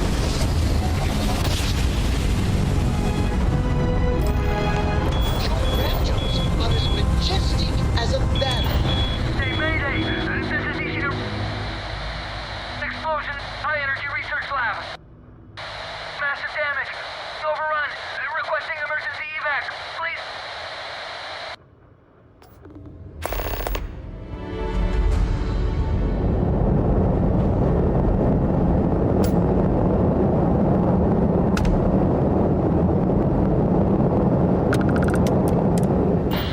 Hey, Mayday! This is easy to... Explosion. Massive damage. Overrun. Requesting emergency evac. Please.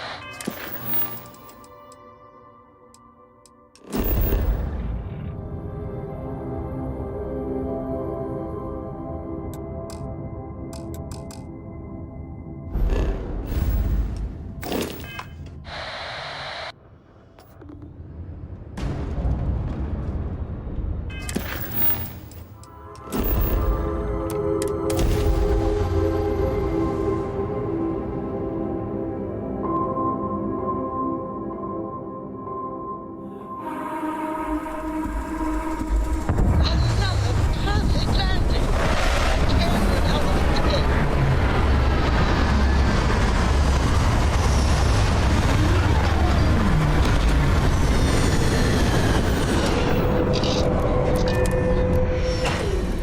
Now this planet, this is more my speed. Oh, I could hike here for a while.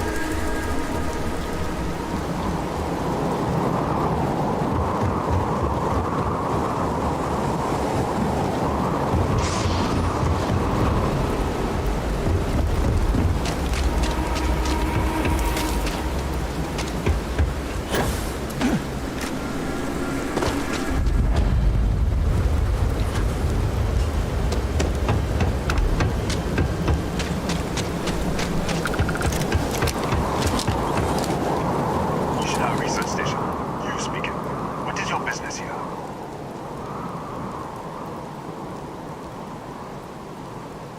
What? We haven't sent a distress signal? Nothing on the comms. No other ships in the system since our last supply drop. Look, what are you trying to pull here?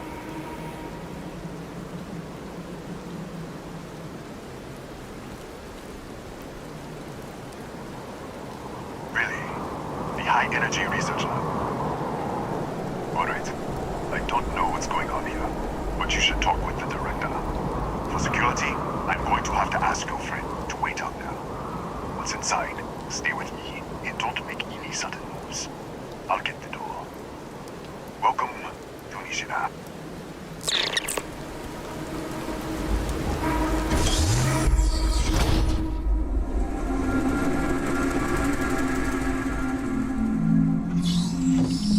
Step forward.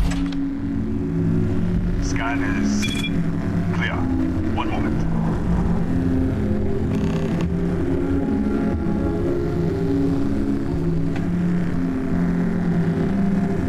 Attention all. I am declaring a go here. All sections are now on lockdown. Senior staff, protocol Delta. Who's up? There. Be right with you.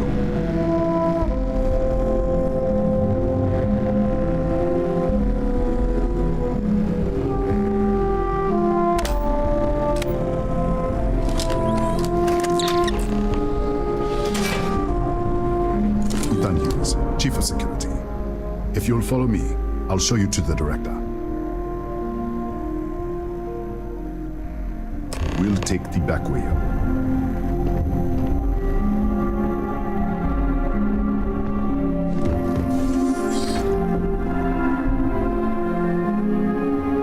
Here, you can see our lovely storage area. Don't touch anything. So, Nishina is meant to go.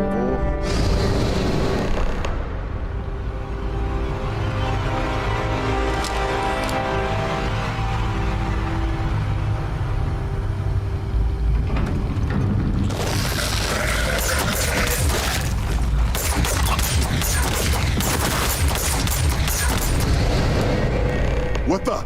Easy! Easy! What the hell was that?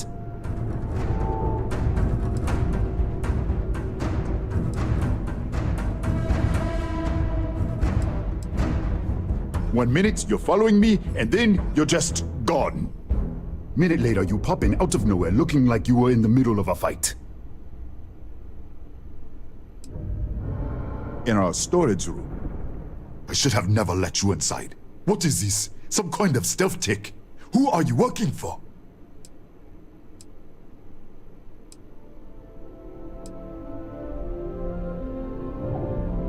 Look, I don't know what's going on. Let's get you to the director. Maybe she can figure this out. Come on.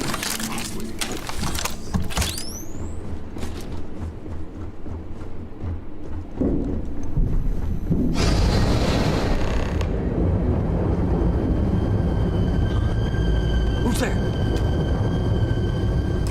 Oh, thank God. Finally, someone came. The distress signal. You picked up the distress signal, right? It's been so long. I'm out of food, out of water. But I made it. Wait. How did you get in here?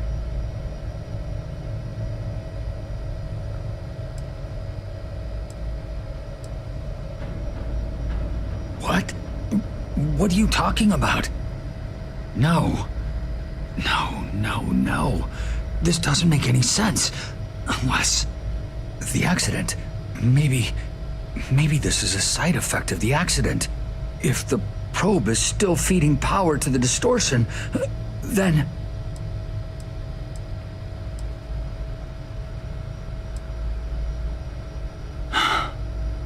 Three months ago, I was calibrating an experiment in our high-energy research lab.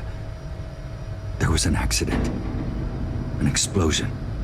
It caused a gas leak. Sparked a fire. I was trapped in the control room. There was nothing I could do. They're all dead.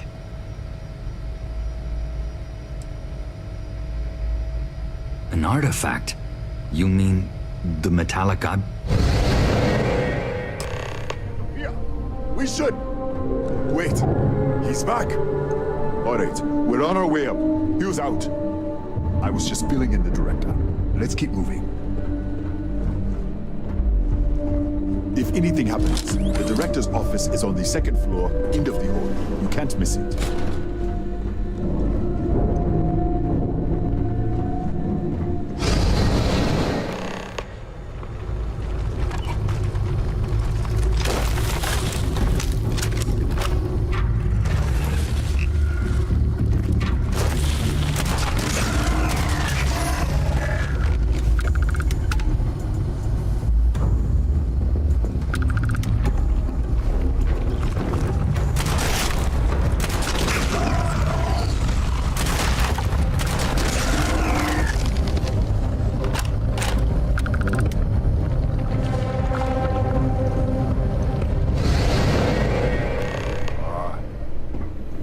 This way.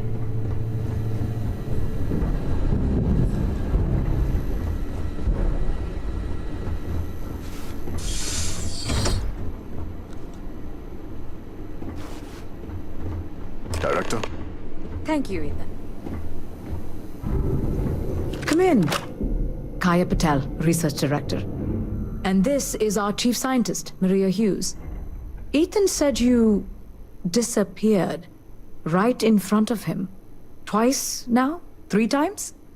Director, you can't be taking this seriously. Look, I don't know who you are or what you're doing here, but there has to be a rational explanation for all of this.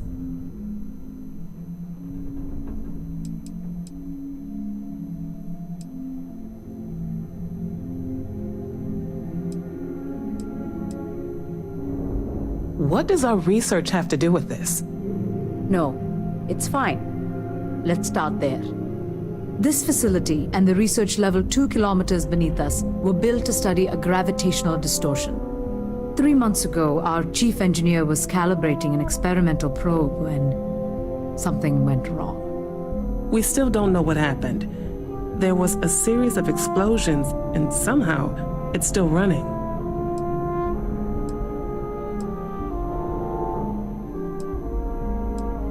That would make sense. That's why the field strength keeps increasing. We have a control unit for the probe. After the accident, I tried to use it to shut down the system, but the kill switch isn't responding.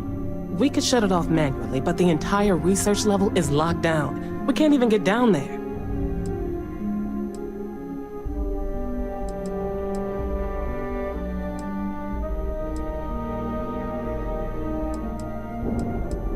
An artifact?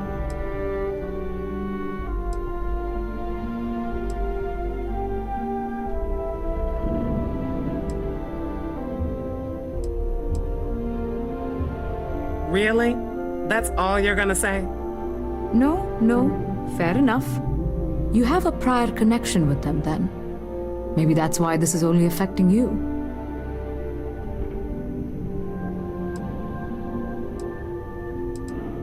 That is quite a claim.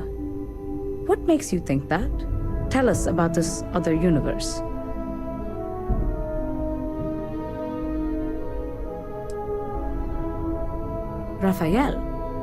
Raphael died in the accident. He... Wait. Gas fire.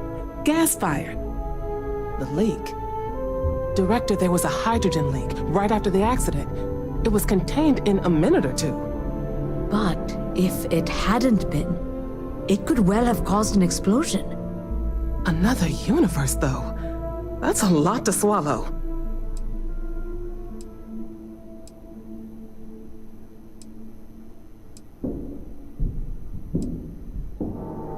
We're not sure. Raphael was in the lab near the ventilation controls. He could have stopped it. Maybe he did. Or died trying. You mean this other Raphael? No. How could we possibly do that? Raphael was a colleague and a friend. If there was some way to help him, I would. But it does seem unlikely.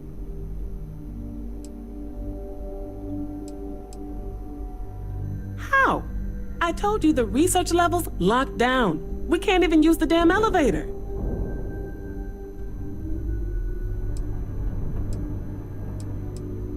What? Clever. In this other universe, Raphael survived. He made it back from the lab. So clearly his elevator works. Take it.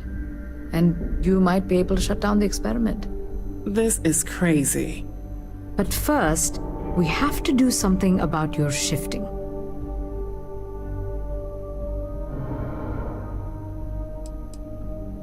We can't shut down the probe, but we might be able to adjust some of the other parameters. It's risky. We don't know what we're dealing with, but... All right. It's worth a try. Then it sounds like we have a plan. Come with me. The control unit is in the fabrication lab next door. What have we gotten ourselves into?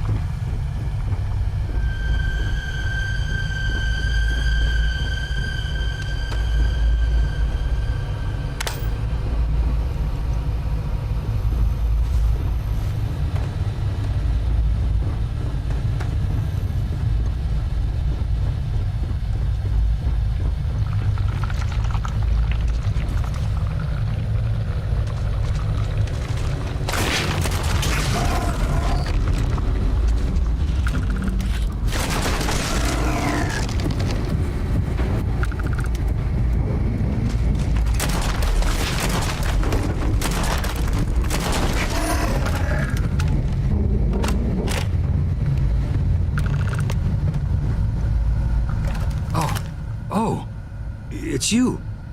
What happened? You disappeared, and the ceiling caved in, and... I thought I'd finally lost it. What?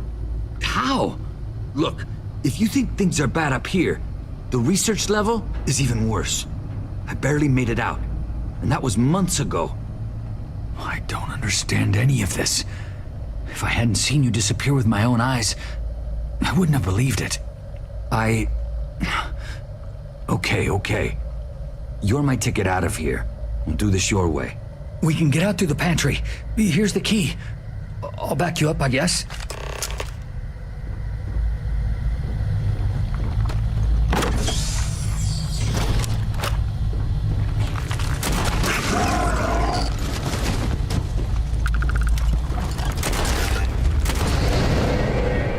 What the? You...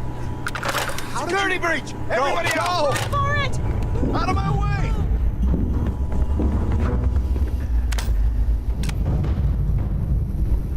Howdy.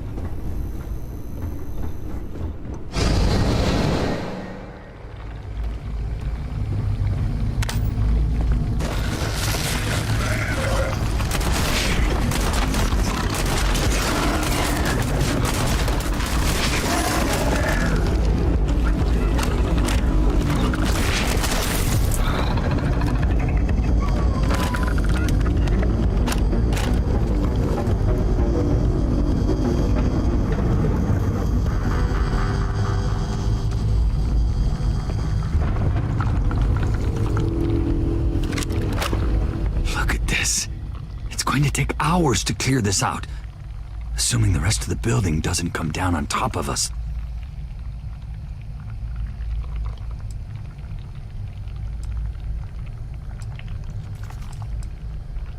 I'm not sure.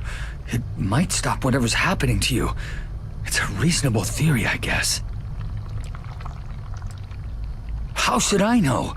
You're the one who keeps winking in and out of existence. I just want to get out of here. Go do whatever you're going to do. I'll see if I can clear a path to the door. They're a native species. We had an electric pulse field to keep them out. The fire took out the generators, damaged the foundation. They just keep coming. I was in the lab, working on the frequency calibration for the probe. I was walking out of the control room when it happened. I heard the tanks rupture. The alarm sound. I only had a second to react. I jumped back into the control room. The doors sealed. I was safe. From the gas, the fire, everything. But I was trapped. There was nothing I could do to stop it. If I had gone the other way, maybe I could have made it to the ventilation controls. Killed the system. Even if it killed me, I don't know. I don't want to think about it.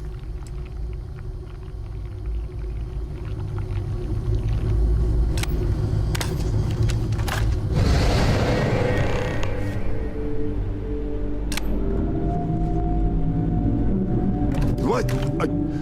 Oh, it's you. You realize you just poked into my locked office. So much for security protocols.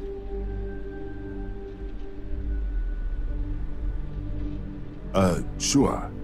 Down the hall. Take the stairs next to the atrium. Yeah, let me get the doors for you. And done.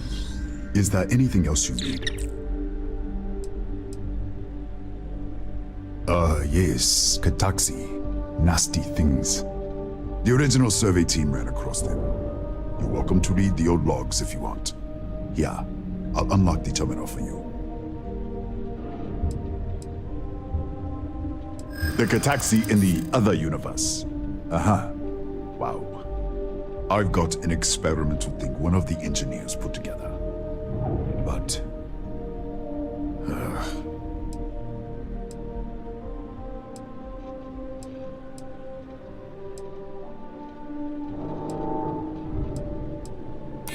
yeah, I hope so.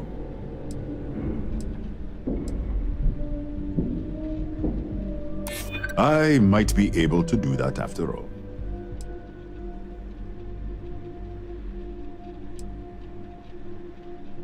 You don't know what you're talking about. Sorry, I have to keep it on hand, just in case. You understand?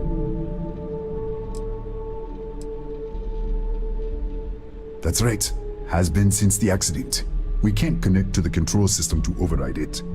The whole system's on a hair trigger. Cameras spot anyone not in the staff database. They fire off an alarm and all hell breaks loose. Bigger than you'd expect. We've got a particle accelerator, whole lab complex, the high energy research lab. Real state of the art. Can't tell you what a tenth of it actually does.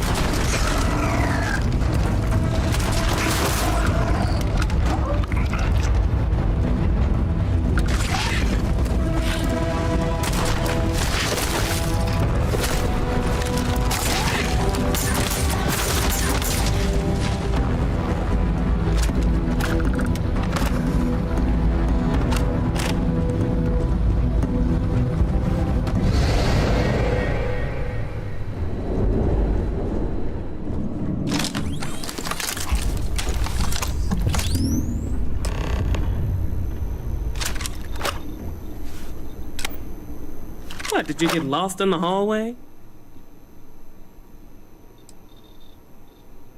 Alright, this is the probe control unit. Most of these controls aren't responding. I'm going to very carefully adjust the settings I can. There's no way to tell what's about to happen. Pay attention and be ready for anything. I'll begin by adjusting the energy feed of the electron beam array. We're at 93 teravolts. Calibrating to 95, 97, 100. Nothing. Let's try the other way. 91, 89. What the? Okay. It looks safe to approach. But what in the world?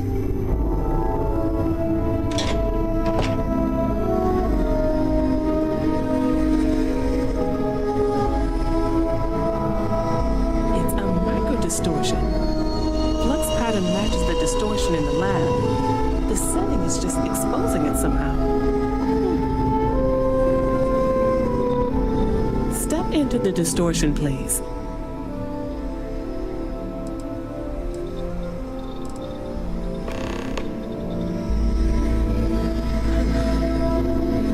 Nothing. No, hold on. There's a slight pattern change. Kind of resonance. Right, stay there. Let me turn the feedback up for a moment. Calibrating to 90, 91.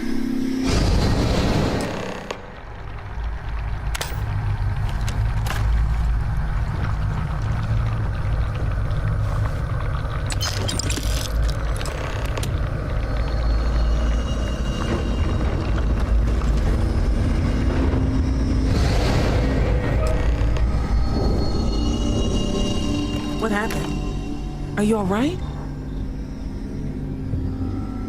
So, the lower setting causes the distortions to manifest, and the higher causes you to shift. That seems promising. Keep it on the lower setting until you want to shift, and you should be able to avoid any more accidents. I'd give you my control unit, but it looks like you already have one from the other universe. Love to take a look at that when this is all over.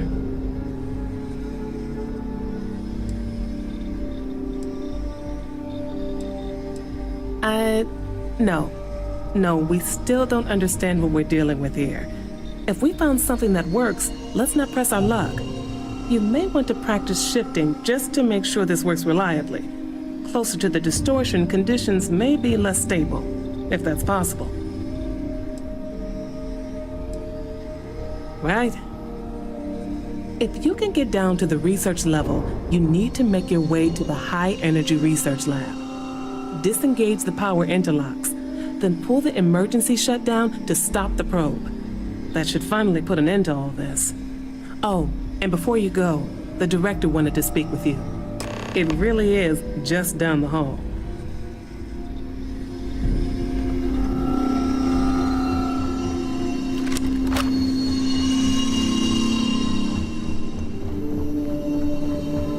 Well then, all set? If you need supplies, I've asked Dr. Barakova to take care of you. It's the least I can do after everything we've put you through. Before you go, there is one other thing we should discuss. If this experiment is the cause of your shifting, when you shut it down, the shifting will stop. What happens then? To you and to us.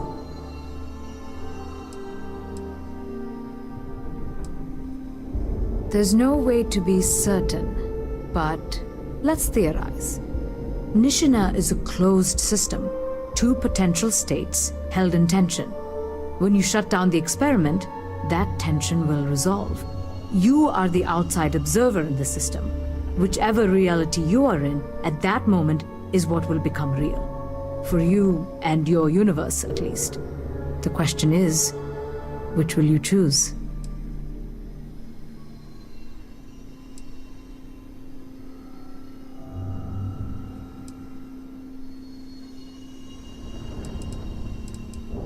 Of course. I don't know. I'm not sure it's possible to know. It may cease to exist. It was one possible universe, but not what actually happened. We or Raphael actually did die months ago. Or it may remain real, just not in your universe. Or in some quantum sense, perhaps you make both choices and both outcomes will be real. Welcome to quantum mechanics. Nothing will change. Nothing can change. If the universe was other than it was, you would not be here to make this choice. What you choose will be what happened in your universe, the universe that brought you to this point.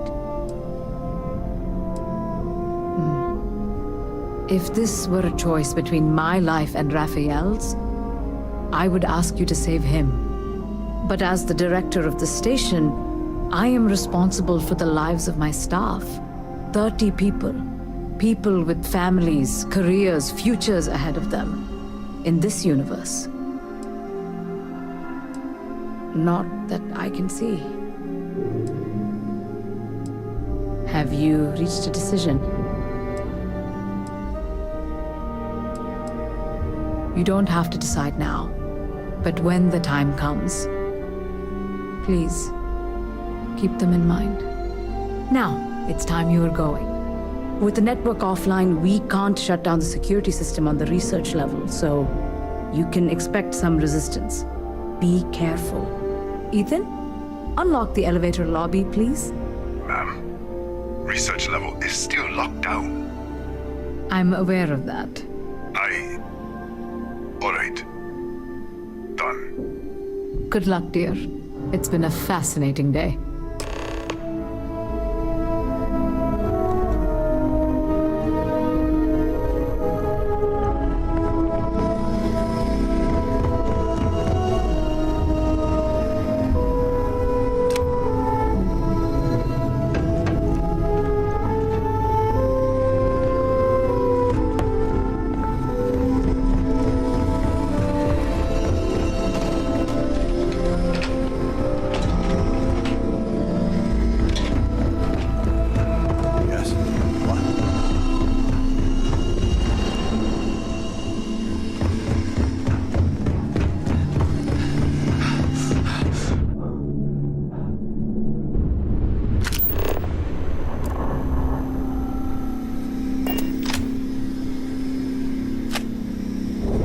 Tatiana Barakova, station's doctor.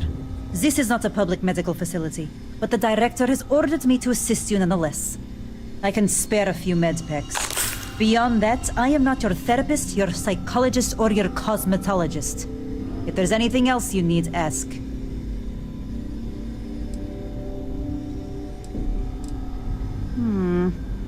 What happened to you? Here, let me take a look. Hold still. Let's get this over with. There. Let me see what I can find.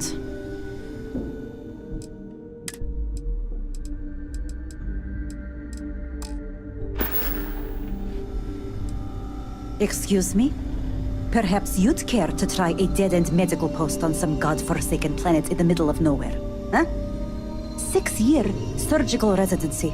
And I spend my days treating paper cuts and hurt feelings for a bunch of mathematicians and physicists. And now I have to deal with some spacer who thinks they're jumping between universes. Spare me.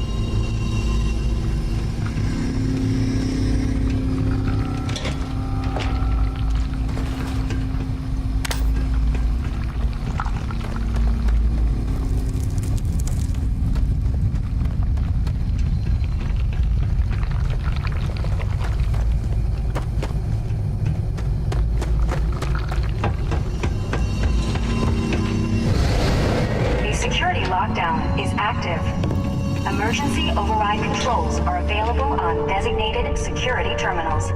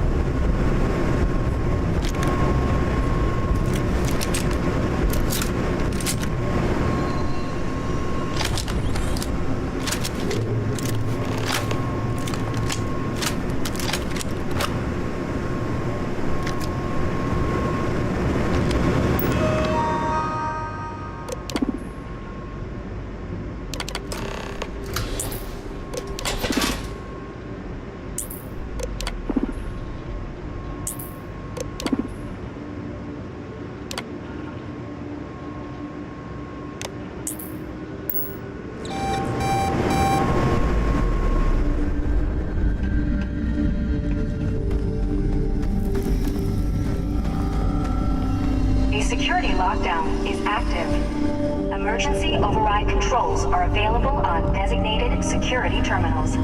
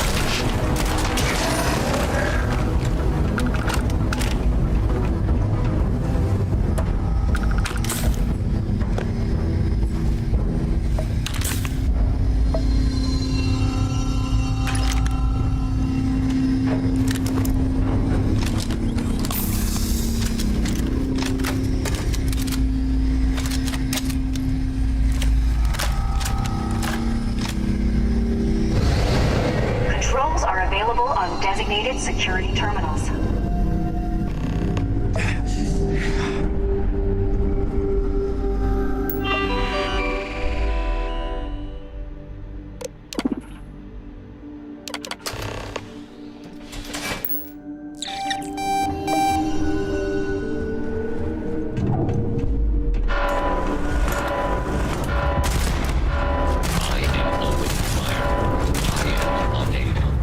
Repair massive dam.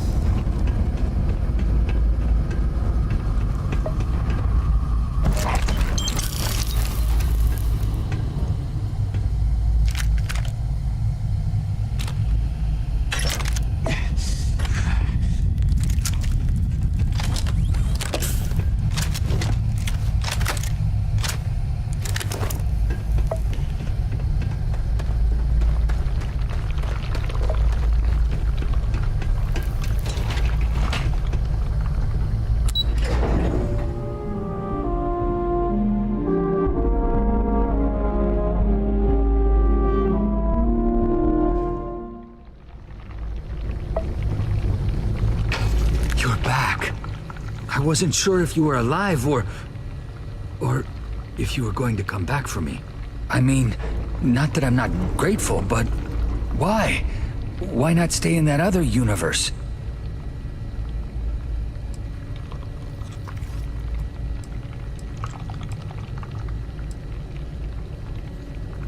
I'll always regret what happened here, but I have to move forward. Thank you for giving me that chance. It's not much, but I scrounged up a few things you might still be able to use. You're welcome to anything else you find lying around, too. No one's going to miss it.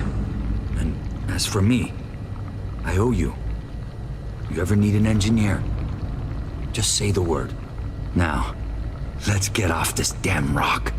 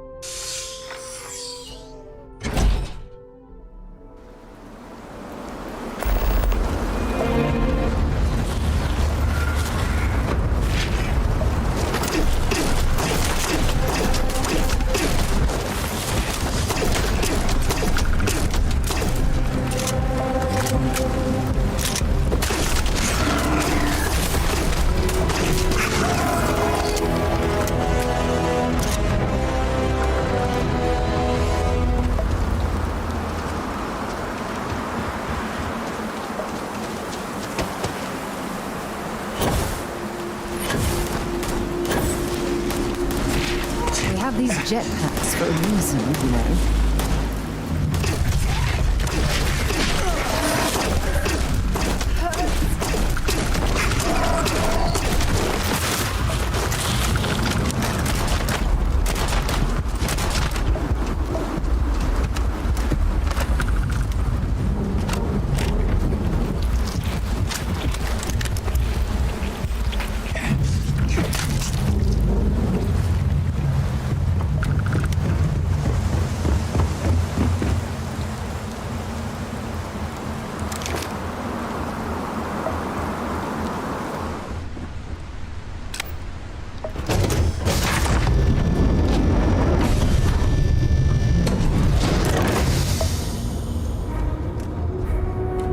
Something I need to talk to you about. Ever since we talked about the Battle of Cassiopeia, I can't get what happened out of my mind.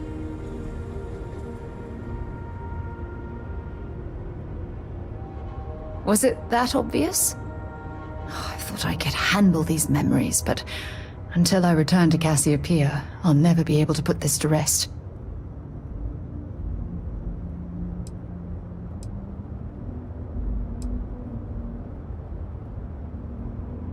The last time I saw my crew, their escape shuttle was headed for the planet's surface. I need to find the wreckage to ensure their memories are honored. I would like that. Actually, I need that. One problem, though. Pinpointing the crew's shuttle wreckage is going to be like trying to find a grain of salt in a sandbox. I think we need to start by locating my old campsite on Cassiopeia 1.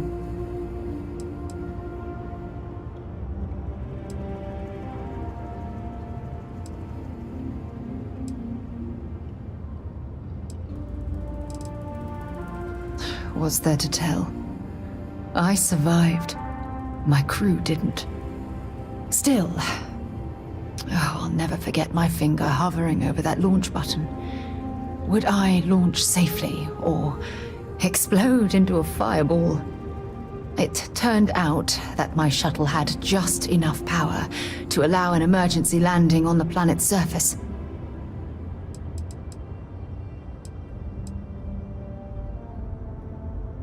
I wouldn't call what I did a soft landing, but thank you all the same.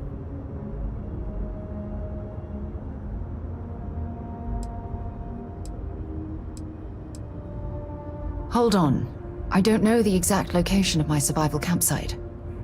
For that, we are going to have to head to Mast and see if we can get the information from my old friend, Admiral Logan.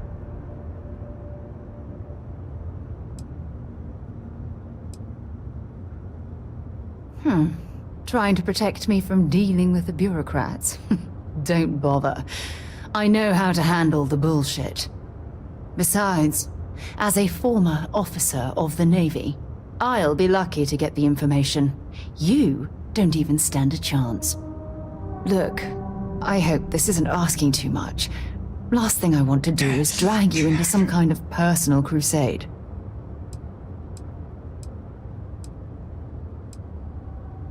That's why I'm desperate for your help. Truth is, I'm scared. When I set foot on Cassiopeia, I don't know if I'll be able to handle what I find. If I begin to fall apart, I need someone I can trust to hold me together.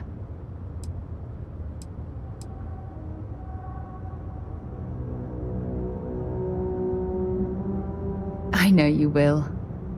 You've always been there when I've needed your help. Why you continue to support me, I'll never understand. I don't know what to say. I've been so busy searching the stars for answers. I've overlooked what's been in front of me all this time. True love. Something I've seriously considered sharing with you for a long time. Just not ready. Not yet.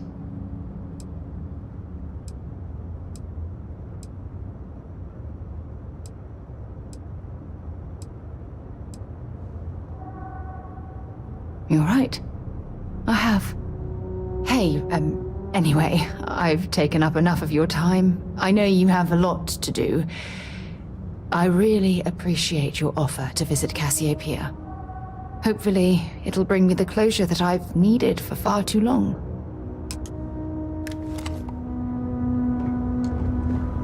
If you don't mind, I'd like to speak to Admiral Logan sooner rather than later. Yep, here you go. I heard you're fluent in over 24 verbal and bot.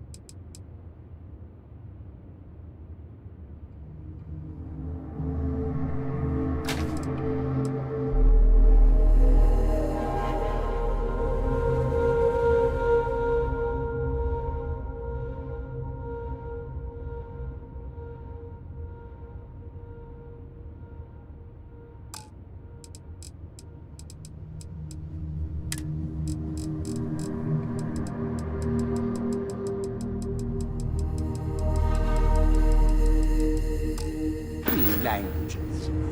Remarkable.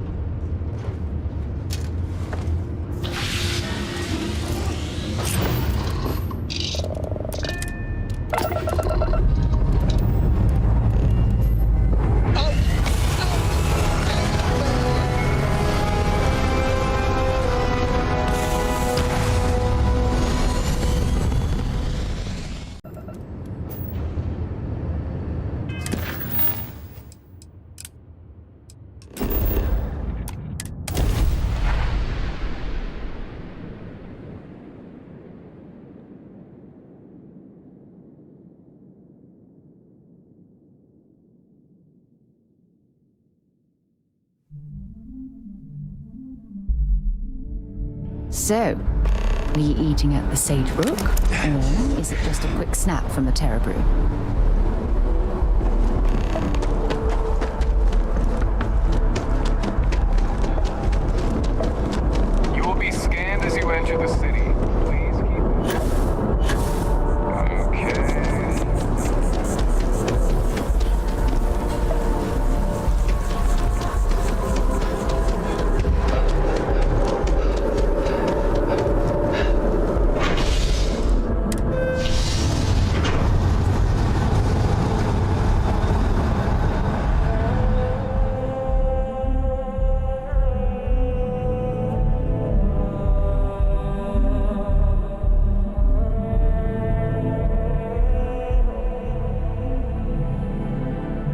If you don't mind, I'd like to speak to Admiral Logan sooner rather than later.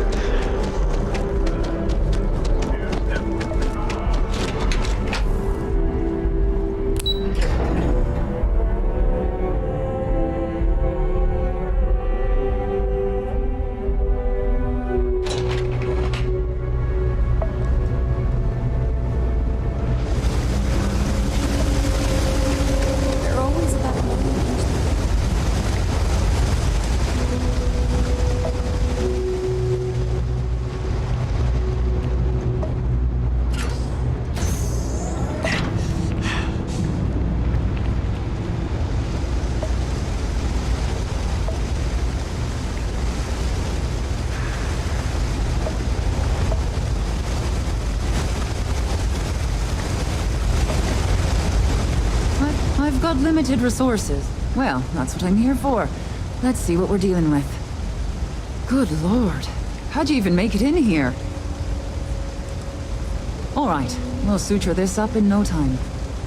Take a nice, deep breath, and we'll get this over quick as we can. All right, you should be fine now.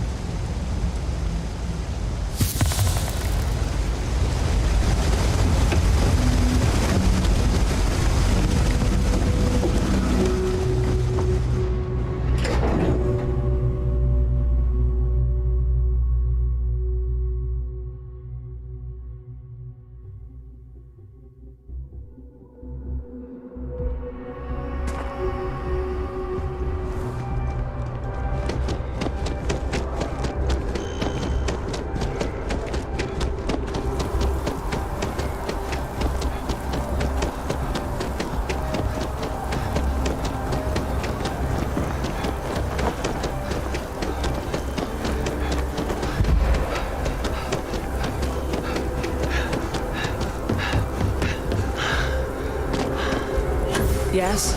You needed something?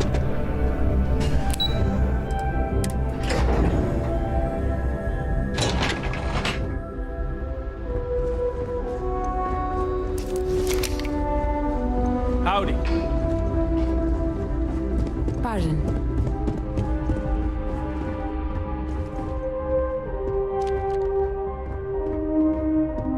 Sarah Morgan. It's been what, almost 10 years? Admiral, it's, good to see you again, sir. You're not required to address me as sir. That protocol ended the moment you dropped your clusters on my desk, remember? Look, Admiral, I'm not here to open old wounds. Old wounds is an interesting turn of phrase, given our past. Listen to me, Commander. I'm not sure why you're here, but whatever it is, why don't you just get to it? I'm here because I need your help, Admiral. You need my help. That's interesting. The last time we spoke, you made it quite clear that you were turning your back on the Navy. That was a decade ago. Things change. People change. Admiral, please. I didn't come here to argue. I'm here to come to terms with my past. Your past is sitting in a closed file in the archives. That's where you left it when you walked out on the United Colonies. And what about you? Just who in the blazes are you anyway?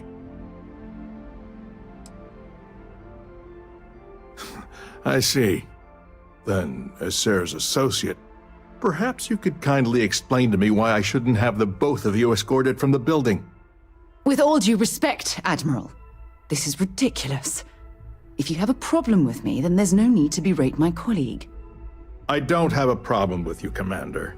I'm simply trying to determine why you deserve the Navy's help.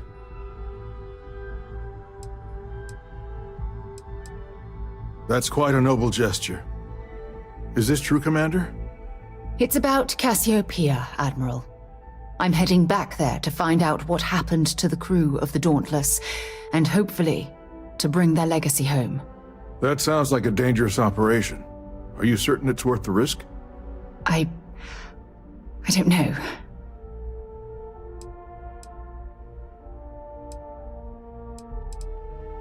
I understand. Mental scars left by war rarely heal quickly, if ever at all. I sympathize with your struggle, Commander. I want to put an end to the sleepless nights, the nightmares, waking up in cold sweat. It's been difficult, Admiral. I understand.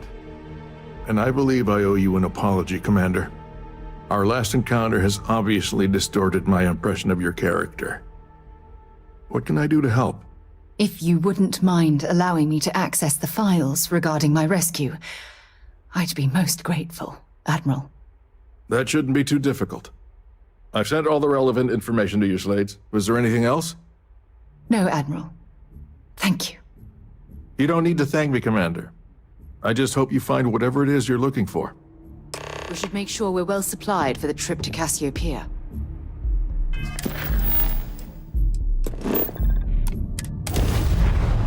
Ready to lift off when you are, Captain. More challenges.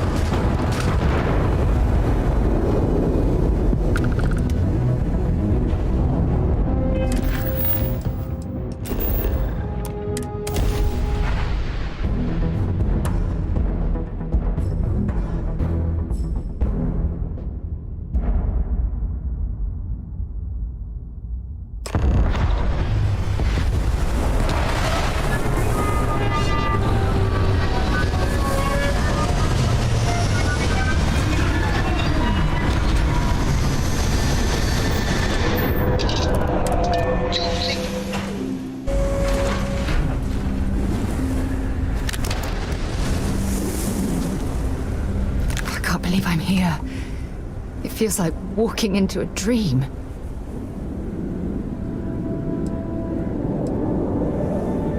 Thank you. Right now, I feel like I need all the help that I can get. Phew. Okay, so let me get my bearings for a moment. Yes, this looks correct. Those rock formations nearby look familiar. My old campsite shouldn't be far.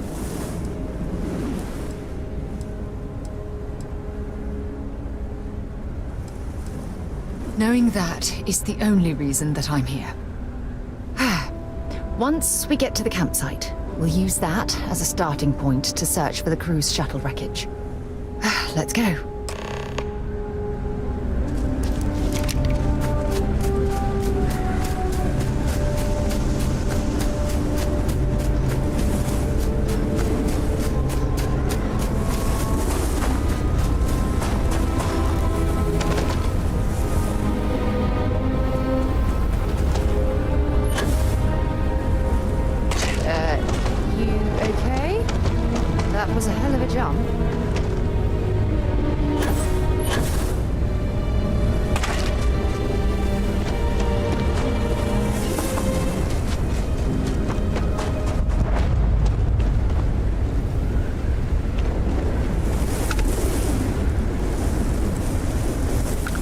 Some debris from my shuttle. Not exactly a textbook landing, but I didn't have much of a choice.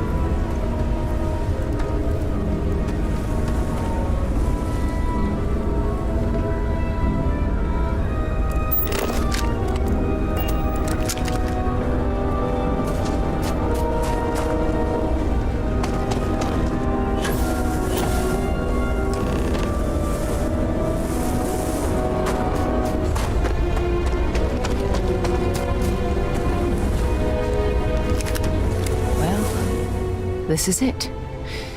This is the spot where I spent close to a year waiting for rescue. Not exactly Paradiso, is it?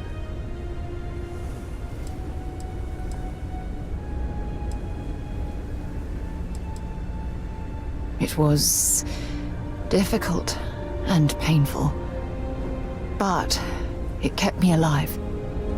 It was home. Look at this thing. It's been sitting here rusting. I think we need to grab an emergency power cell to get the ship's computer up and running.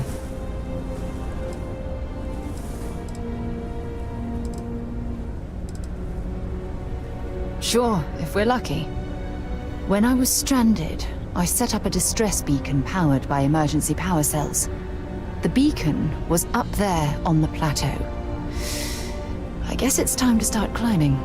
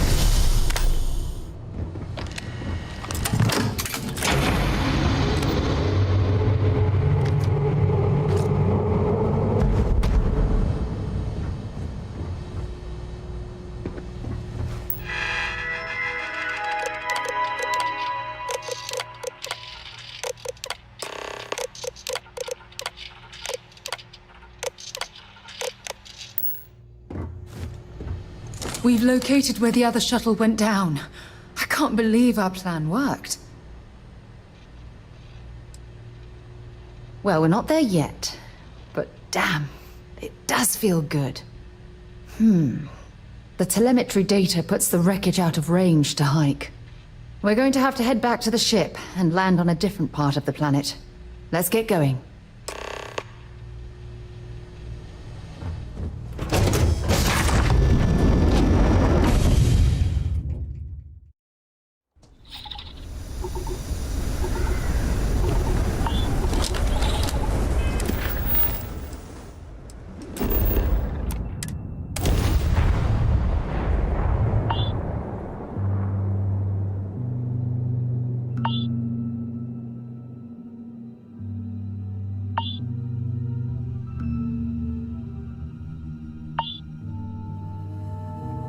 Oh, it's nice to finally be off our ship.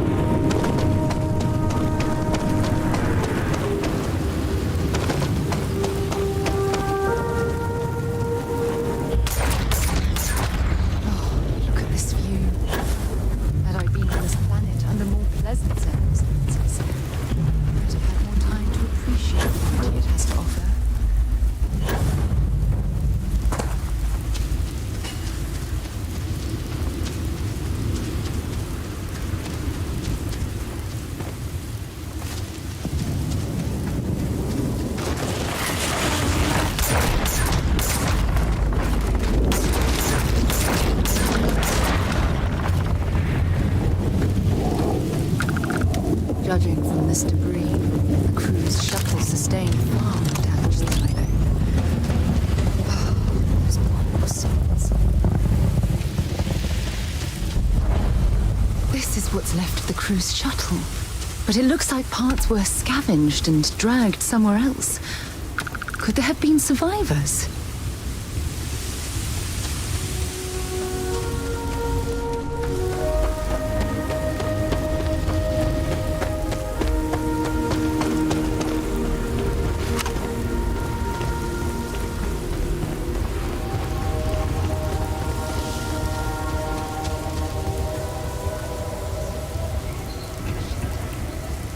The fire is still fresh.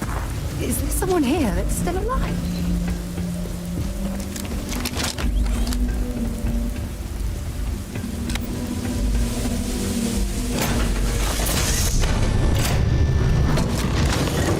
Stop. I'll shoot if I have to. Just turn around and leave. I know how to use this thing, and I will. Oh my god. Who are you? I'm nobody.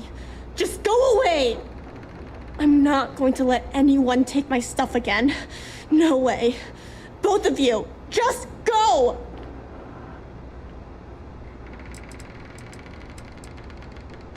I don't know. You're kind of scaring me. Why should I listen to you?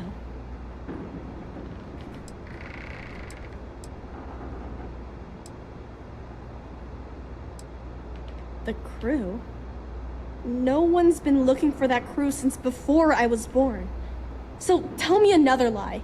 Go ahead. You were born here? Hold on. Oh my god. Your parents, your mum and your dad, what were their names? Jenna and Elias. Why? Jenna and Elias. Private Jenna Marsh and Corporal Elias Obrist. You're their daughter. Listen to me. I knew your parents. They worked with me on the Dauntless. I'm Commander Sarah Morgan. You're Sarah Morgan? Mom and Dad's captain? My parents used to talk about you all the time. It's like a dream to finally meet you.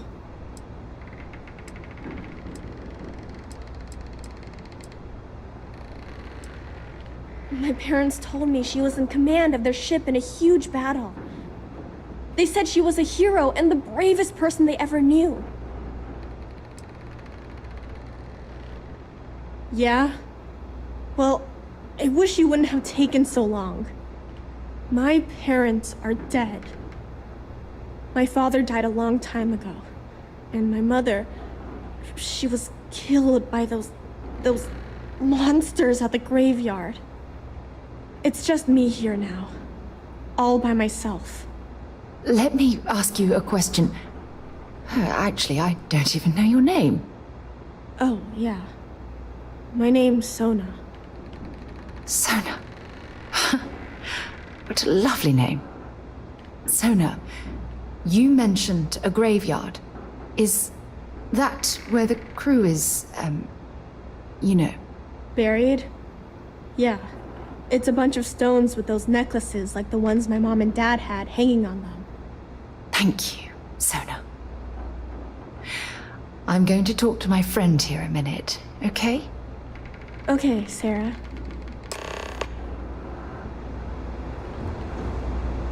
Phew. I don't even know where to begin.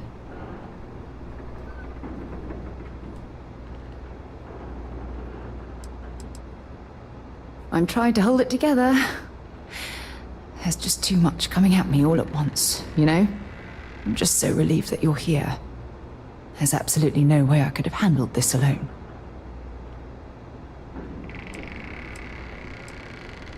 Yeah.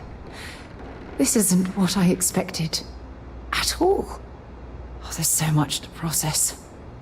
But I don't have time to deal with it right now. If you want to help, then find that graveyard and bring me those necklaces Sona mentioned. I'm hoping they're my crew's gene tags. Oh, I'll be fine. It's you I'm worried about.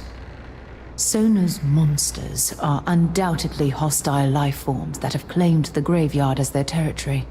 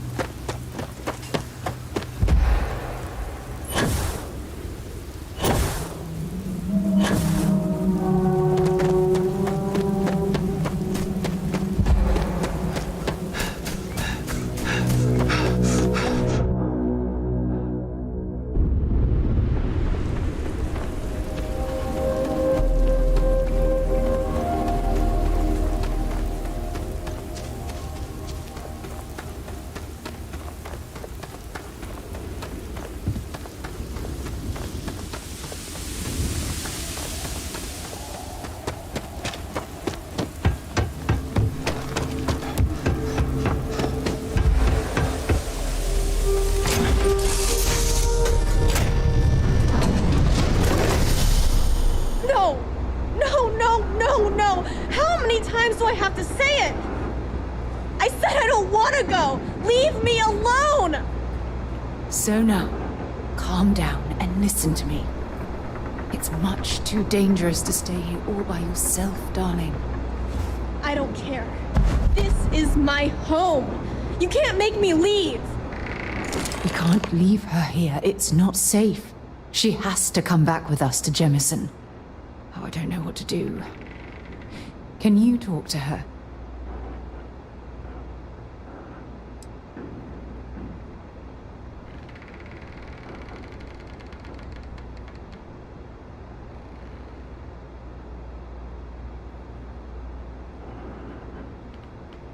I know. I'm not proposing we knock her out for God's sake.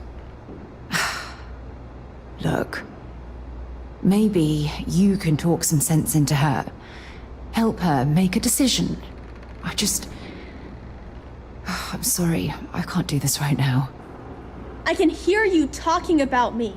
And I don't care what either of you say. I'm not going anywhere.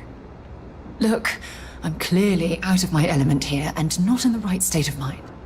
Could you just talk to her, please?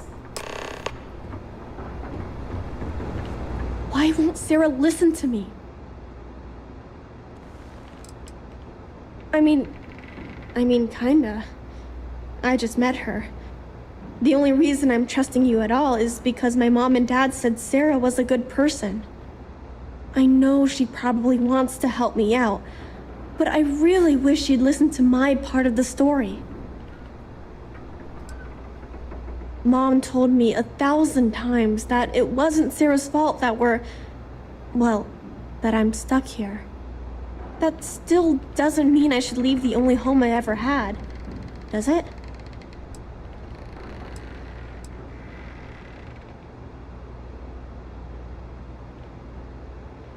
Mom and Dad told me there was a whole universe out there, with thousands of planets. They showed me the maps and the star charts. That does sound pretty cool, but it's also kind of scary. It would be hard to leave the only home I've ever known.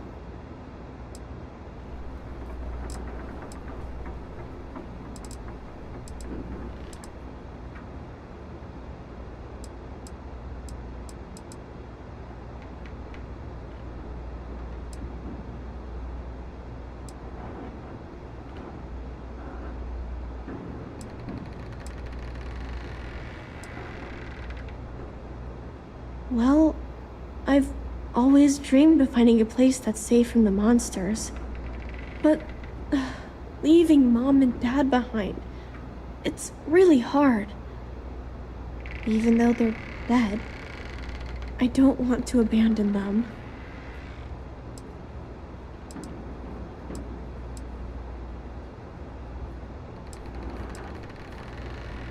I am safe. Those monsters can't catch me. They've tried, but I learned how to trick them. They're pretty dumb. And if bad people visit here, I know how to hide. I was even watching you when you landed. I bet you didn't even see me. This planet doesn't bother me. That's why I'm not sure I need to abandon my mom and dad. Hey, yeah. Maybe I could get a cool ship just like yours. I'm sorry I yelled at everybody. I know you and Sarah are just trying to help. I'm going to go get my stuff and then I'll board your ship. Don't worry, I'll stay out of the way until we get, wherever we're going.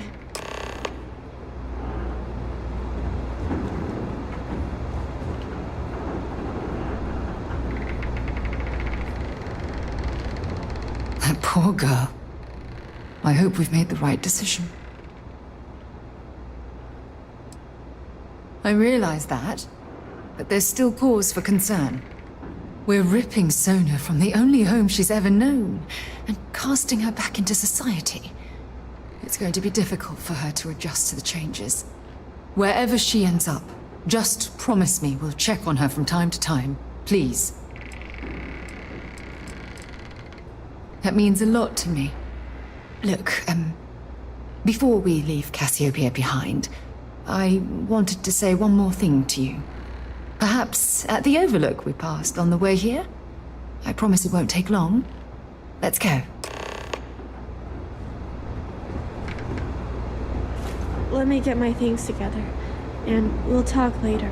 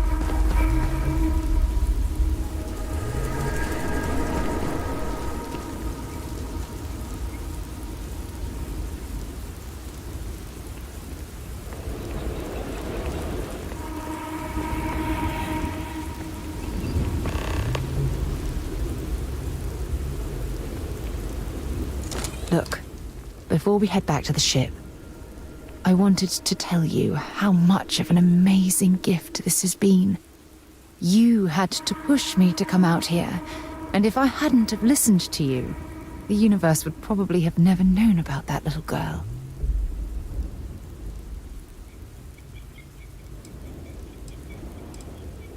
Oh, yes, absolutely. And it's all thanks to you. You know, this is the second time I've been on this world. And until this very moment, I never stopped to reflect at just how magnificent it was. Oh, look at this place. This is the reason I'm out here, exploring the stars. Worlds upon worlds, just waiting to have their beauty discovered.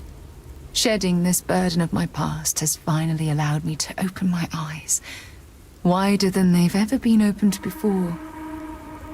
And it's all because of you. Perhaps. I suppose we'll both have to think about that for a while now, won't we? Well, I suppose it's time to bid goodbye to Cassiopeia once again. This time, under much happier circumstances. Now, let's head back to Jemison. I want to give those gene tags you gathered to Admiral Logan and figure out what we're going to do with Sonar.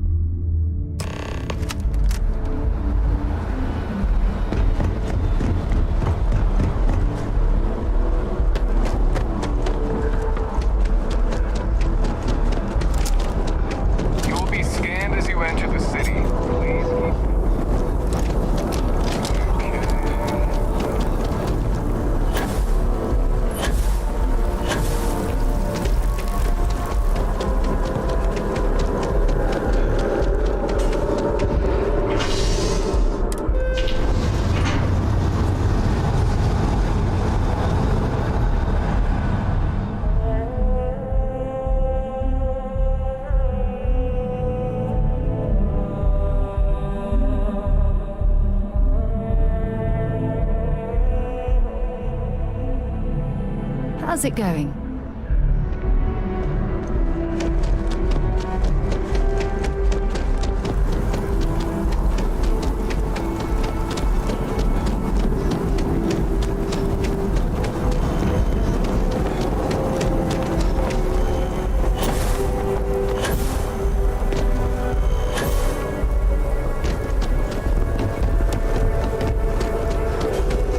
Only those on official United Colonies business.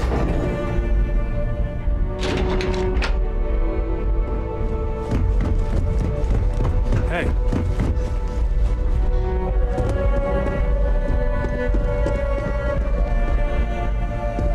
The United Colonies will not be overrun or undermined while I serve. You can count on that.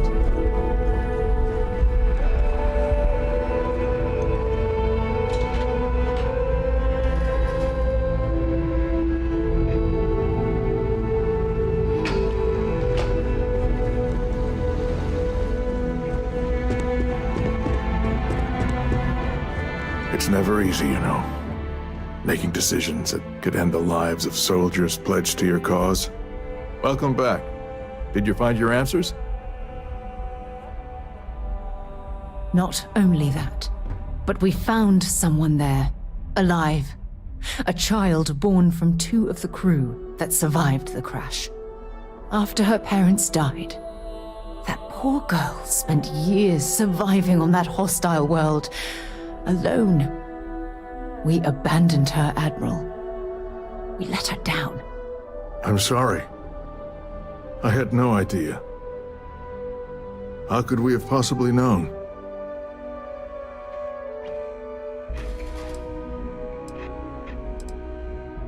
Yes, of course. I think we can all agree that this was another unfortunate circumstance of the colony war. What you'd call an unfortunate circumstance, I call a tragedy. You're absolutely right, Sarah. It is a tragedy. One thing that I can assure you is that the names of these men and women will never be forgotten. I'll see to it personally. Thank you, Admiral. Good luck to both of you. It's been an honor. Once we're done here, we should have a little talk with Sona. Poor thing's waiting for us at the lodge.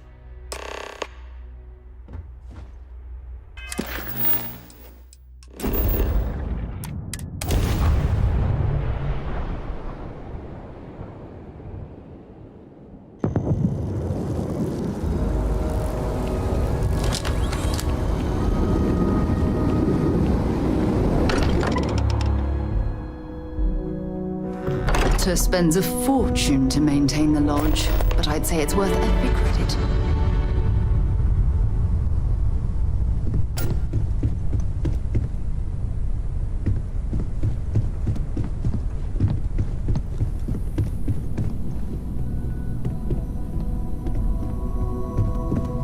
You go do what you have to do. I'll be okay. Don't worry about me. I'll be fine now. You go do what you have to do. I'll be okay. To think the lodge... Don't worry about me. I'll be fine.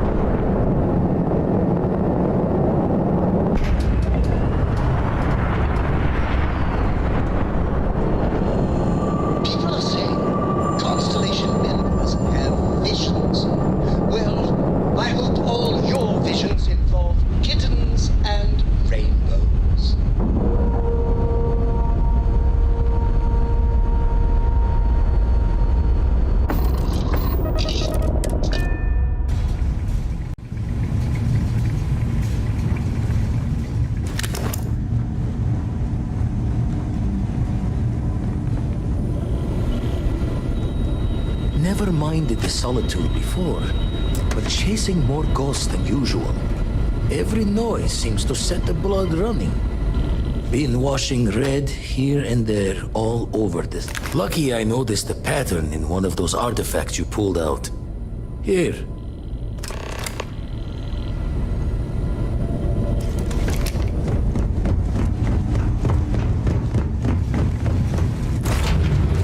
All right, let's get this crate into space.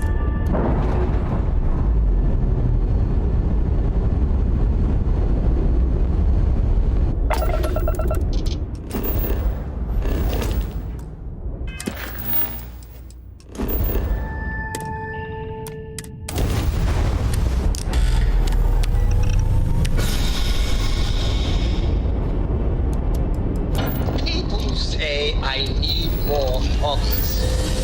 Writing about, thinking about, talking about. That's free.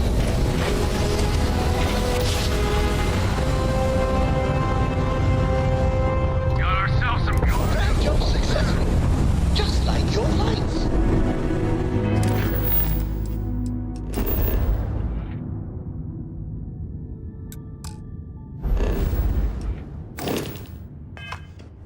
Wrong place, wrong time. Abandoned. Save it!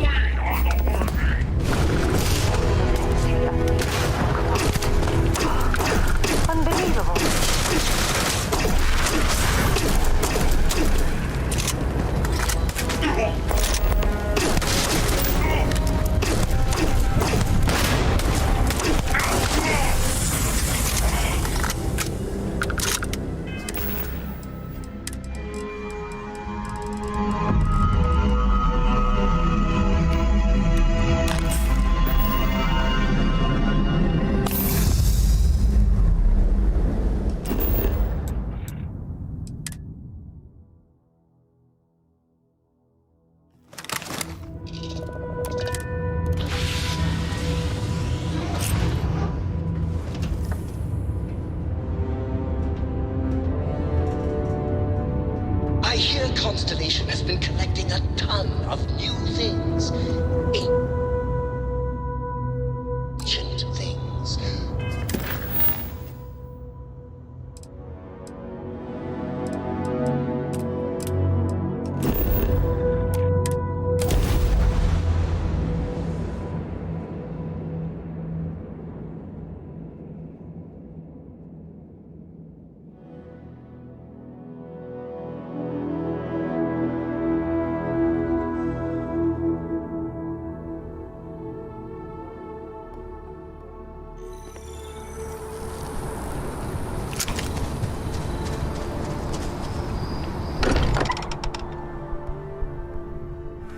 Much as I'm eager to explore the universe, there's nothing quite like the feeling of returning home.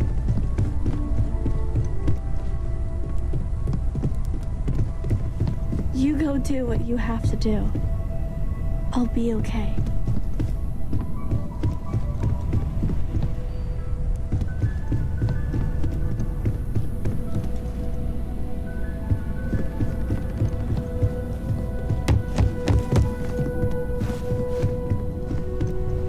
Don't worry about me.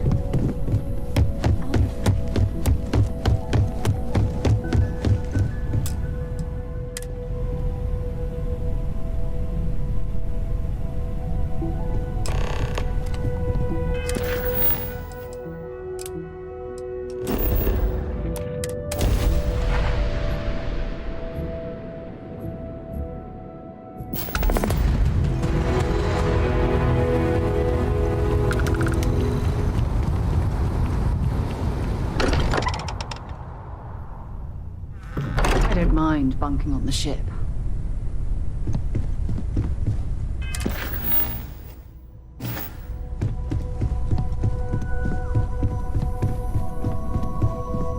I guess we need to talk.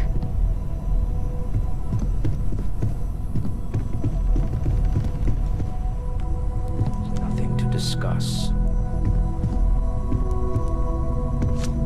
Really, there must be something. Let's get a second opinion, shall we? Walter and I were just discussing the expenses incurred during the attack. No, I was explaining that there's nothing to discuss. It's been taken care of. It seems that Walter has taken it upon himself to cover the costs of the repairs to both the lodge and the Eye, as well as any expenses relating to the funeral services. Barrett, for all his antics, was an essential part of this group. And a friend. Well, it's not about looking for thanks. It needed to be done, that's all. Well, I can't thank you enough, Walter. Sarah,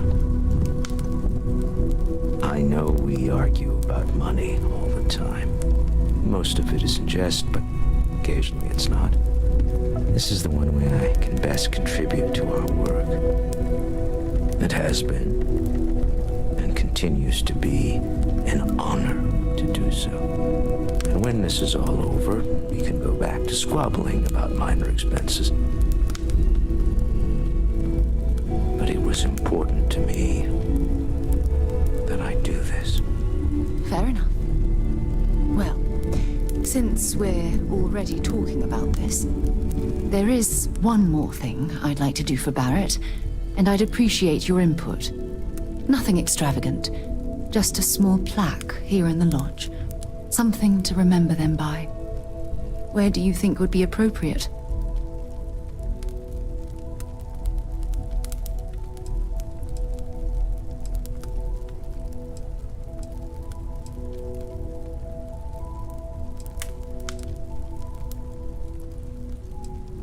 hadn't thought of that.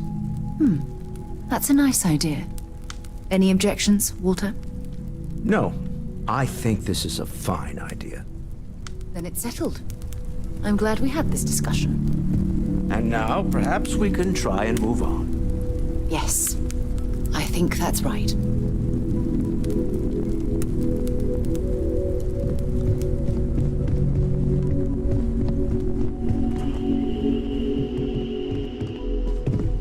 Feel free to help yourself at the bar. I don't drink, but I feel like if I did, now would be a good time for one.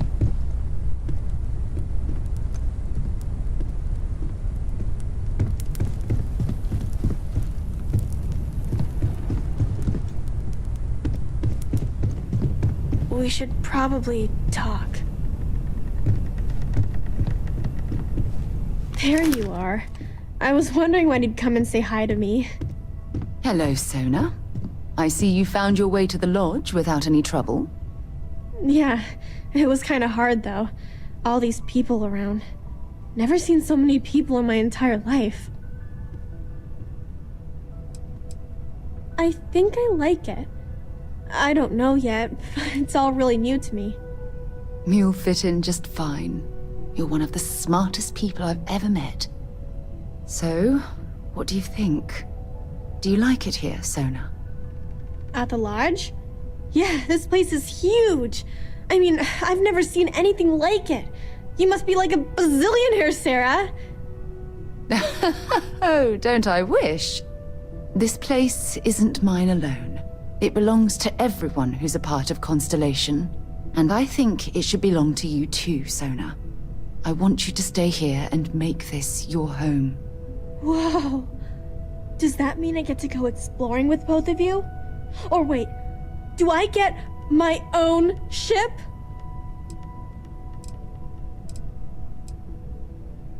Exactly. And this is the perfect place to begin your education. I understand. Oh, and don't worry, I learn real fast, so you better get ready to have another member of Constellation signing on for missions. I can't wait. Well, anyway, thanks for letting me stay here. I promise I won't let either of you down. I'm sure that you won't. Well, I think we should let Sona get settled. If you wouldn't mind, I'd like to visit the Colony War Memorial now. I want to pay my final respects.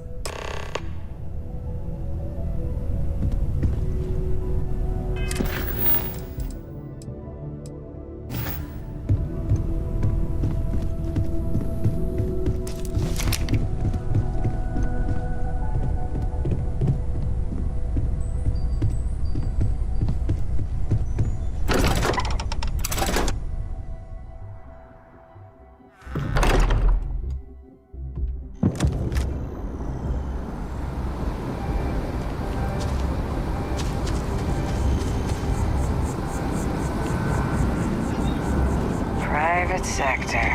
Oh, that's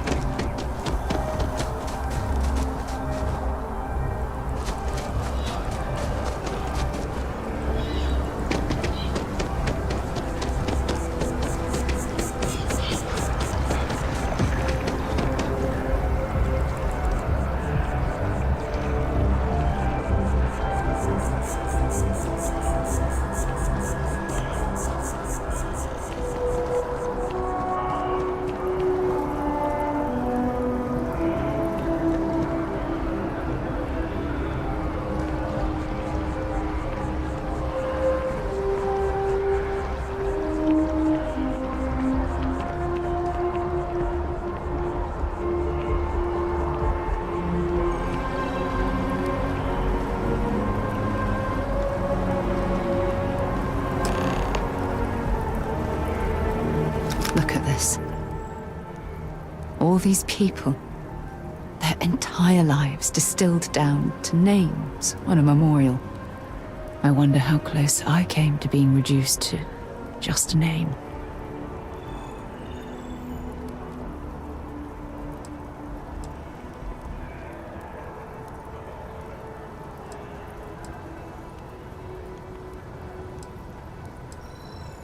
I am proud.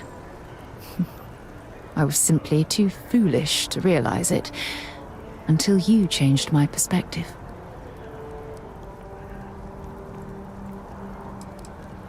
And I care about you too. There's obviously some kind of a connection between us that I think we need to discuss.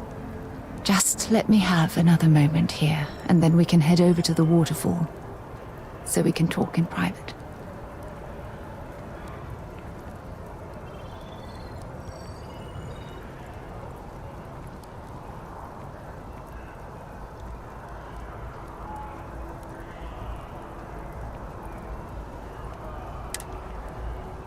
Okay, I'm ready.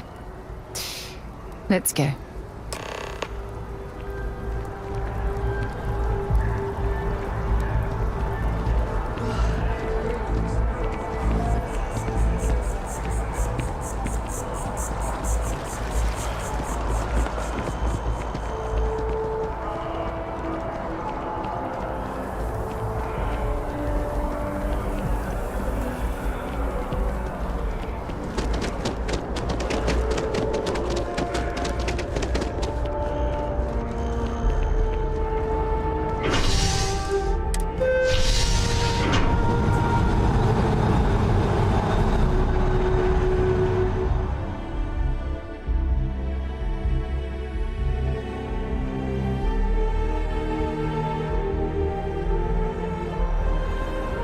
I've flown across most of the settled systems in all manners of spacecraft, and yet I still get sick on the gnat.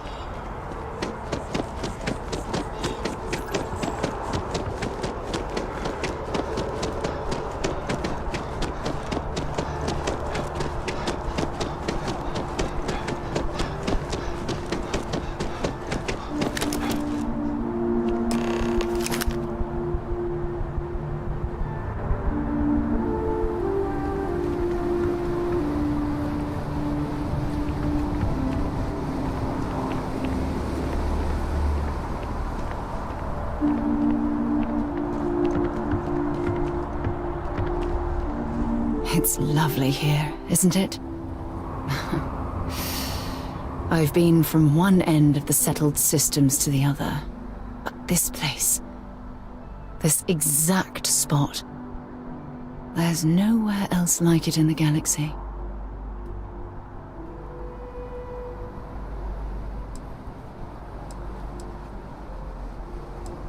I hadn't thought of it that way, but you're absolutely right.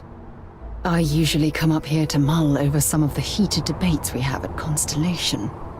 You'd be surprised how many decisions I've made on this very spot.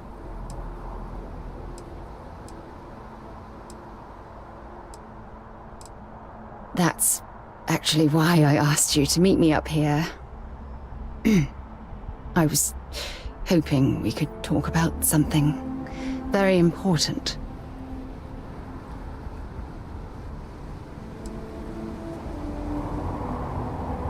Good, because I have a lot to say. It's about my return to Cassiopeia. What we learned about Sona has been constantly replaying in my mind. Maybe it sounds crazy, but that young girl's isolation feels like a reflection of my own life.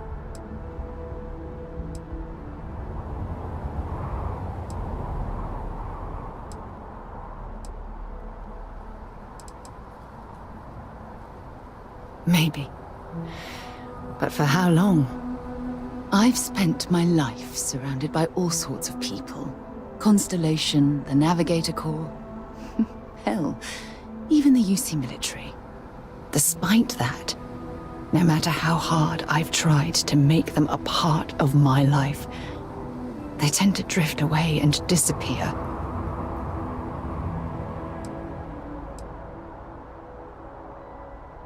I suppose. Well, if that's true, this challenge is wearing me down.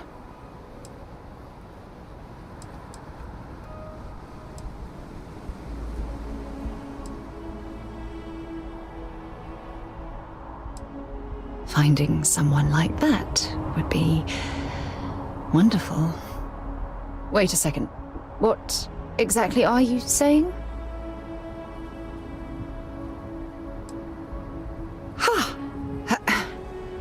Sorry, I just need a moment to gather my thoughts. I know you want to have a serious relationship.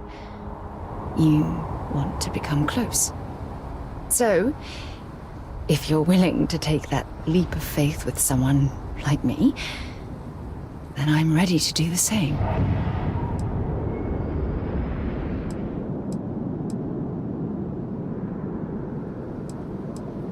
You're something truly special. You know that? You've helped me conquer my self-doubt, my confidence, hell, everything. For the first time in my life, I feel complete. And with you by my side, I'm convinced that feeling will last forever. You're the best thing that's happened to me in my life. I love you. Always. When I'd like to speak to you.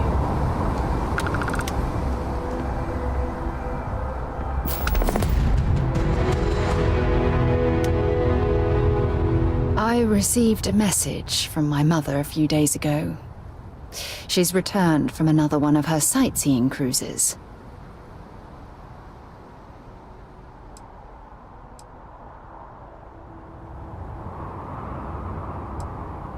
Yeah, you know, one of those luxury liner journeys that shows off binary stars, gas nebulas, asteroid fields.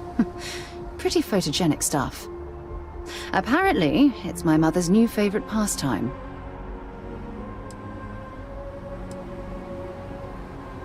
Oh, that's right. I haven't really spoken about her to you, have I? My mother lives in a fairly remote location, so we rarely speak. Tends to keep her out of my mind.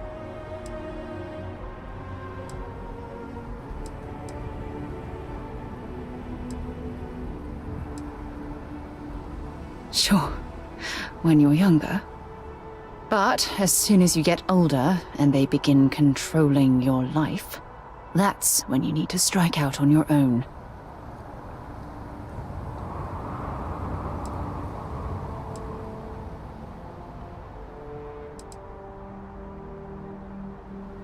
Oh, I'm certain they felt they were doing the right thing. You see, both of my parents were diplomats working under the flag of the UC Administrative Division. After I completed my basic education, they signed me up for a one-year apprenticeship in their department, without bothering to ask.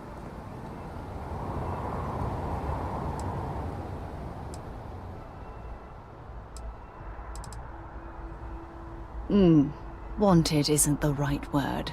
Demanded would be more appropriate. For my apprenticeship, I was sent to Sidonia.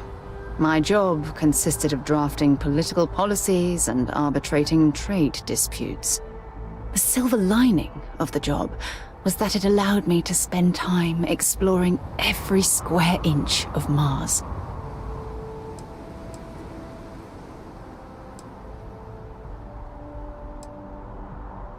You have to understand, this was my first time I was alone on another world. Now, don't get me wrong, Jemison is an amazing place, but for me, it was the old neighborhood. Mars was like a new frontier.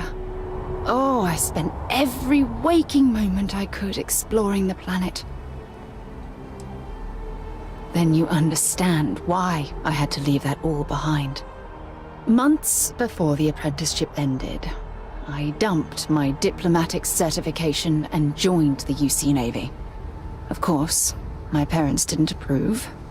We had a huge argument that resulted in all ties being severed between us.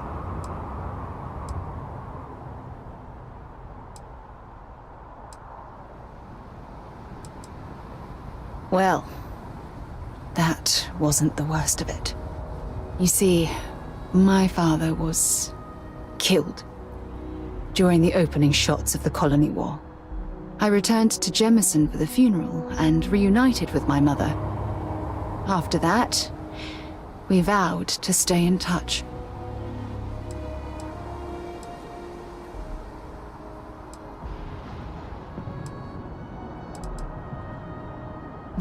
Aren't you sweet? Always concerned with how I'm feeling. That's why I fell in love with you. Your smile, your caring.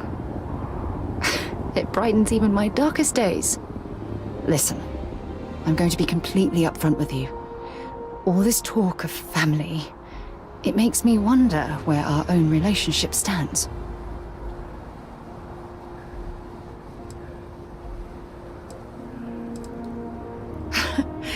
You mean that? You do that? For me? I've been dreaming about this moment and still... I don't know what to say.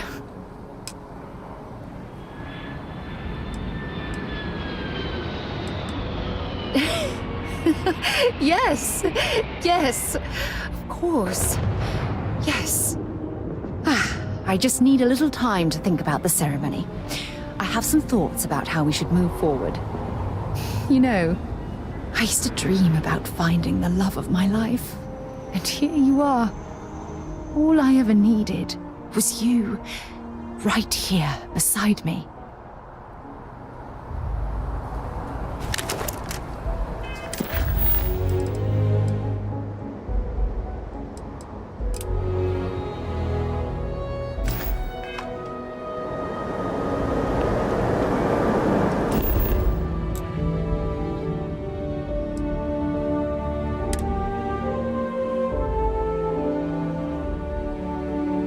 Let me know when you're ready to launch.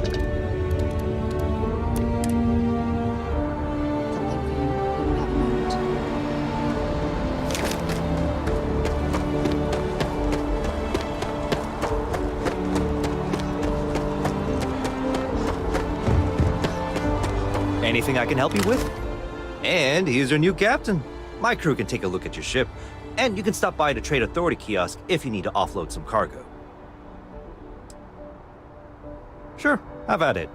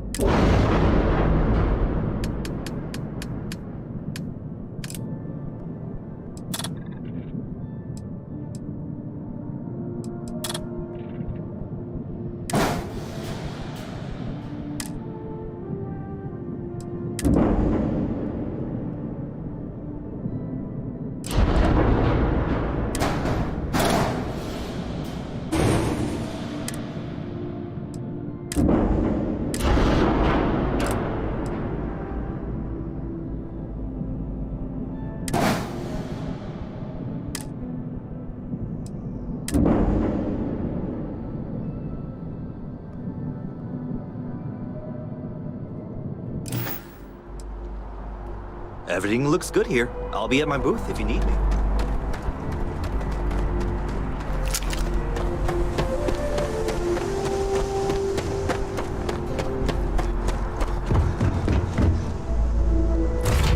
I have things for you.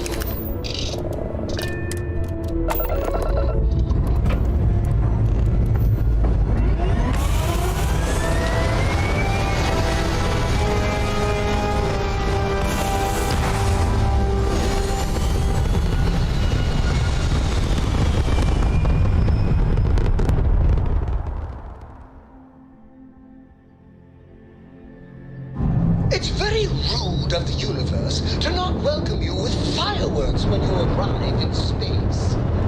At a bare minimum, a shooting star would be nice.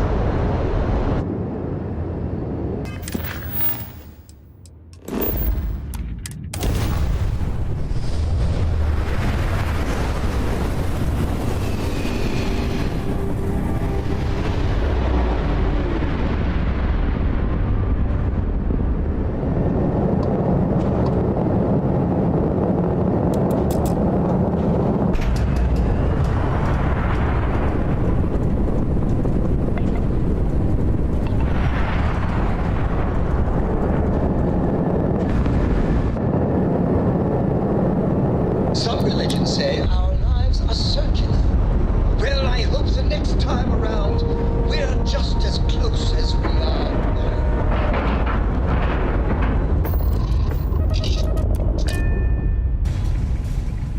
Haven't set foot on the Eye for ages.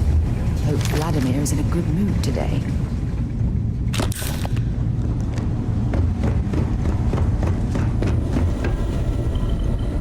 Spend so much time looking at the scans, I can see star systems orbiting in my head. Gave up my room in the lodge. Found one. Easy as a needle in the stack. Hope those powers you're getting to overinflate you. Got enough eagles in Constellation.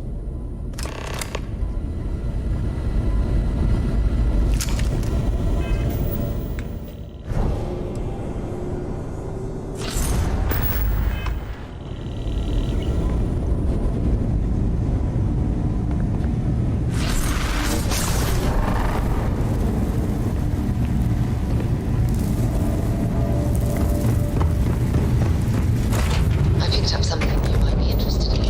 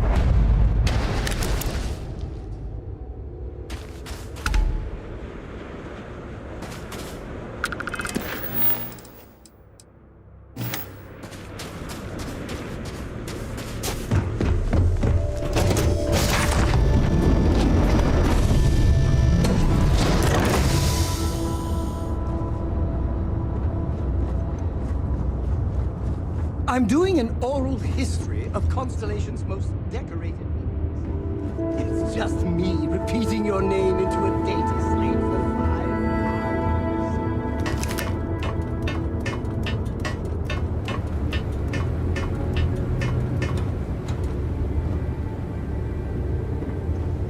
hours. You've really pissed me off. All right, out with it. What the hell is the matter with you?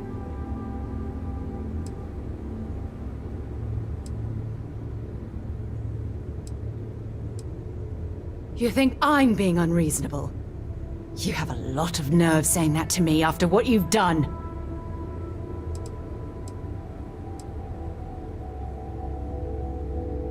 You want to play this foolish game?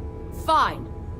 Members of Constellation are held to the highest regard, yet you persist on making poor decisions that reflect badly upon us. If you intend to continue this behavior, then maybe we shouldn't be traveling together.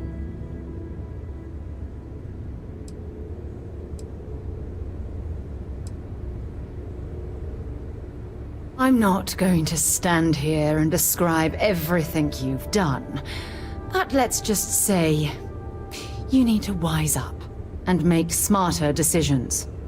If you don't, then I need to seriously consider the need for us to be traveling together.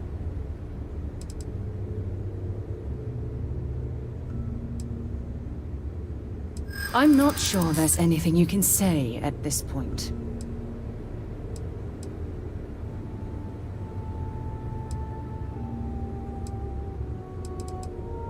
As strange as that sounds, I suppose that's possible. Look, I realize things out here can be rough, so I'm going to let this go. For now. Just try to be more careful in the future. Otherwise, you'll find yourself traveling alone.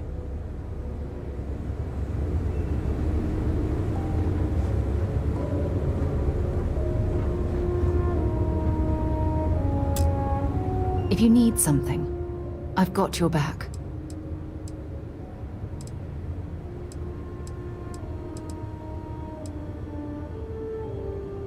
We should get a drink sometime.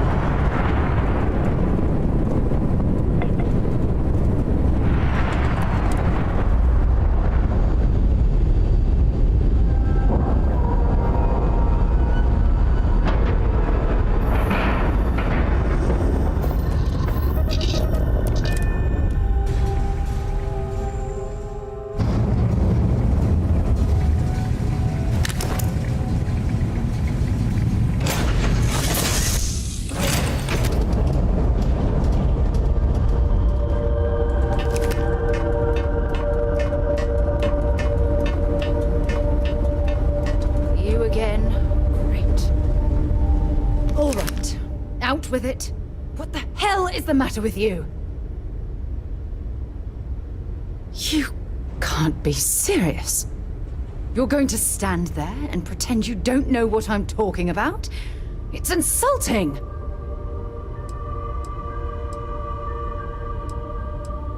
You want to play this foolish game? Fine. Members of Constellation are held to the highest regard. We are explorers, not murderers. If you intend to continue this behavior, then maybe we shouldn't be traveling together. I'm not sure there's anything you can say at this point. As strange as that sounds, I suppose that's possible. Look, I realize things out here can be rough, so I'm going to let this go. For now. Just try to be more careful in the future. Otherwise, you'll find yourself traveling alone. If you want help, I'm here. Yes, absolutely.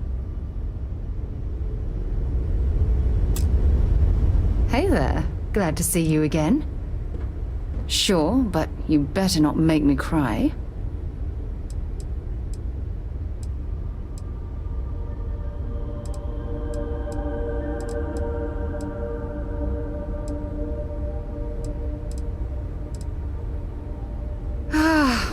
My heart melts when you say those things to me.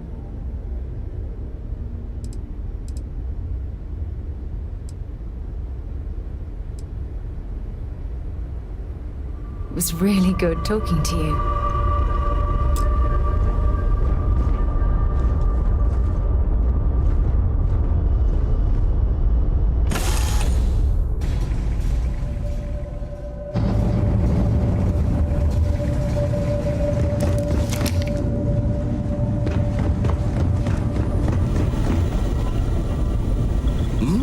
Oh, sorry. Was doing the tally's work in my head. Inventory on the station.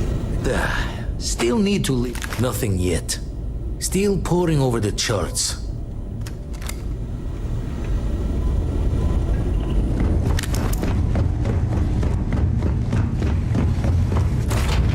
I picked up something you might be interested in.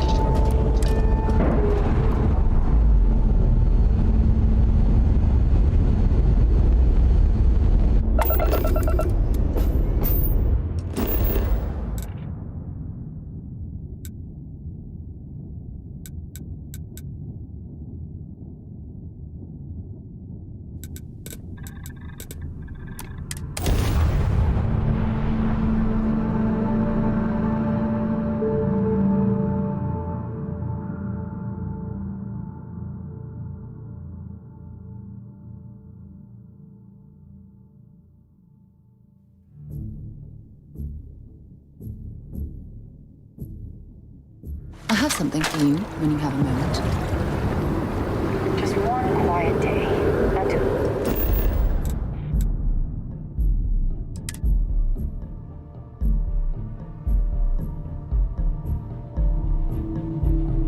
I have things for you.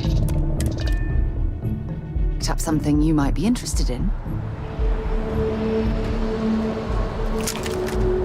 So, what's new with you today? I do? You must have read my mind. It was nice talking to you again.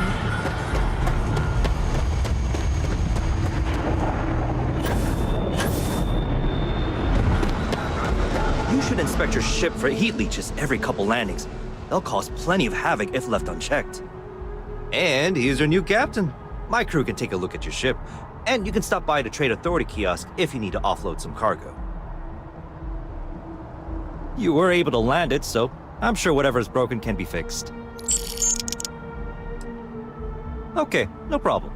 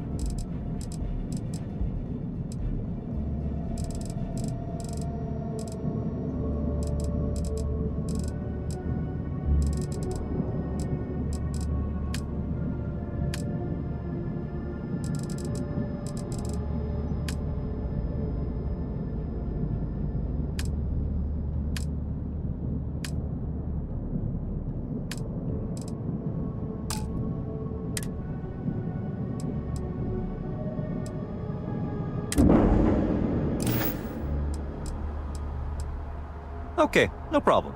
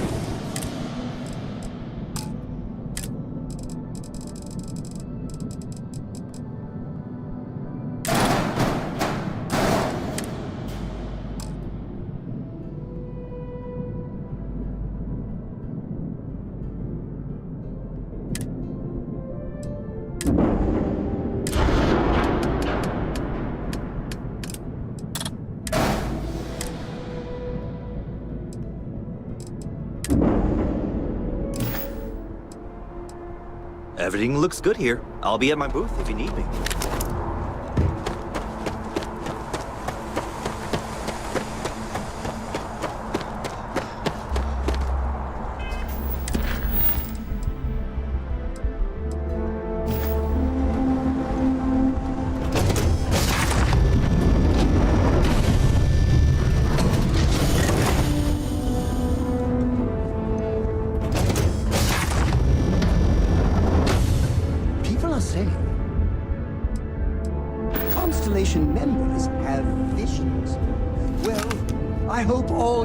Visions involve kittens and rainbows.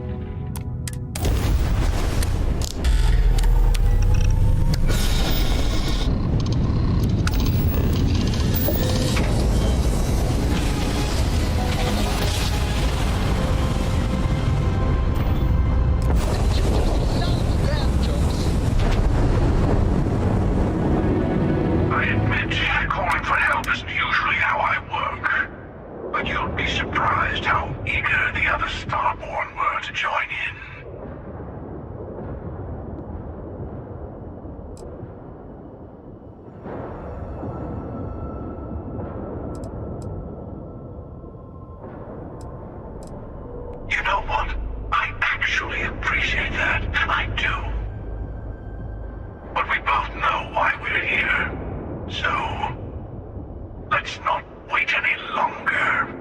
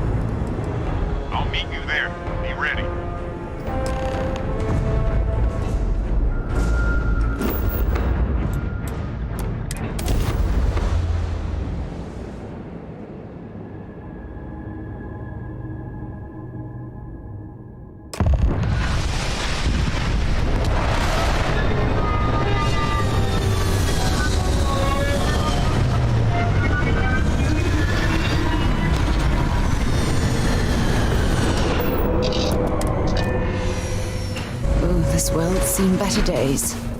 I wonder if it's always looked like this.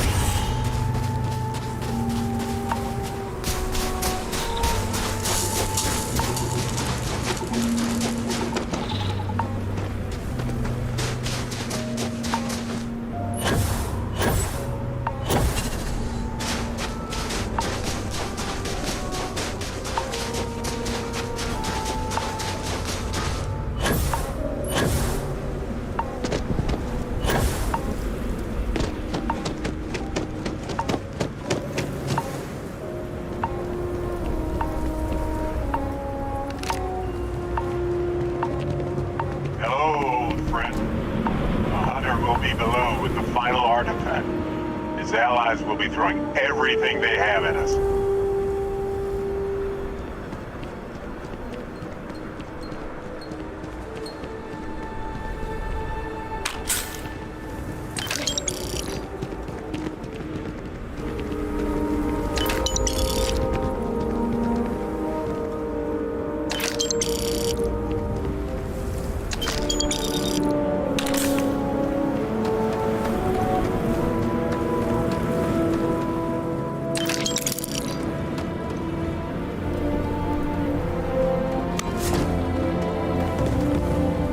Enterprising Starborn lured human mercenaries here. They built this facility. Another layer to get past before we can reach the temple.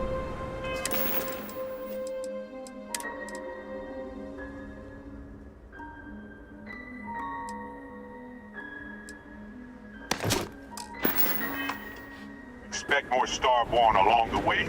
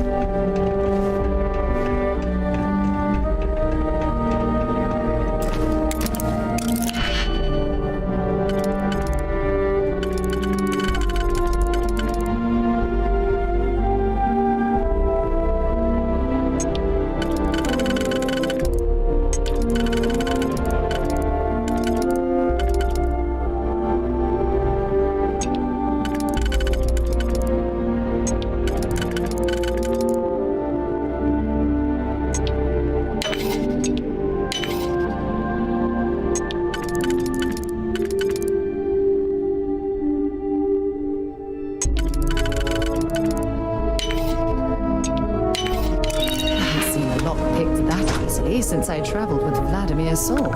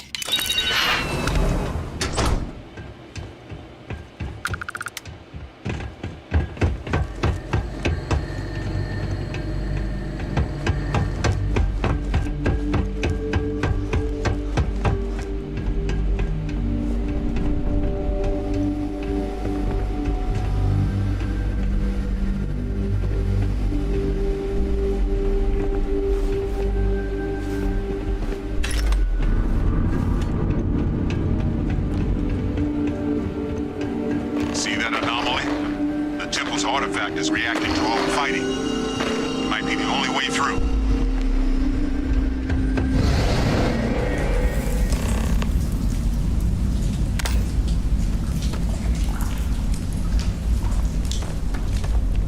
Okay, you're up. Something goes wrong in there, we'll come get you. Why would anything go wrong? Shouldn't we...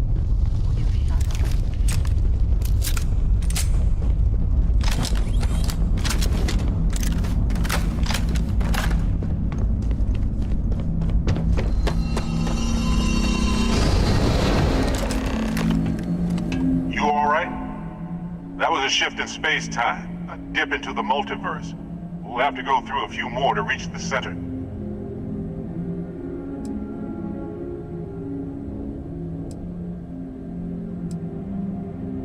Both? Neither. Something much like yours, I suspect. A beginning, a regret, or a surprise. All right. Keep yourself steady.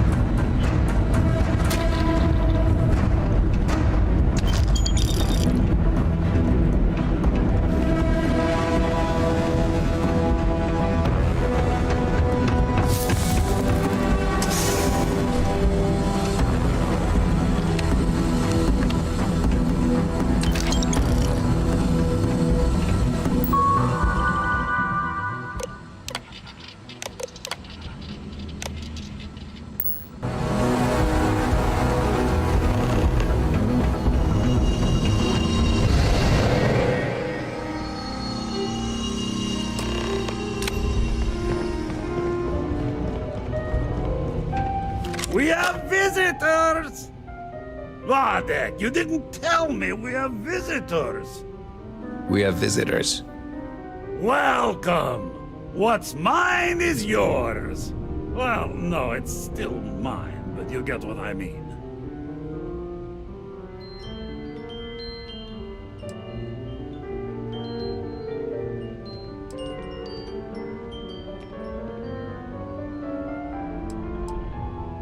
I'm impressed.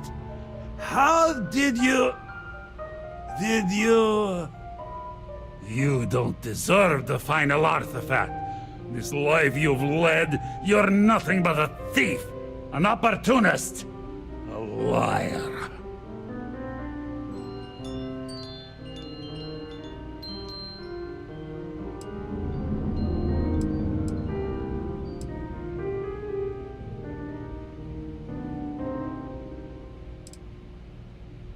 It's more than credits that the Unity will demand of you. You think you have a right to the infinite?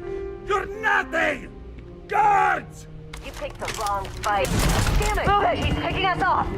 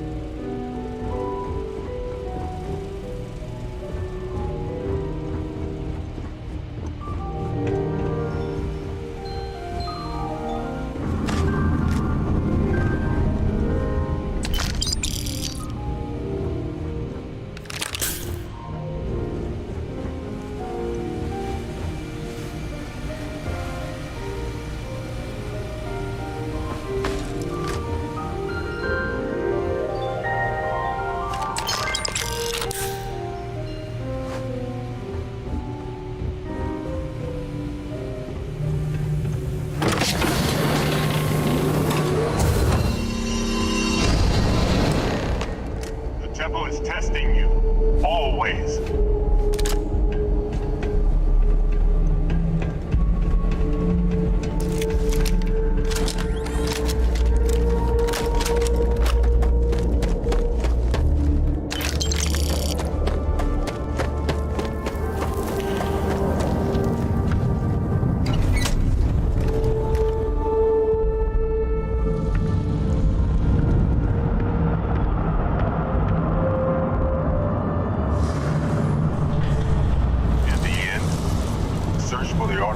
Always ends here.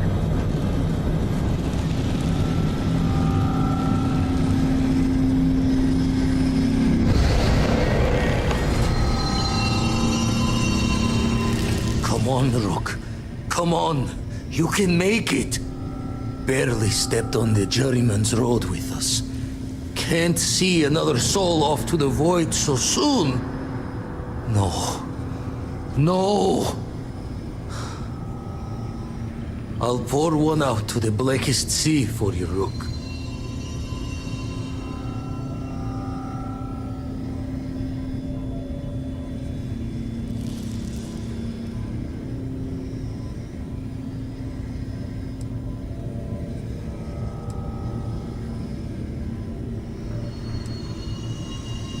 What the? Crix's ghost? What kind of cruelty is this? Is some starborn trick? Come to mock me before you twist the blade?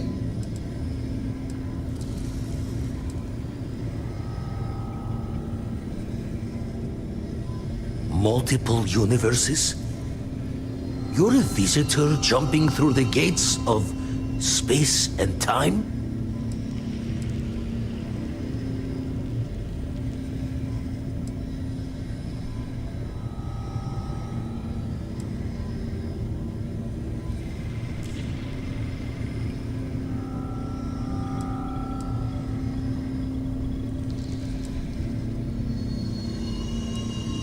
Not sure if you're just a reflection of a shattered brain, but okay. I get your meaning. Well, ghost from the other side, I'll keep what you said rolling around in my head for a spell. But for now, wouldn't mind if you gave me a bit. I just lost a friend.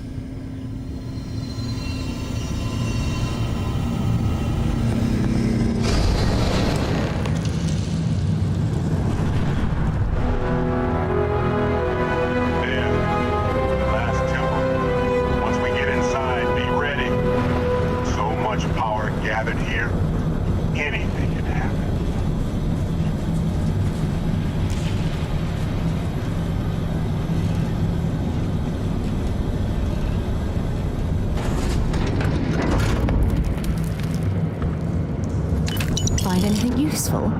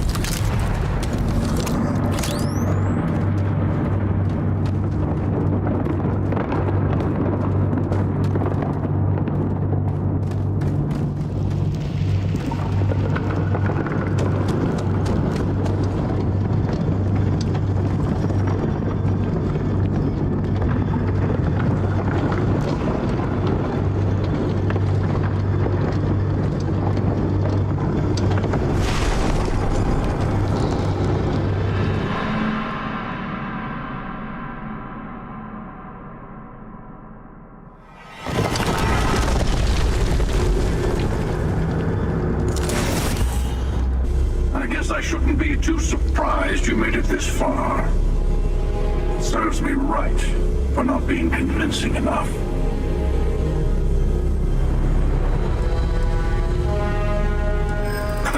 Is this where you give your big speech?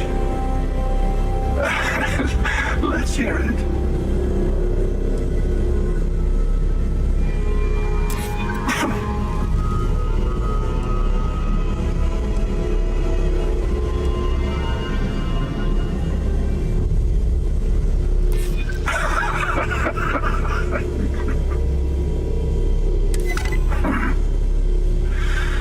I suddenly find myself feeling the weight of years.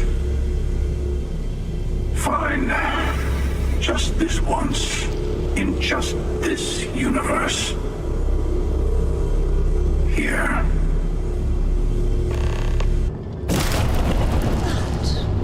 An incredible piece of negotiation, rivaling anything I've done at Constellation.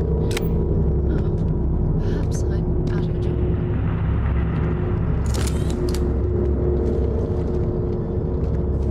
You've done it. The Temple's artifact is yours.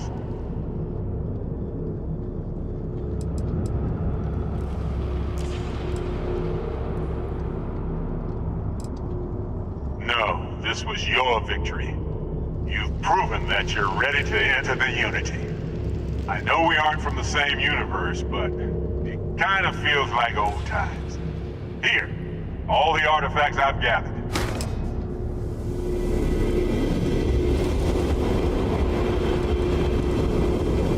That's a difficult question. You might as well be asking, when is the Unity? Why does the Unity exist, or how does the Unity truly work?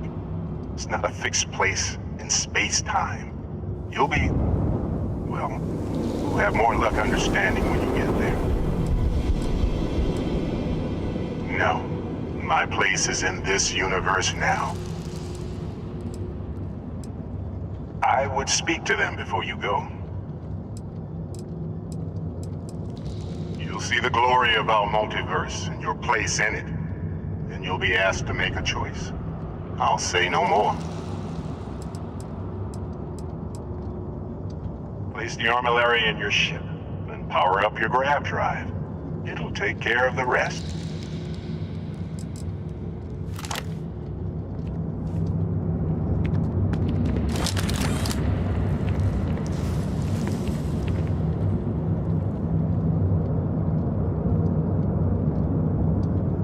If you need something, I've got your back. You be careful, okay?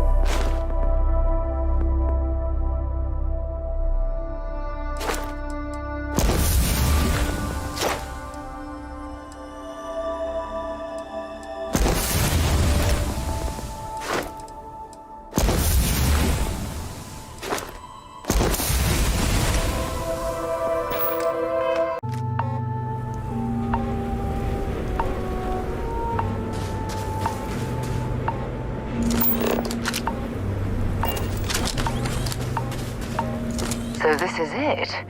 This armillary can finally be assembled. And the Starborn are sure that something will happen on the other side. Something that will make us like them. Funny. I thought after all this time I'd be screaming in excitement to jump into the unknown, but I feel like I'm hesitating.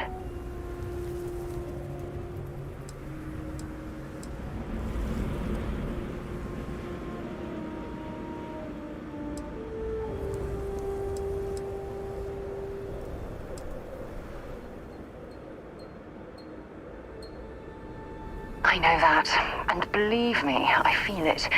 The destiny of it all. But after that, what happens? Say we go to the Unity, become Starborn, enter another universe. Will there even be a constellation there?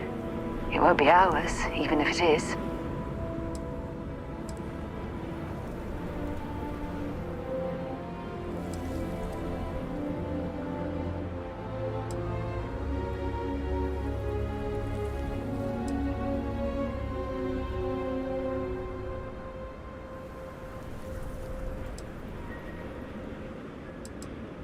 We both know that one of us is going to let curiosity win out, eventually. It's who we are. But I wouldn't mind pretending one universe is enough. For a little while, at least.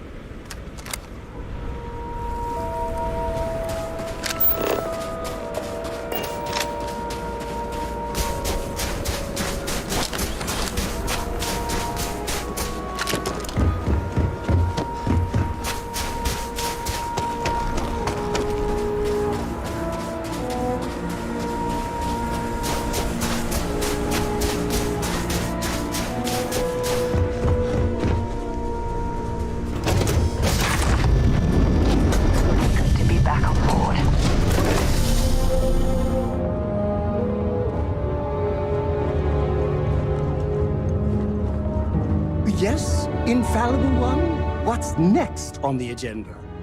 Saving the... Back to work, then.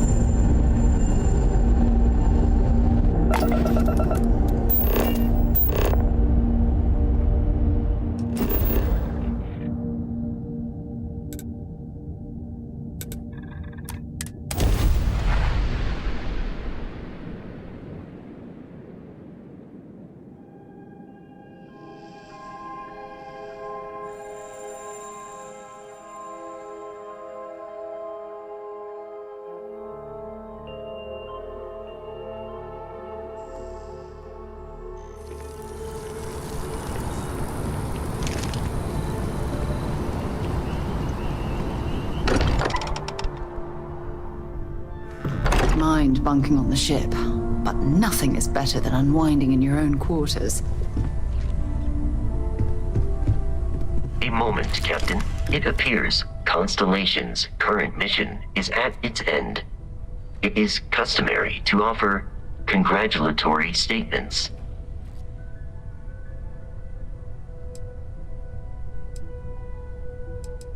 Thank you. If I were sentient, I am sure I would be feeling a great sense of pride and increased social connectivity to you. I hope the process of becoming Starborn is done without causing any physical trauma.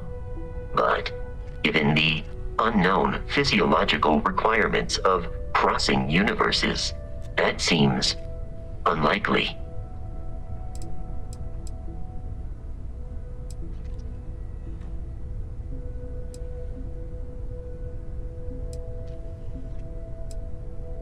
I am told that is the best way to deliver potentially upsetting news if we do not see each other again. Goodbye, Captain. From a statistical standpoint, you have been an unusually effective member of this team.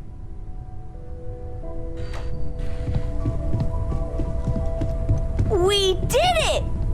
We have all the artifacts! So I know we aren't keeping all the artifacts here anymore, but I think I can get some good readings from your ship. You have no idea how excited I am to analyze the data after you jump to the Unity. I'm gonna make some coffee. Pull an all-nighter.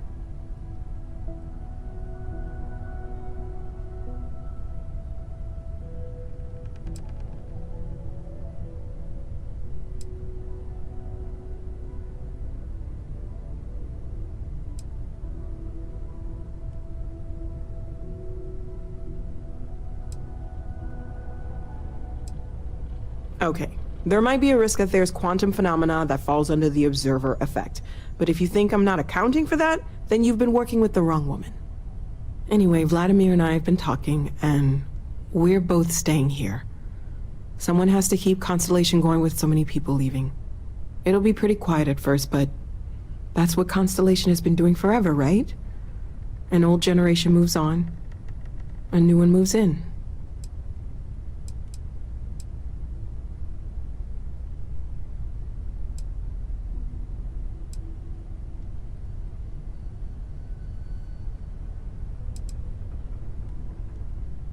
Maybe one day. For now, I think I'm better off letting Vladimir have that headache. Okay, I promised myself I wouldn't cry. And I'm sticking to that. So, goodbye. I'll miss you all. Coming up on the end of a long ride here. We got all the artifacts. Are you ready for what comes next? Might not see each other on the other side.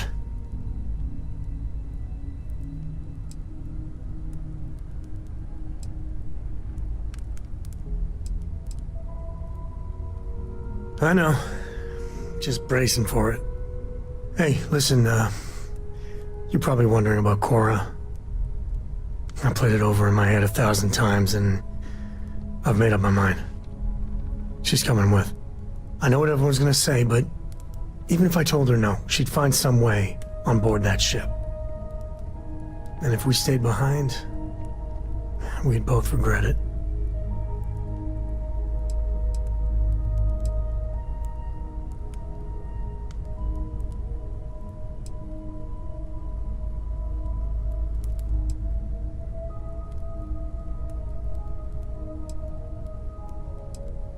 I know.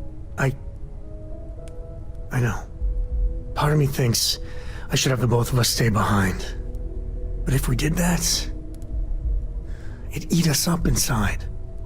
And the chance of a lifetime, gone.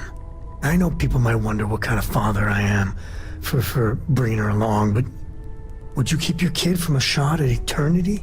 Cora's earned this. So I hope you can understand why I want it for her. No matter the risks. So does Voxco belong to you now, or does he still belong to Barrett? I can't wait to get to the Unity! I I've been reading all about parallel universe theory, and I'm so ready to meet another version of me. You think it's okay if I call them Cora too?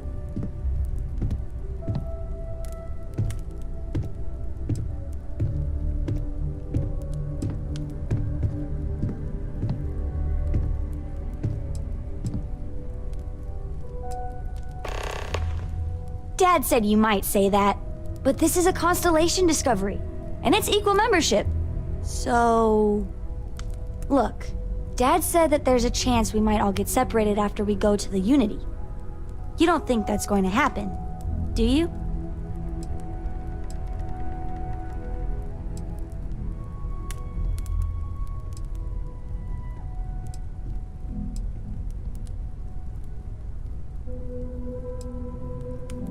So that everyone else can leave me behind? You know what? I'm losing something either way, so... If I have a choice, I'm choosing adventure. I'm sure gonna miss the lodge, but I can't wait to see what happens next. When you have a moment, I'd like to speak to you. So, the Unity awaits. I'm not as afraid as I thought I would be. Stepping away from the world you know can lead to a better place.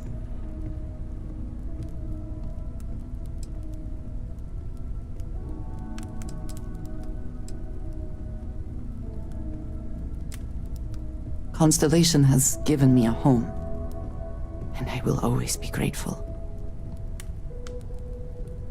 But I also feel ready. Do you think we will see each other after the Unity? Will we even recognize each other if we do?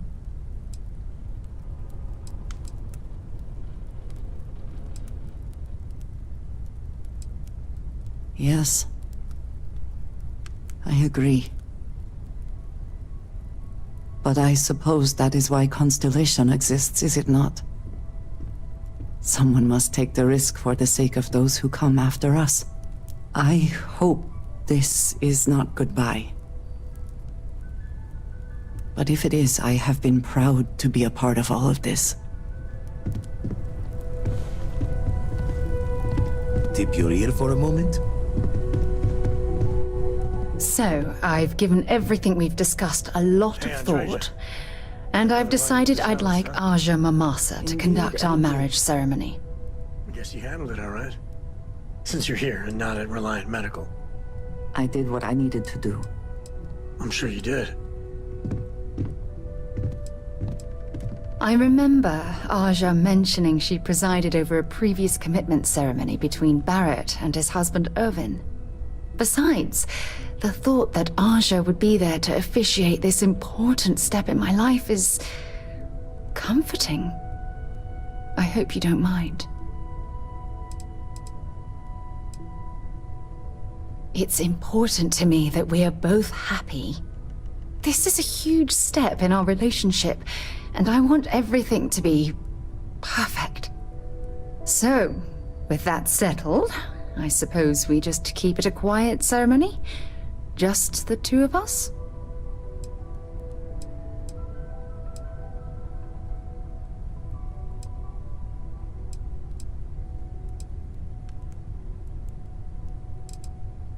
If anyone else had suggested that, I'd say no.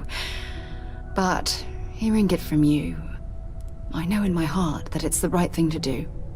I'll send her an invite and we'll see if she shows. Anyone else? Or will the three of us with Aja presiding be enough? Honestly, no. I respect everyone at Constellation, but this is part of my personal life. If it's all the same to you, I'd like to keep my personal feelings about us separate from Constellation.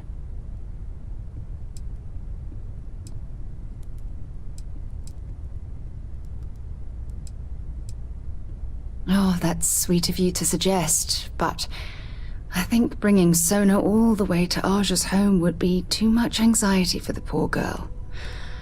We need to give her some time. All right, it's settled then. I'll send a message to Aja, asking for her to preside over the ceremony. As soon as you're ready, let's head to Paradiso. I can't tell you how much this means to me. I love you.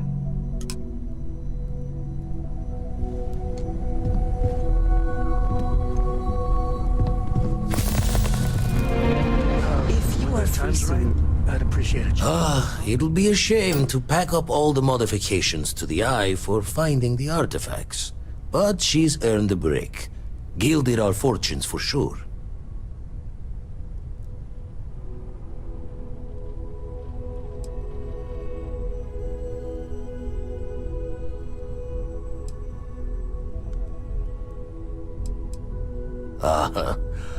I'm just an old blade in the dark trying to make good.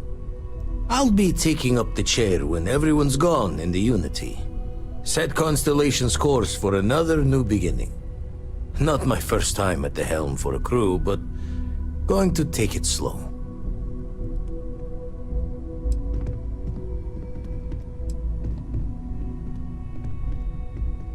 Can I ask you something, Mr. Stroud? Of course, Miss Cole. You're the richest. Don't know about that. Intend to keep teaching folks how to play the Troublemaker's game. No use being an explorer if you aren't a little dangerous. Well, tipped your ear long enough. I'll be smiling as you walk through Eternity's gate. Give the next universe something to talk about, yeah?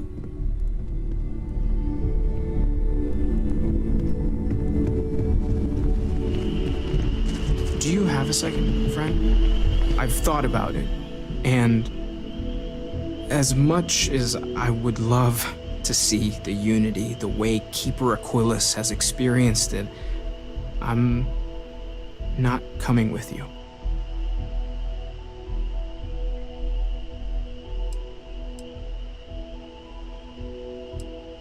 Thank you. I know this is probably coming as a surprise. I think I need to look for my answers here, in this universe. And I can't leave my parents. I know they would understand, but they're not getting any younger. Fine, okay. I'm going.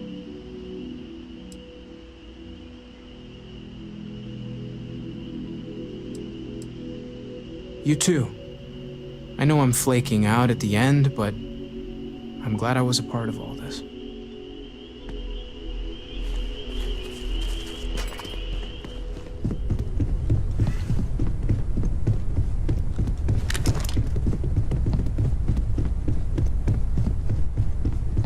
Hey, let me know when you're ready to take me along with you. Should only be a few years. Hi there. How's it going? I don't know if I'll ever get used to being around all these people. Everyone hurrying around, talking, eating, drinking, doing a million things. It's so weird, but kind of exciting at the same time, you know? Going from a planet with a population of 3 to this one is going to take a lot of patience and trust, that's for sure. It's amazing. I've never seen anything like it in all my life. Not even in Mom's picture slates. It's almost like a fairy tale. Like it's not real, you know? I'm sure that sounds pretty dumb to you. But hey, I lived in a house made from busted up spaceship parts and trees.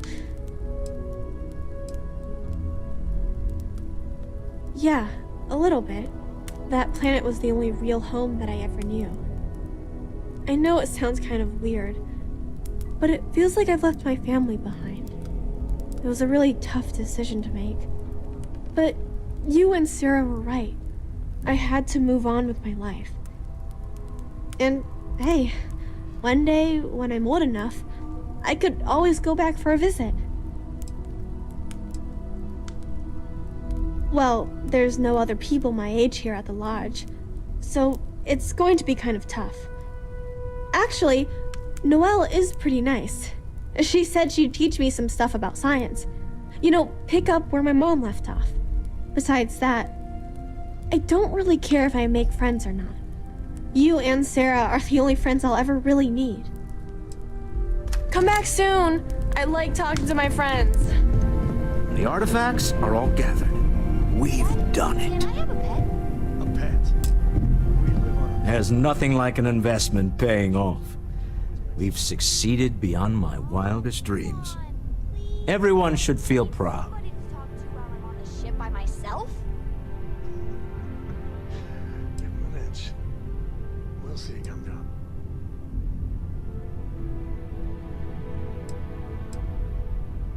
Oh no. This moment isn't about my corporate holdings, no. Being part of Constellation was just for me. Although there's always opportunities, I'm not above taking advantage of what we learn as a group. Alas, while I would like to take the final jump with everyone, I'm afraid the saying, "you can't take it all with you," has caught up to me. There might not be a Stroud Eklund in the next universe, and certainly not mine. And I would be a poor choice of company if I was, well, poor.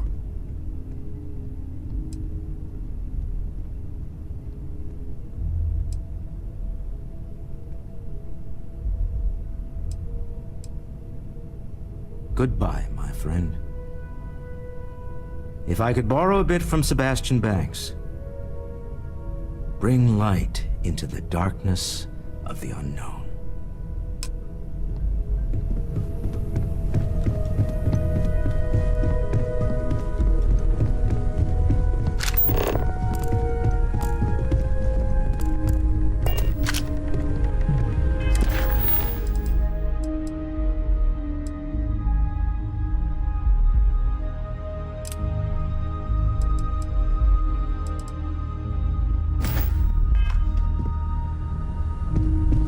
My return to the Lodge triggered a full system update.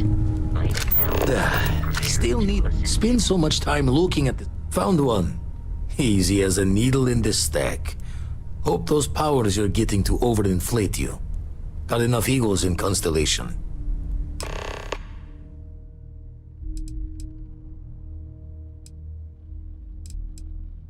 Hello.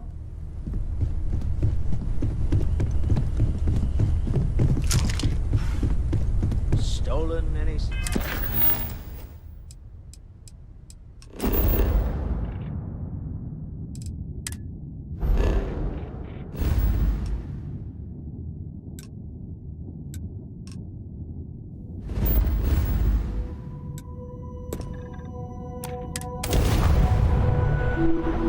Engines?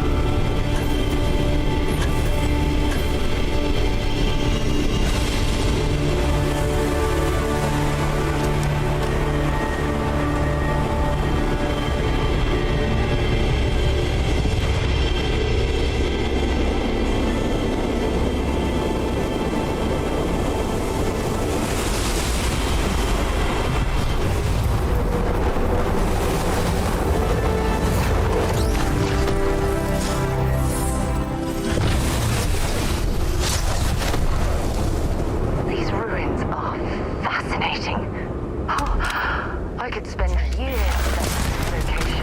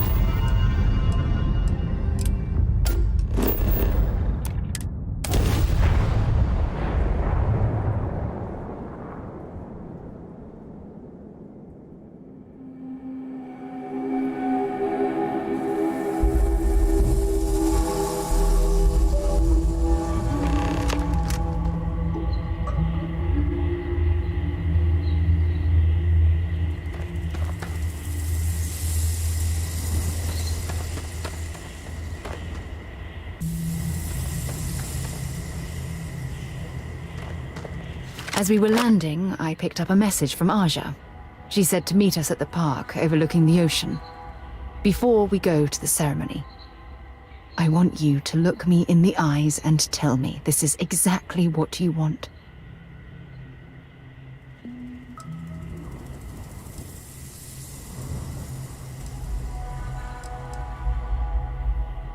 I just melt when I hear you say things like that to me. I love you, and I'm forever thankful to have someone as amazing as you in my life. Now come on, Aja is waiting for us.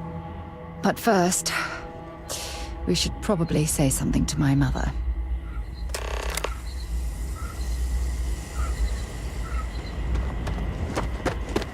Hope you're staying safe out there.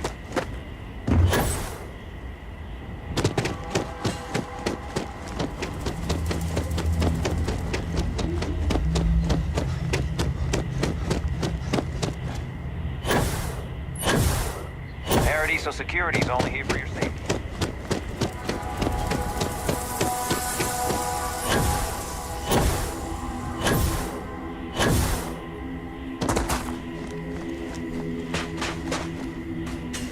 You must be Sarah's partner. Where is she? I'd prefer to wait to speak until she's here.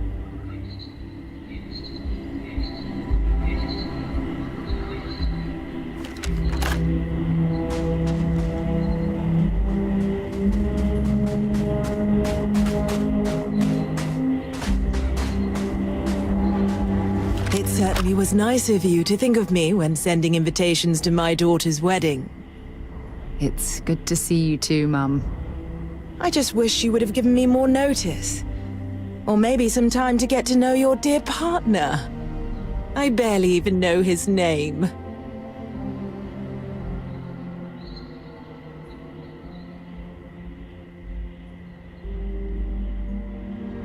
Yes, good to meet you too, my dear. If only my daughter had thought to introduce us sooner. We could have built more of a rapport before this big day.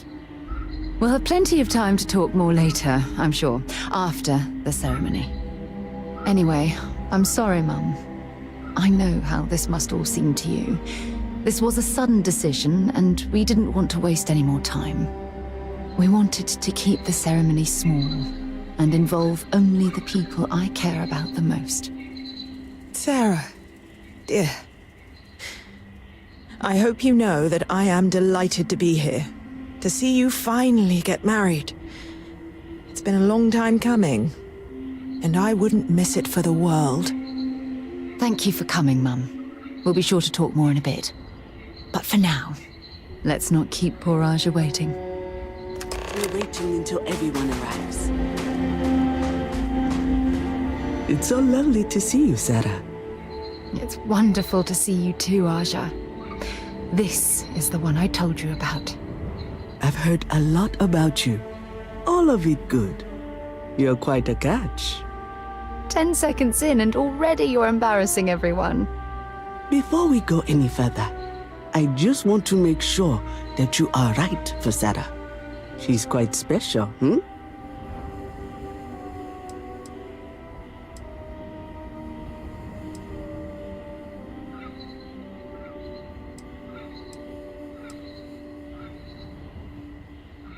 God, now you're embarrassing me. That's called love, my dear. You better get used to it. Well, I've seen enough. I can read people the moment I lay eyes on them. And you're going to make Sarah quite happy. Coming from you, Aja, that means a lot. Of course, Sarah. You know I always look out for you. Now, are we ready to begin the ceremony? Very well. If everyone's ready, then I'll begin. It's been years since Sarah Morgan and I have spoken. And though it might appear that we've grown apart, I feel that we've become closer friends than ever before.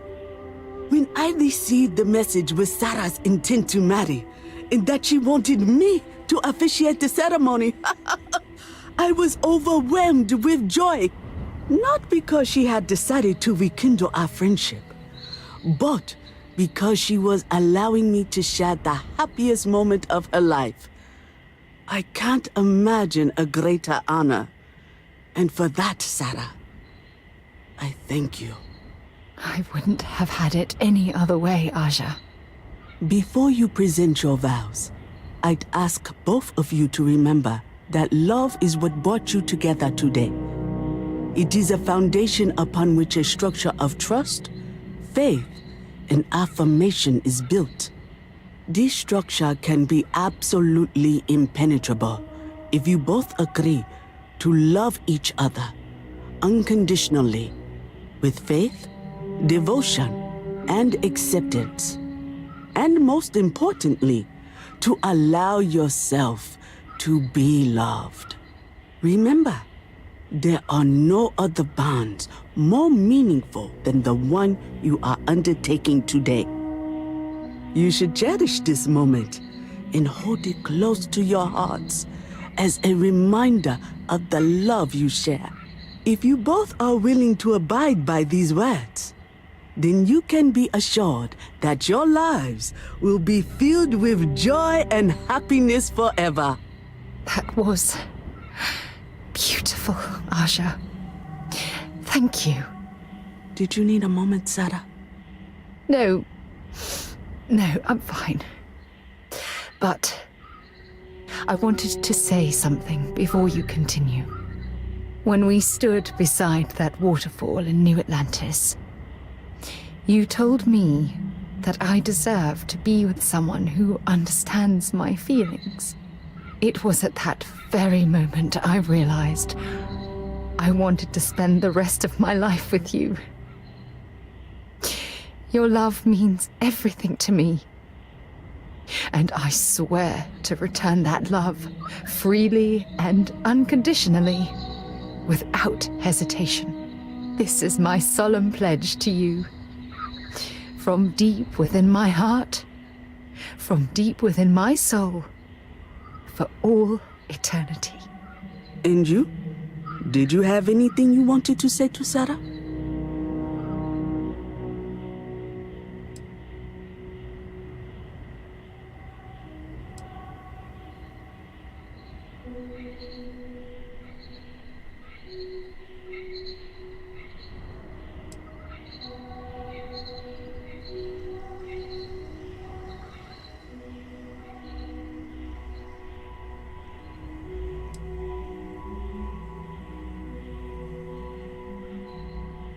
I know it will.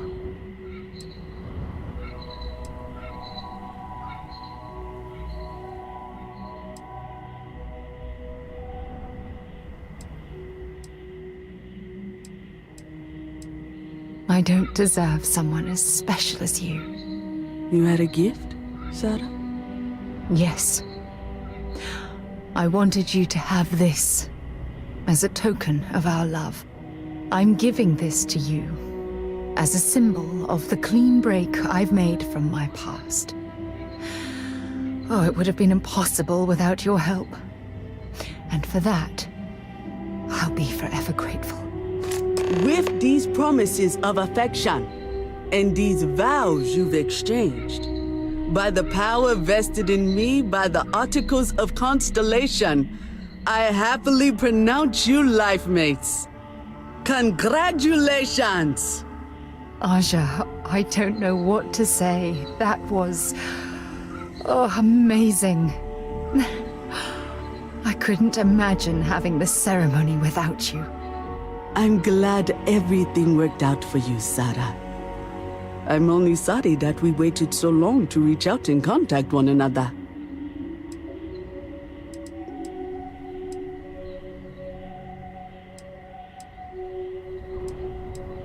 It was my pleasure. Well, you're both welcome to stay here for as long as you like. Sarah, your mother will be staying here with me for a few weeks.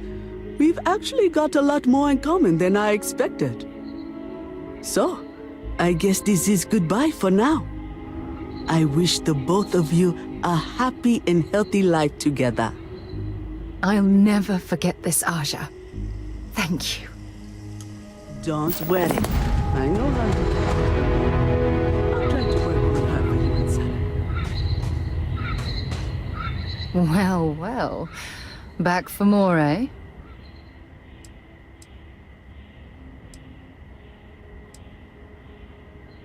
I'm loved. You have no idea how wonderful that makes me feel.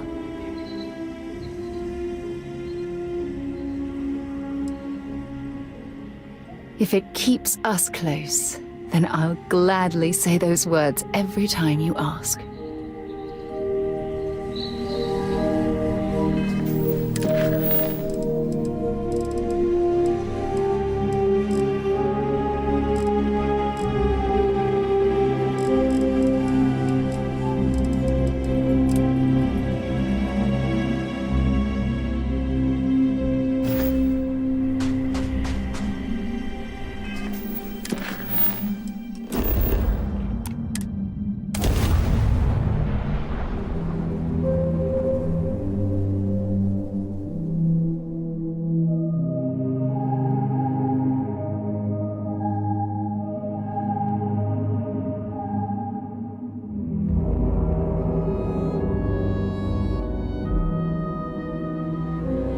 Hey, can we skip the local chunks this time? Never agrees with my stomach.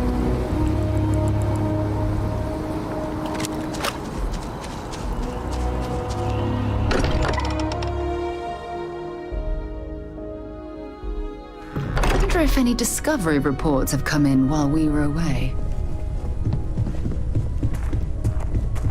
Never regret. Gave up my room in the lodge, so Andreja. The eyes showing signs over another one of those big anomalies.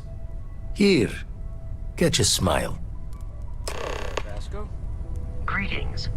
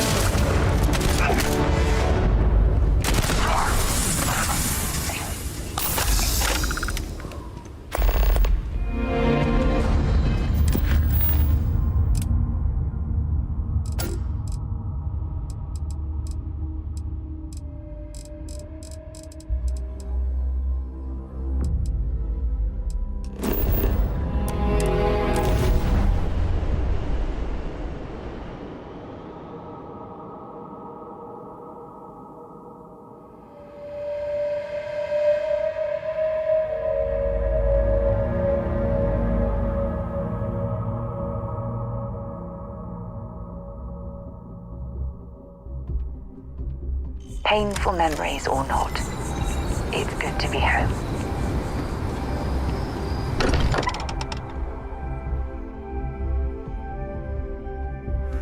Much as I'm eager to explore the universe, there's nothing quite like the feeling of returning home. I know everyone's excited by the artifacts. Forgot to check the math on a few equations. The eye's showing signs over another one of those big anomalies. Here, catch a smile.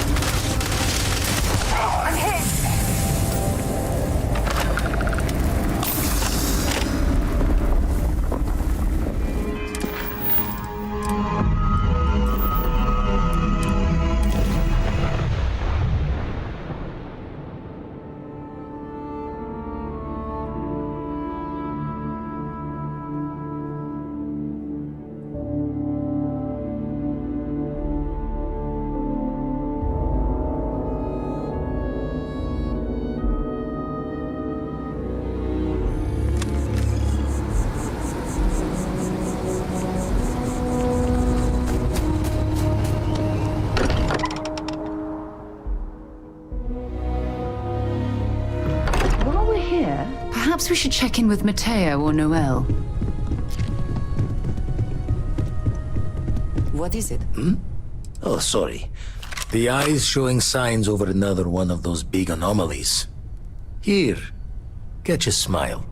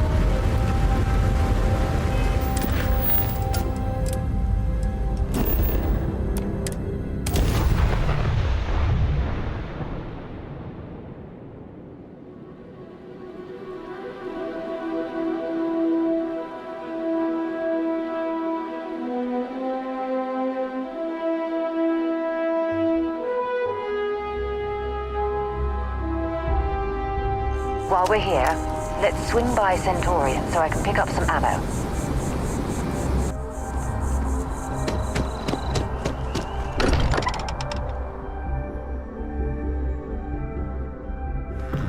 Spends a fortune to maintain the lodge, but I'd say it's worth every credit. Hey, how are you? Oh, sore. Lucky I noticed the pattern in one of those artifacts you pulled out. Here.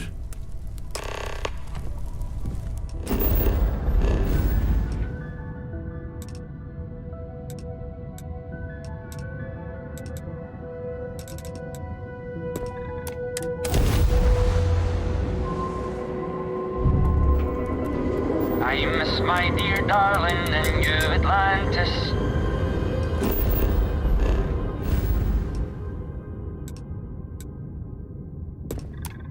As I wander the blackness of the deep abyss, my ship is intact.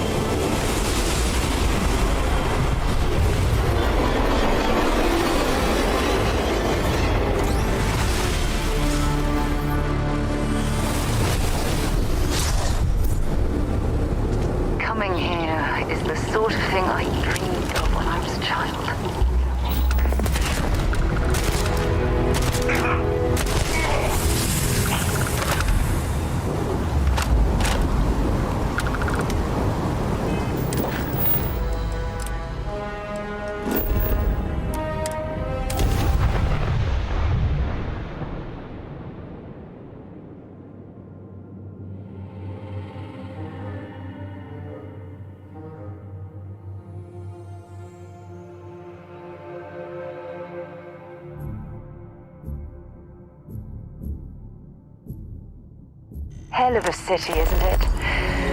Nowhere else like it in the galaxy.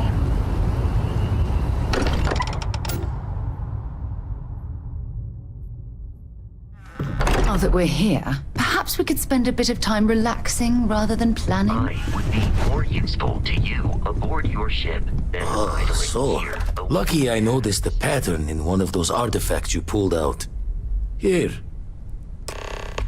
Did you know?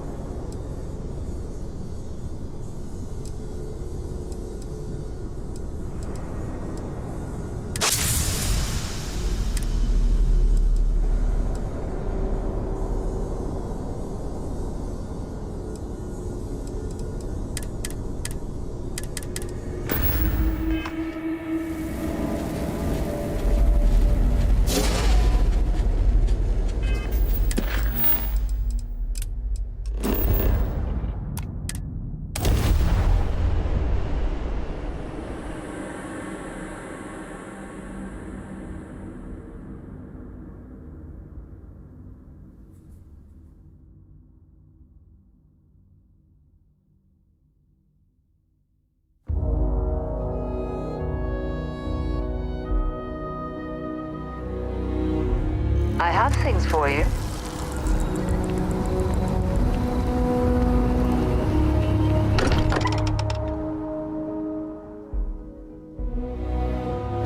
It's good to be home. Your safe return to the lodge will please the other members of Oh, sorry. Constellation. Got one. I'd go into the astronomical charting data with you, but clear as day just to point you right to it.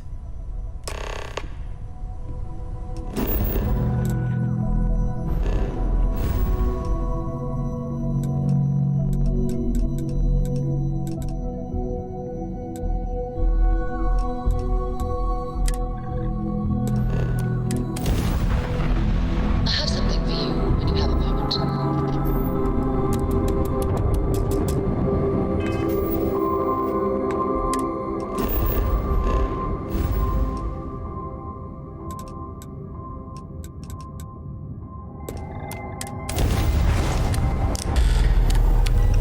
Listen up.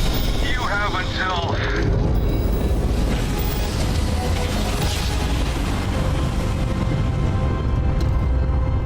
Your breath jumps are as legit.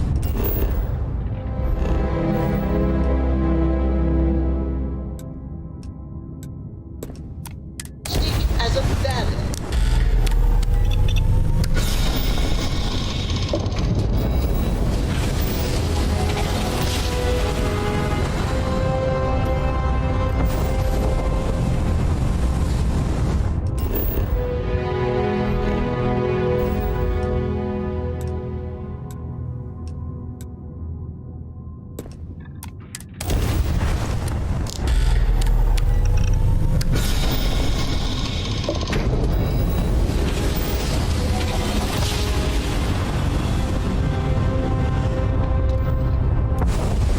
Whenever I'm lost, I think.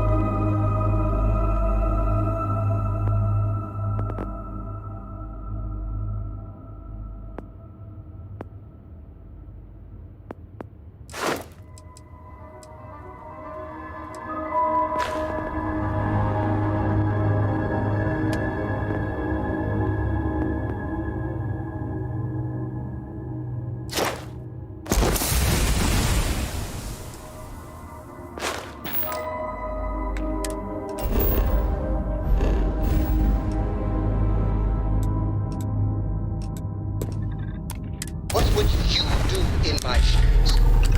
Not listen, but I've got smoke.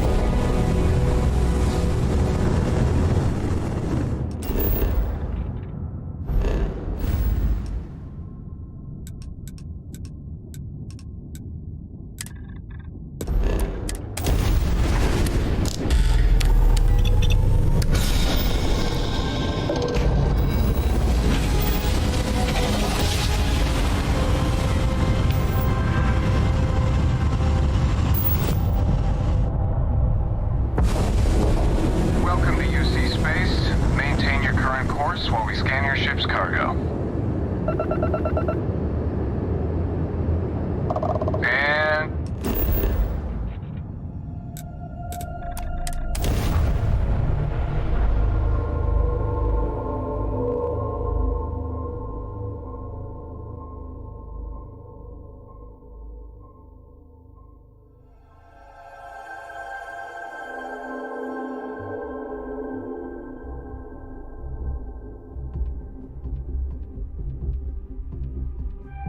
I picked up something you might be interested in. The two of us make quite the pair, eh? Fishing for a handout, eh? Bye, love.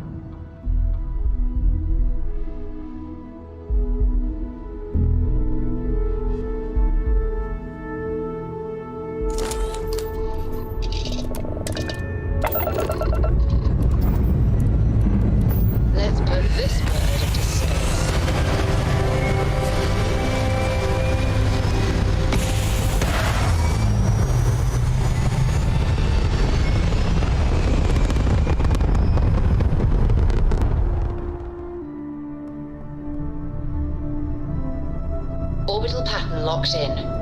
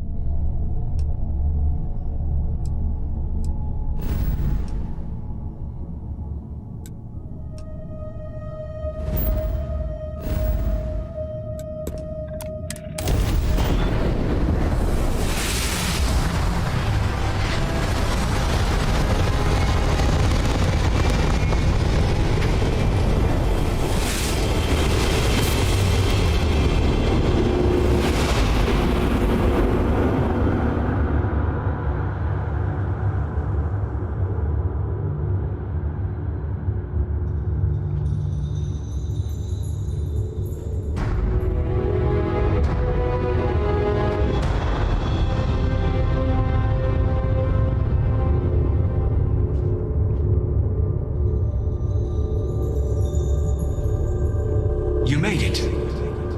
I hope you're enjoying the view. I never get tired of staring at it. Eternity.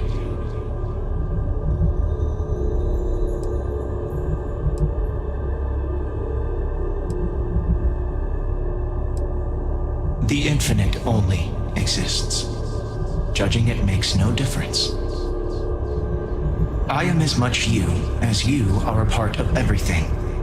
All points connect to here. When a star is born or dies, its existence beats through the heart of this place. The unity. I have seen all you are, have been, and could be. Do you feel like you've lived a good life? Is there anything you regret?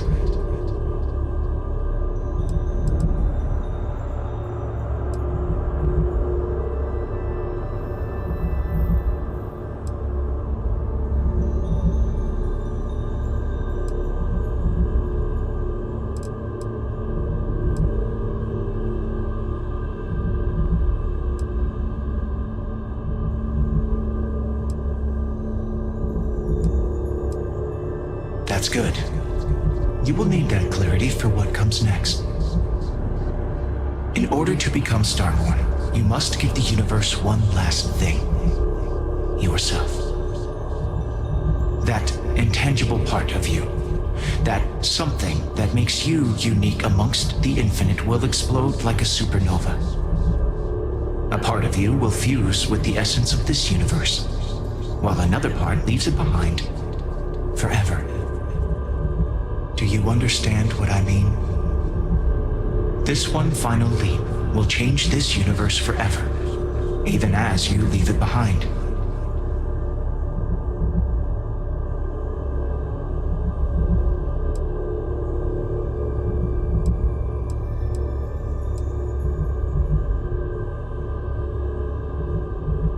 Unknowingly, you just answered your own questions.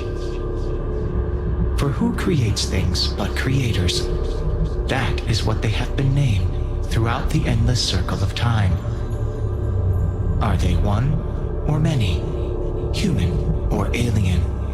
Terrestrial or celestial?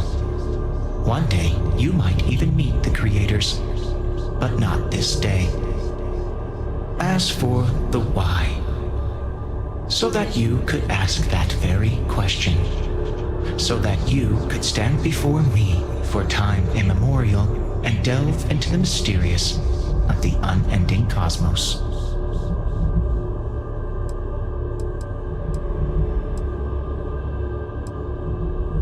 Much like the death of a star creates new kinds of matter, so will the part of your being become fused with the unity itself.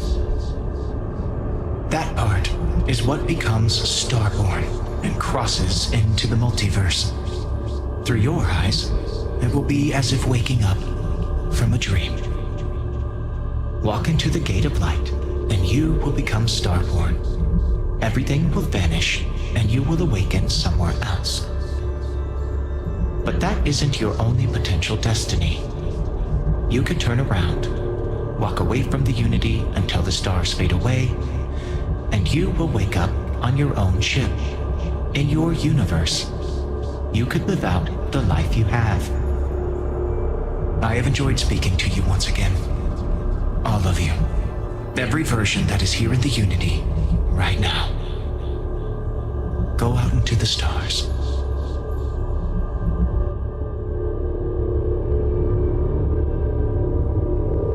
As you consider stepping towards infinity, I offer you a glimpse into what will happen to the universe you may be leaving.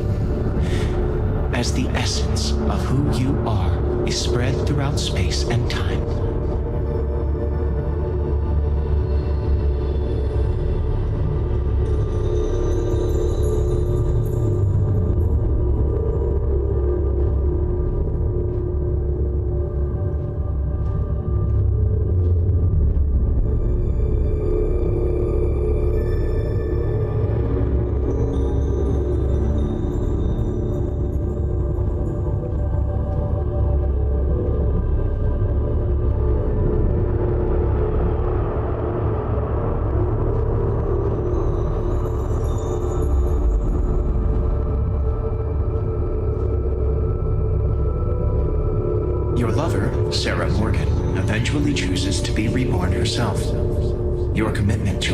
Bolsters all relationships in the settled systems. Marriages blossom. More children are born who want to be explorers.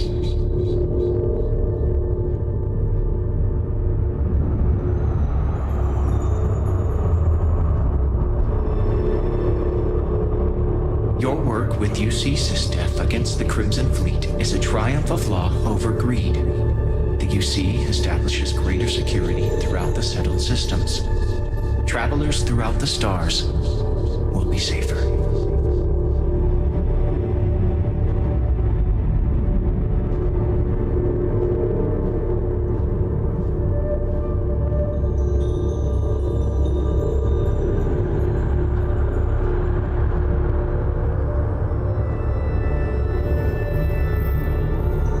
The emissary remains in this universe. But your faith in them inspires them to seek out those they believe are worthy of finding the unity. Many many noble Starborn will be reborn under their guidance.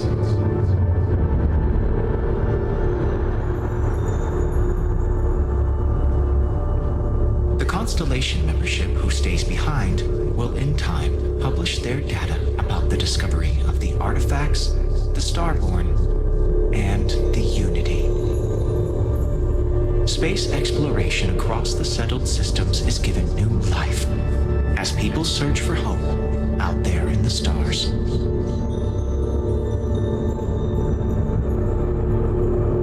The gate of light will take you to another universe, or simply walk away until the stars fade to return to your ship.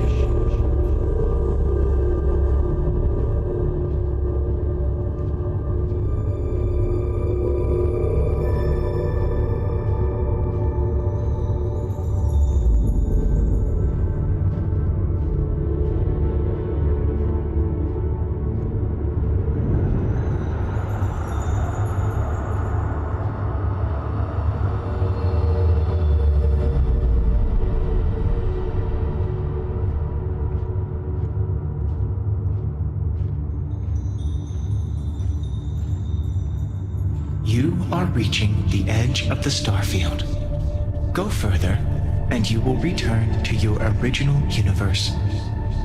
We will be waiting for you, should you come back.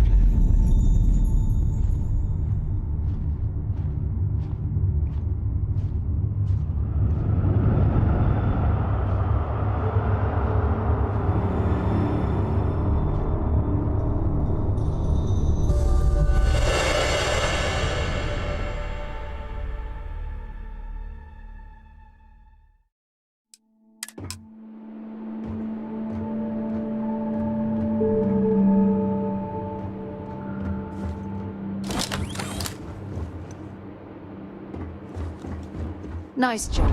We're right on.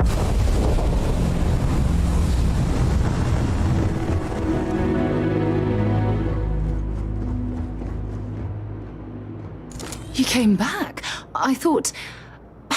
I was sure you were going to... But then I guess... neither did I.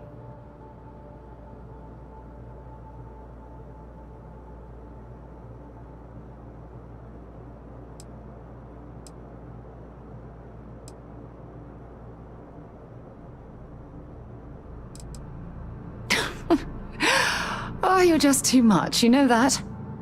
What was it like, being in the Unity?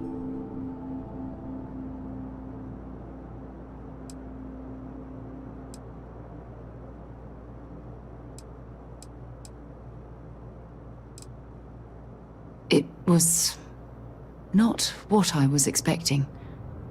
Everything stretched out before me, and yet I was just talking to one person who knew everything about me. Haha, yes, you are. I'm glad to see you again. But don't stay here forever, okay? Don't give up on the opportunity to step into a whole other universe.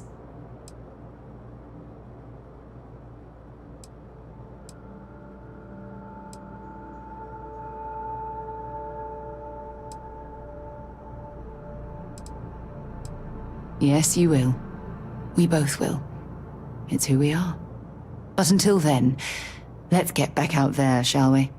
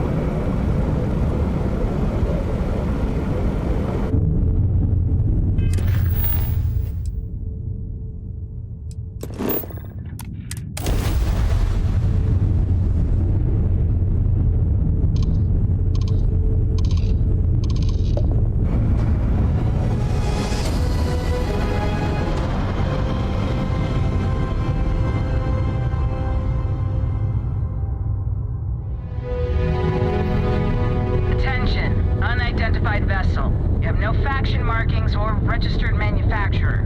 Please maintain course while we scan you. Assuming scans even work on whatever it is you're flying. Scan complete. Go ahead and land.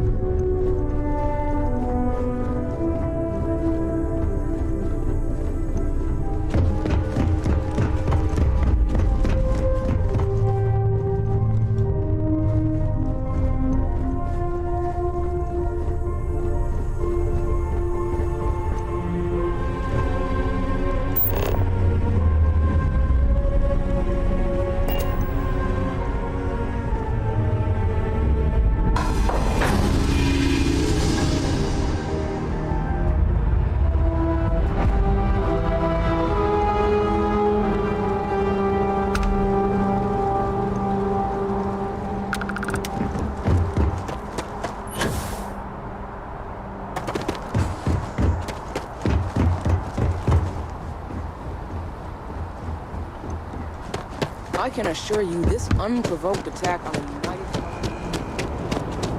You will be scanned as you enter the city.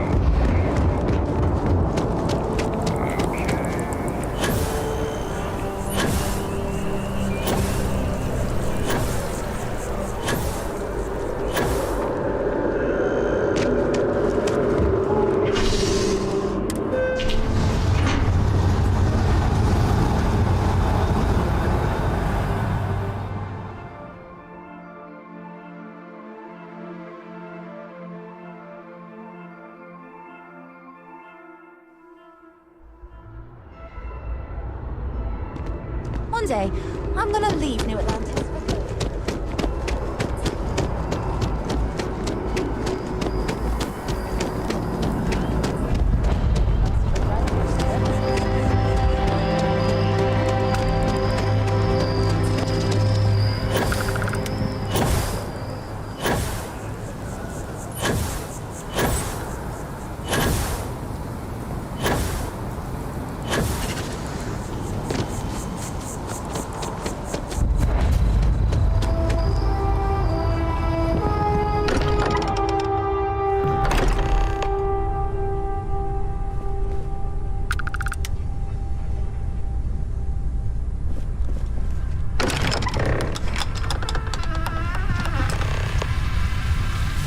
Excuse me, this is a private... Wait. There's something familiar about you. Vasco, identify. Scanning. Cross-referencing known employee records of our affiliated organizations. Please remain still. This appears to be the miner from Argos Extractors. Lost as we were carrying the artifact from Vectera. Current whereabouts, previously unknown. I see. Vasco already delivered the artifact. So, why are you showing up now?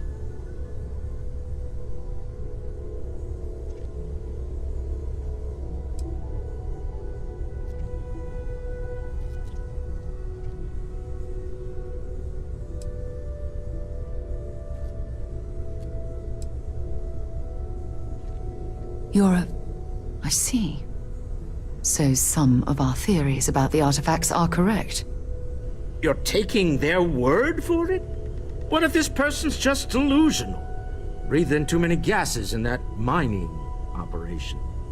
Why don't we hear him out? We know next to nothing.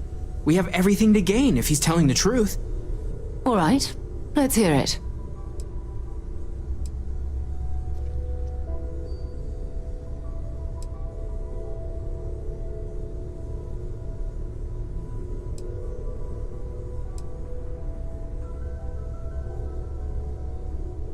So, that's what we're looking for. The pieces to an armillary. A path to the center of a multiverse. This is either the truth or the most elaborate practical joke I've ever witnessed. I think we're past the point of doubting, Walter. In any event, we'll be able to see for ourselves. We know where most of the artifacts are now, and presumably how we get them.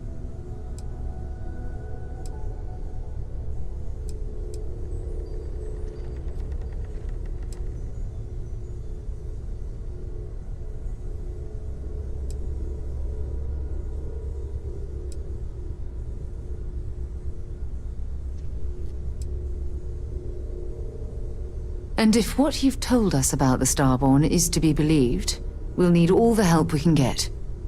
I want you to check with Vladimir on the Eye. Cross-reference what you've told us with what he's picking up on the scans. You track down the artifacts the Eye finds, while we gather the others.